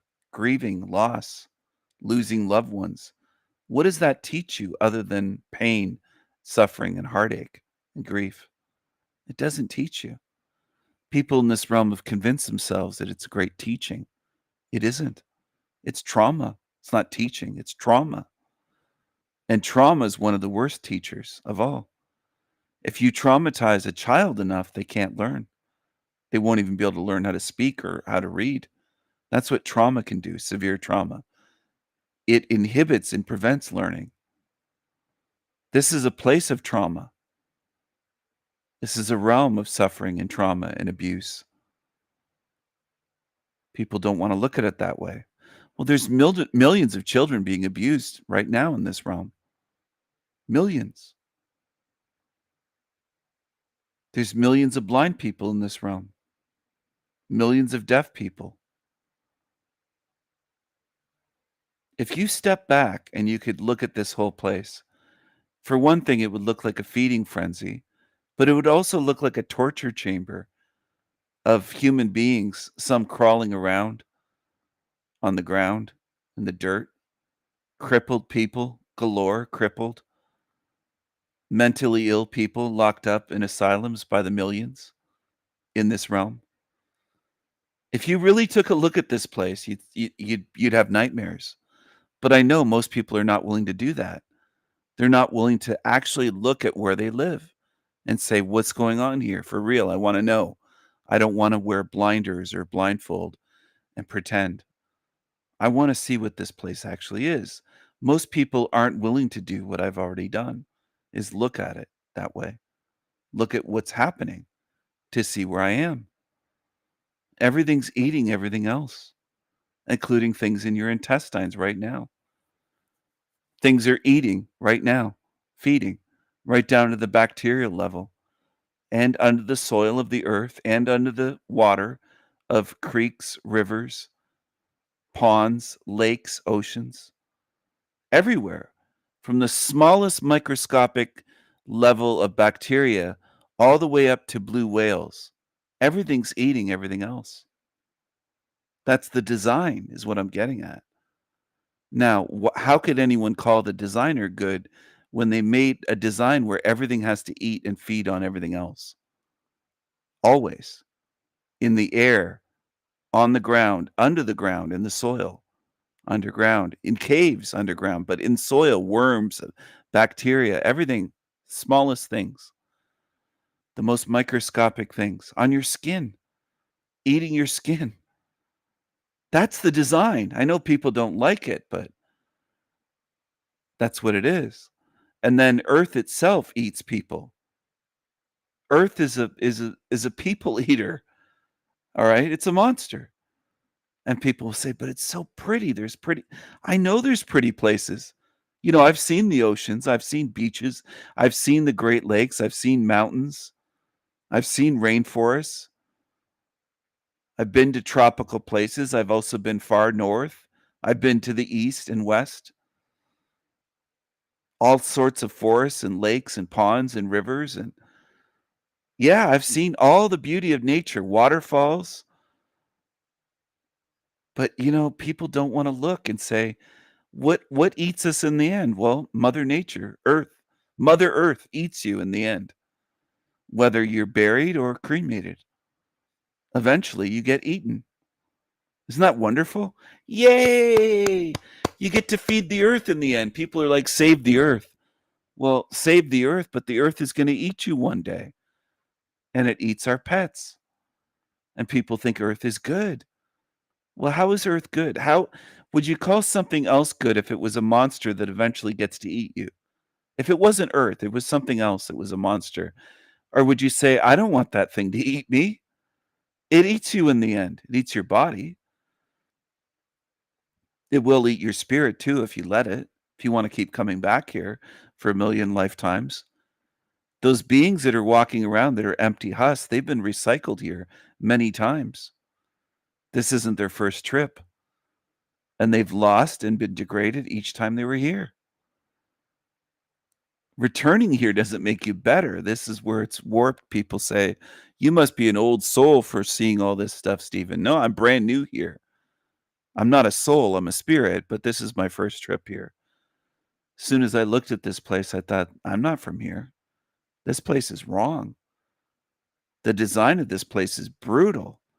People love it, or they pretend to love it, like Stockholm Syndrome slaves. Like somebody that's kidnapped by a gang and you're brutalized and they hit you and kick you and they tie you up with zip ties behind your back. Your wrists are zip tied together. Okay? And you're a hostage. But once in a while you say, please get me a drink of water. Can I please have a drink of water? I'm so thirsty. And they take pity on you after not letting you drink for 2 days. And they get you a little tiny glass of water and they let you take a sip or two. And eventually you start to love your captors, saying, well, they're not so bad. They let me have water. They didn't let me die of thirst. They gave me a little bit of food, maybe some crackers and a little piece of old dried up cheddar cheese or something. They gave you something. And that's the way humans are. They say, this place isn't that bad. We have smartphones, we have electricity, we have the internet and computers, and we have roller coasters, we have oceans. It's not all terrible here. There's beautiful places. Have you ever seen a giant waterfall? Yeah, it's beautiful. Maybe that's to throw you off so that you say, well, it's not all bad. It's not 100%. And it isn't. But if it was 100% hell, wouldn't it be obvious? Especially if you could remember places that aren't 100% hell and say, well, fuck this realm. This place is horrible. They might not want it to be that obvious for people. They might want people to be under the illusion that this place isn't that bad. And then people can always point here and there and say, well, have you been to Mexico? Have you seen Hawaii? Have you seen Niagara Falls? Have you been to Vancouver? It's a beautiful city. Have you been here? Have you been there? Have you been to this national park and walked through and seen these giant trees? And that's what people do. And then they avoid all the evil and suffering and disease here that goes on, and the torture and the abuse and the missing children and everything that goes on here. Earthquakes, tornadoes, tsunamis, hurricanes, volcanic eruptions, firestorms, blizzards. The pain, the suffering, even the everyday aches and pains that people get as they age. People ignore all of it because they'll just point to a little bit of beauty and say, hey, don't you see the beauty? It's like, yeah, I see that, but I see 1,000 times more than that. I'm not limited just to seeing the forest. I can go hiking tomorrow and say, wow, it's really beautiful out here. But this place is more than that. They're not seeing very much. They have a very limited view of where they are. And they assume that ones like me are limited like them. Well, don't you see the beauty? I do, but I see 1,000 times more than the beauty. I see deeper than the surface. I'm not a shallow mind. I'm not limited. It's you that doesn't see that much, is what I want to say to these people that say to me, don't you see the beauty? I see more than sunsets in this place and sunsets on the beach, San Diego, or one of the Great Lakes. Have I seen beautiful sunsets, though? Yes, but I see more than that. And this is what people don't like. They want to pretend it's just beauty. It's just a choice. You just got to be positive. But you're all going to age. Your bodies are all going to degrade, no matter how positive you are. Your meat suit is going to be worn out eventually. It's going to die, and it's going to rot, or it's going to be burnt, one or the other. That's reality. You're going to pop out of your body at some point. No matter how positive you try to convince yourself to be, it is going to happen. And then what are you going to do if you didn't listen to beings like me trying to show you certain things about where you are? You'll just be lost and confused, like most spirits are when they pop out of body.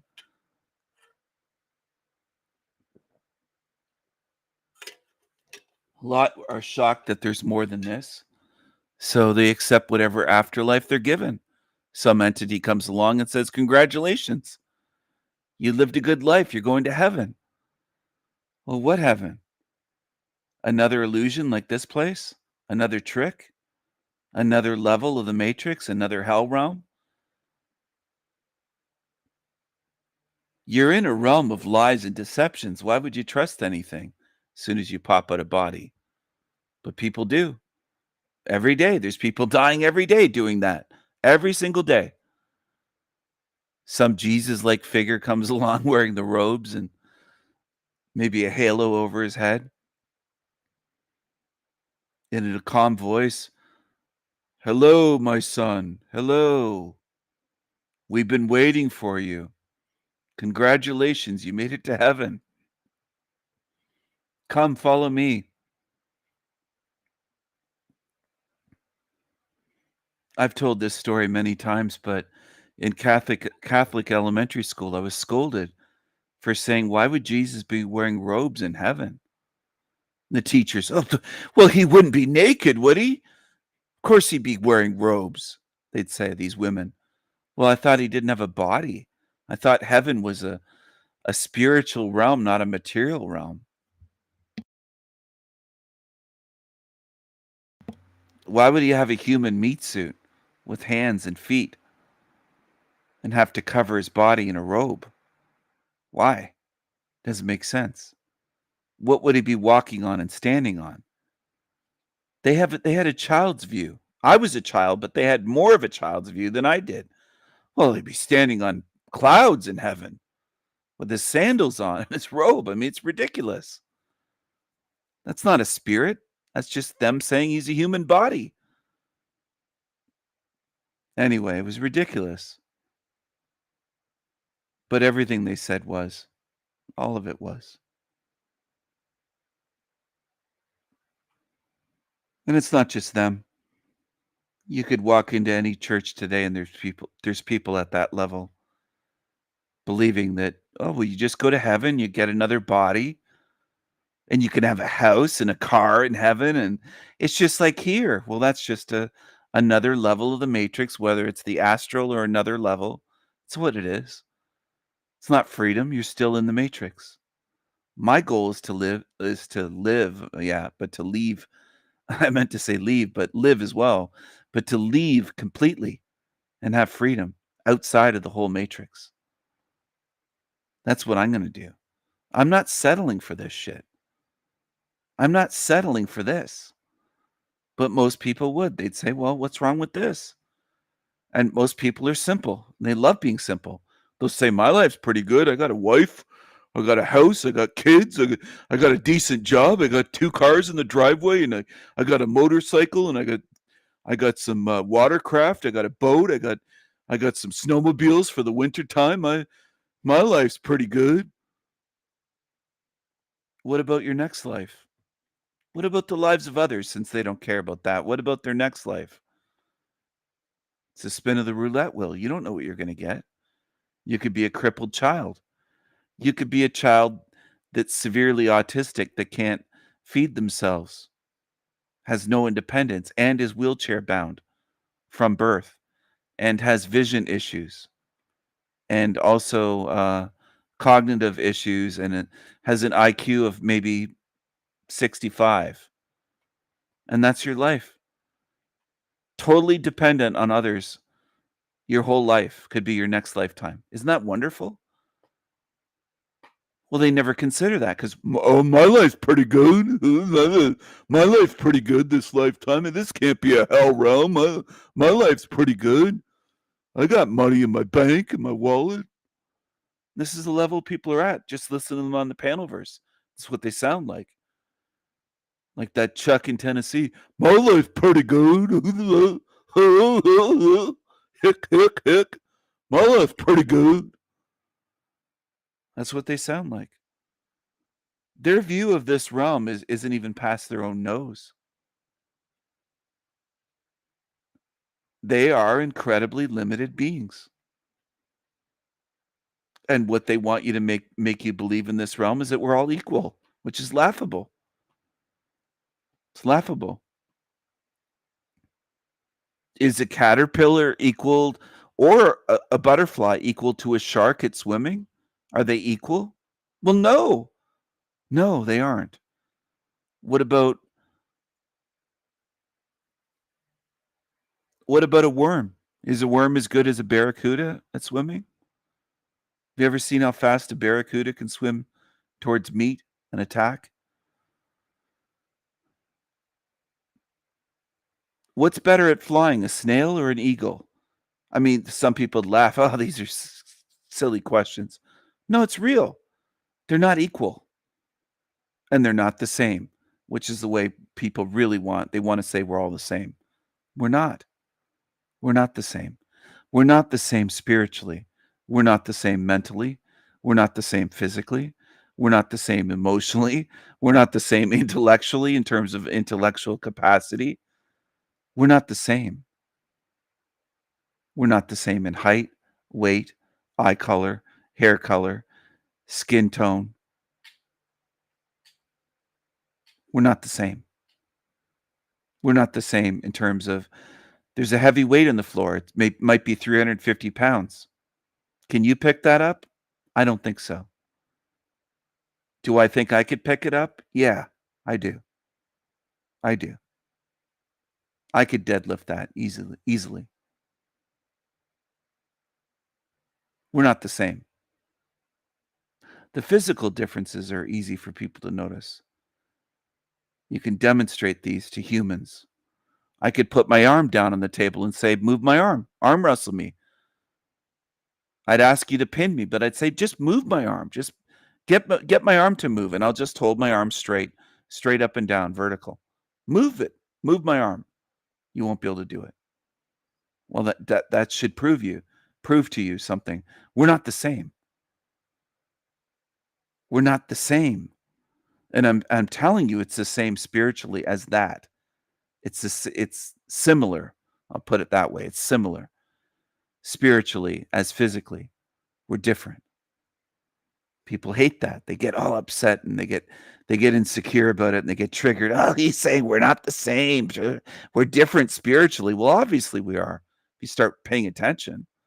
Look at this realm. Do you consider yourself to be the same as a child predator? I sure as fuck don't. I don't. I know I'm not the same. This realm will try to get you to believe that. The New Age and religions. And even whoever on YouTube, they'll try to get you to believe that, oh, we're all one. We're all the same. Well, who does that group you in with?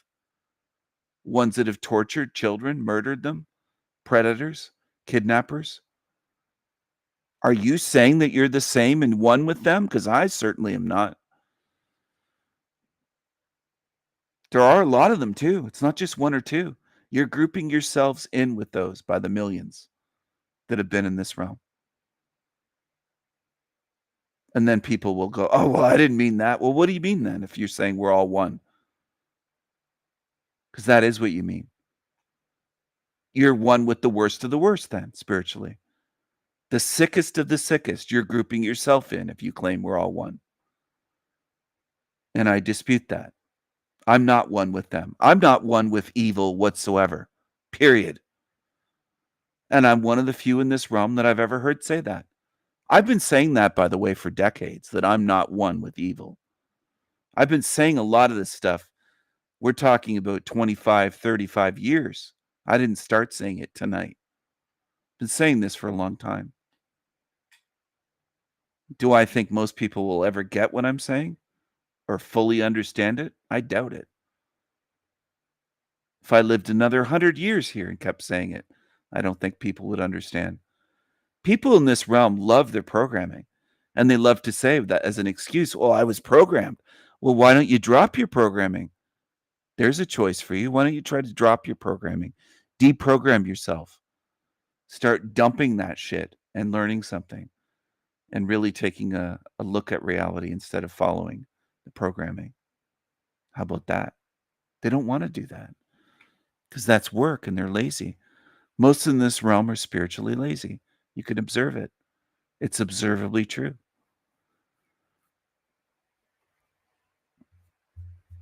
There's a lot of in this realm that will work more hours to avoid facing reality and avoid facing spiritual questions. They'll just pour themselves into more hours of work so they don't have to think about this stuff. They'll do anything to avoid it. And they'll say, I'm not lazy. I work 60 hours a week. And how much of your time in that week is spent on thinking about where you're going after your body dies? How much of that week, those hours are spent thinking about where you are and how this realm works, how it's designed? Not much. Sorry about that click. That was one of my knives. It's putting it into a Kydex sheath. It's quite a beautiful little knife with a black coated blade.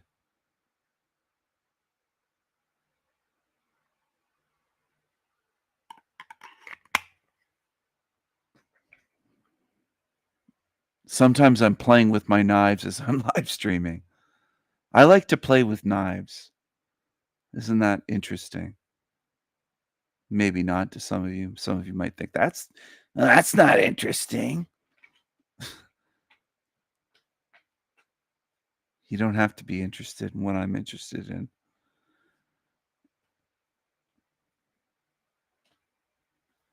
I like playing with knives. I like playing with swords.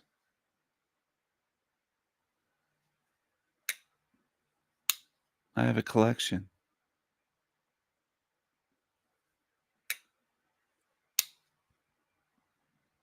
I have a nice collection.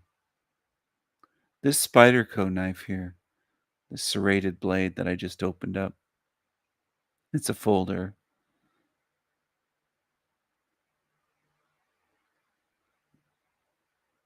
Wicked, wicked serrations on this blade. I actually nicked myself one time by accident with this one. And it doesn't make me like it any less. I don't hold grudges on my knives or resentments. I've nicked my fingers here and there. The serrations are just so sharp. Doesn't take much to draw blood. This. What a beauty.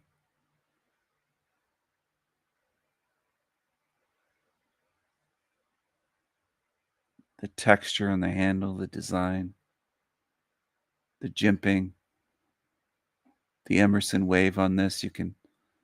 It deploys, you can pull it out of your pocket. It opens up. It's quite a piece. Anyway, it's a beauty.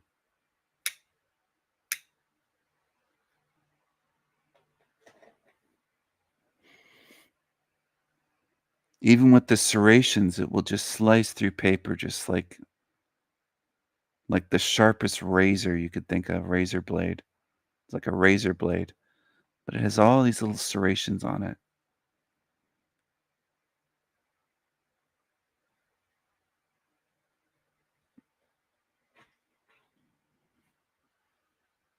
Serrations are really good for cutting through rope and slicing through clothing, denim jeans or a leather jacket.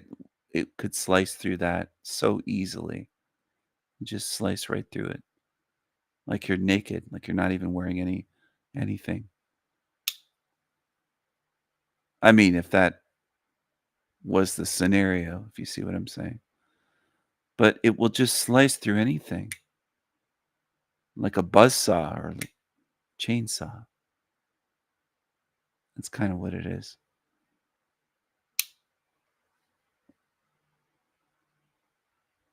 It will make deep slashing cuts. I mean, through meat or whatever you're using it for.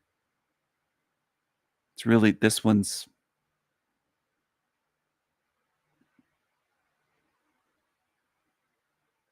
such a beauty.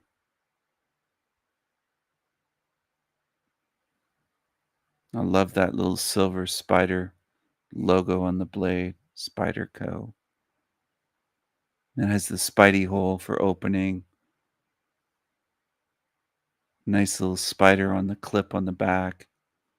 It's all black, all blacked out, the handle, the clip, the blade. Anyway, it's just such a compact little beauty.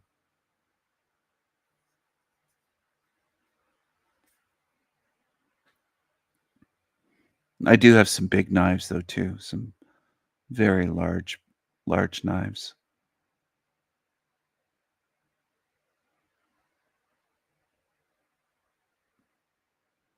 I've had a lot of knives in my back in this realm.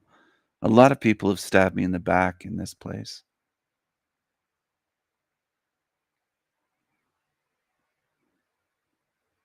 I think it'd be interesting once I'm out of here or on the way out,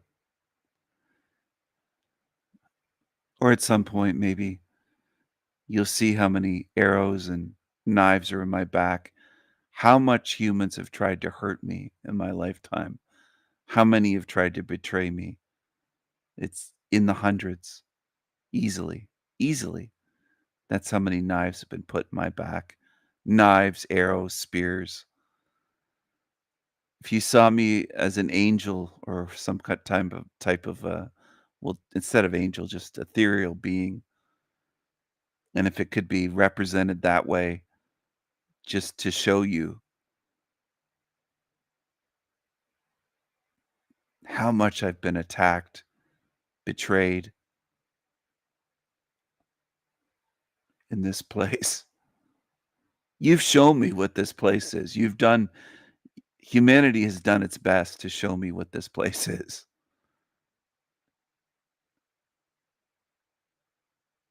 You left no room for doubt. I see what this place is. And it isn't just humans or demons. It's the design of the realm itself. Undeniable to me. Now, can I make anyone else see what I see and understand and face it and acknowledge it and say, I'm going to look at this honestly? No, I can't do that. Just like I can't make you have guts and courage. I can't do that for you. Just like I can't make you choose freedom. I can't make a slave choose freedom. There's a lot of slaves in this realm that will choose to stay here as slaves. It's what they want. Doesn't have to make sense to you, and that's where some of you are just very confused. You think that everyone in this realm has to make sense to you, but they will choose slavery. They already do. To assume that everyone wants freedom it's not only wrong, it's absurd. It's observable that they won't choose freedom. They don't want it. They'll fight you. There are beings in this realm that would murder me. If they had a choice, murder me or choose freedom, they would murder me. I know that already.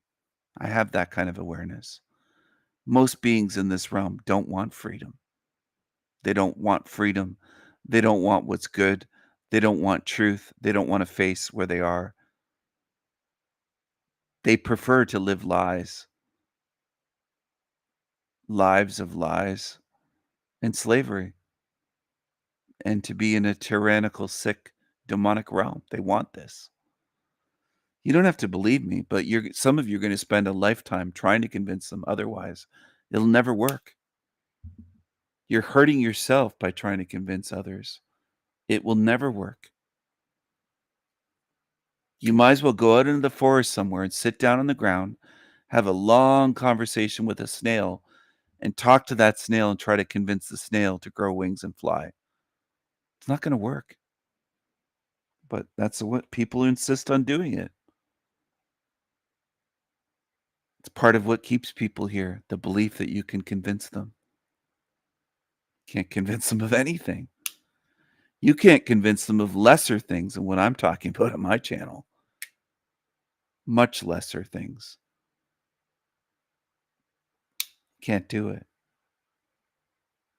You can't do it. You can't do it. Neither can I. Neither can anyone. I like knives. I like to slice right through things. Slice right through the lies and see what's inside. See if there's any truth buried inside. Slice right through it. Slice right through it.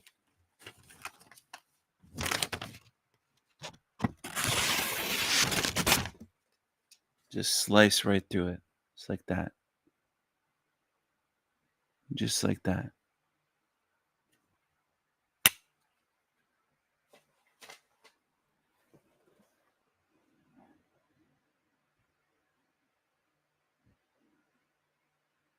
Sharper than a scalpel.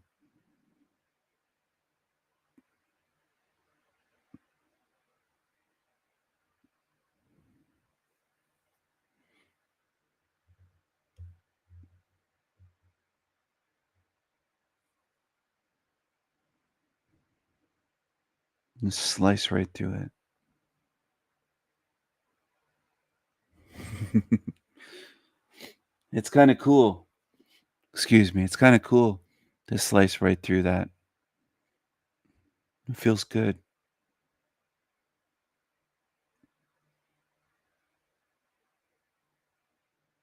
Do I assume that it would feel good to all spirits, though? No. No. We're not the same. There are spirits in this realm walking among you that love the lies. It feels good to them. It feels good to them to be evil. It feels good to them to pollute and just be in a realm of pollution, misery, darkness. They love it. They thrive on that. Some of you are stuck just thinking, why aren't they like me? They're not like you. They're not.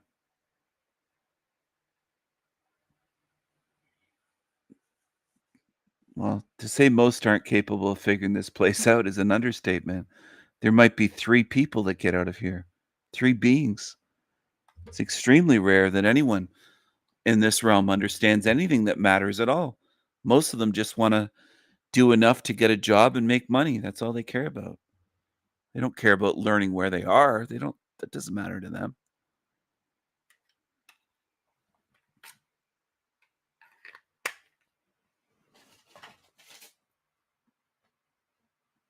Doesn't matter at all. I love this one too. This is a bigger knife. This is a pocket sword. Cold Steel Mayhem. It looks like almost like a Bowie knife, except it's for your pocket. It's huge. The handle itself is probably like 7-8 inches long. It's a big knife. It's a big, thick, heavy blade. It's made for cutting and piercing. And it's called Mayhem. It's called Mayhem. And it just looks badass, and it is badass.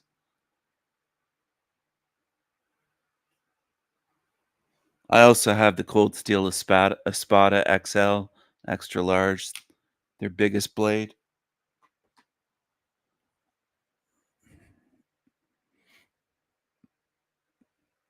It's fun to play with knives.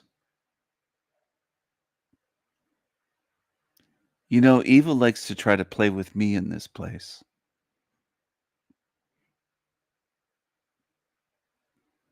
They try to play with me. They try to play games with me, these demons.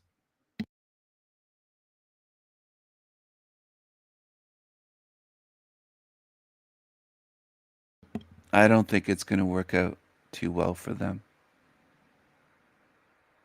I think the demons are playing with fire. I don't think they can outsmart me. I don't think they can overpower me. I don't think they can outimagine me. I don't think they can outwit me. I don't think they can outthink me. I think they're in trouble. I think they're in trouble. I think they're in trouble. I think some of them deep down realize it. They realize that we can't mess with him. They don't understand all of it, but they just have this demonic, animalistic sense that they can't, that I'm different. They can't do to me what they can do to others.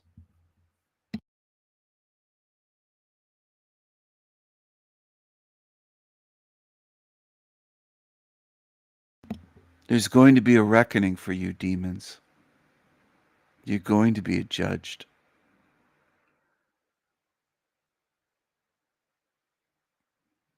You're going to see why I'm the king.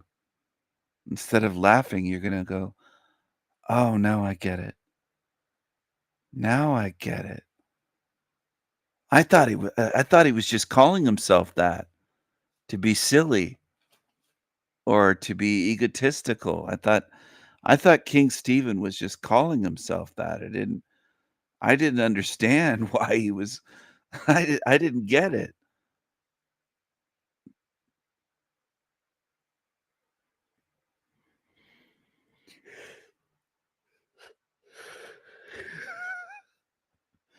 They didn't get it. They don't get it. They don't get what I'm doing.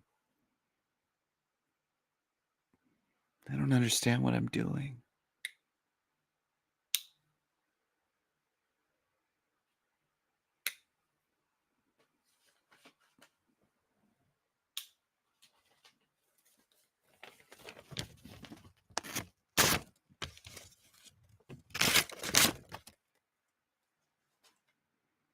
I don't understand what I'm doing. All the better. You don't have to understand. You don't have to understand what I'm doing or what I'm going to do. It'll be a surprise.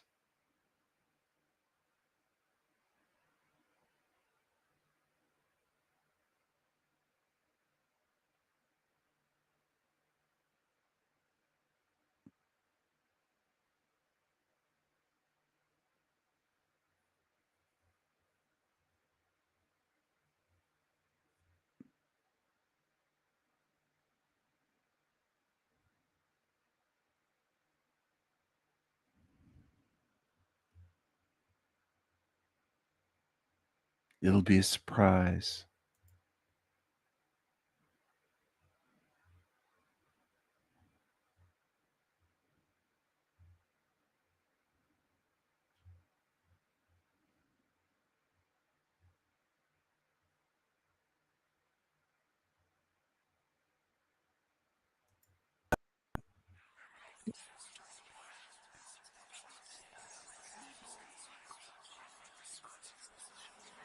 Why did you hurt them? Insane. They're gonna kill you. They're crying. You're ugly. What are you running? Get out of here. You have to make them pay. You're crazy. Hell. Crying. Just kill them. Everyone you love. Drop the ball. Just now. All the way. No, they left. What are you waiting for? Pathetic. Wake up. Wake up. Wake up. Wake up. Wake up. Wake up. Wake up. Wake up. Wake up. Wake up. Have a good night, everyone. This is El Diablo Radio International. The greatest show in hell. Nobody does it better. Nobody.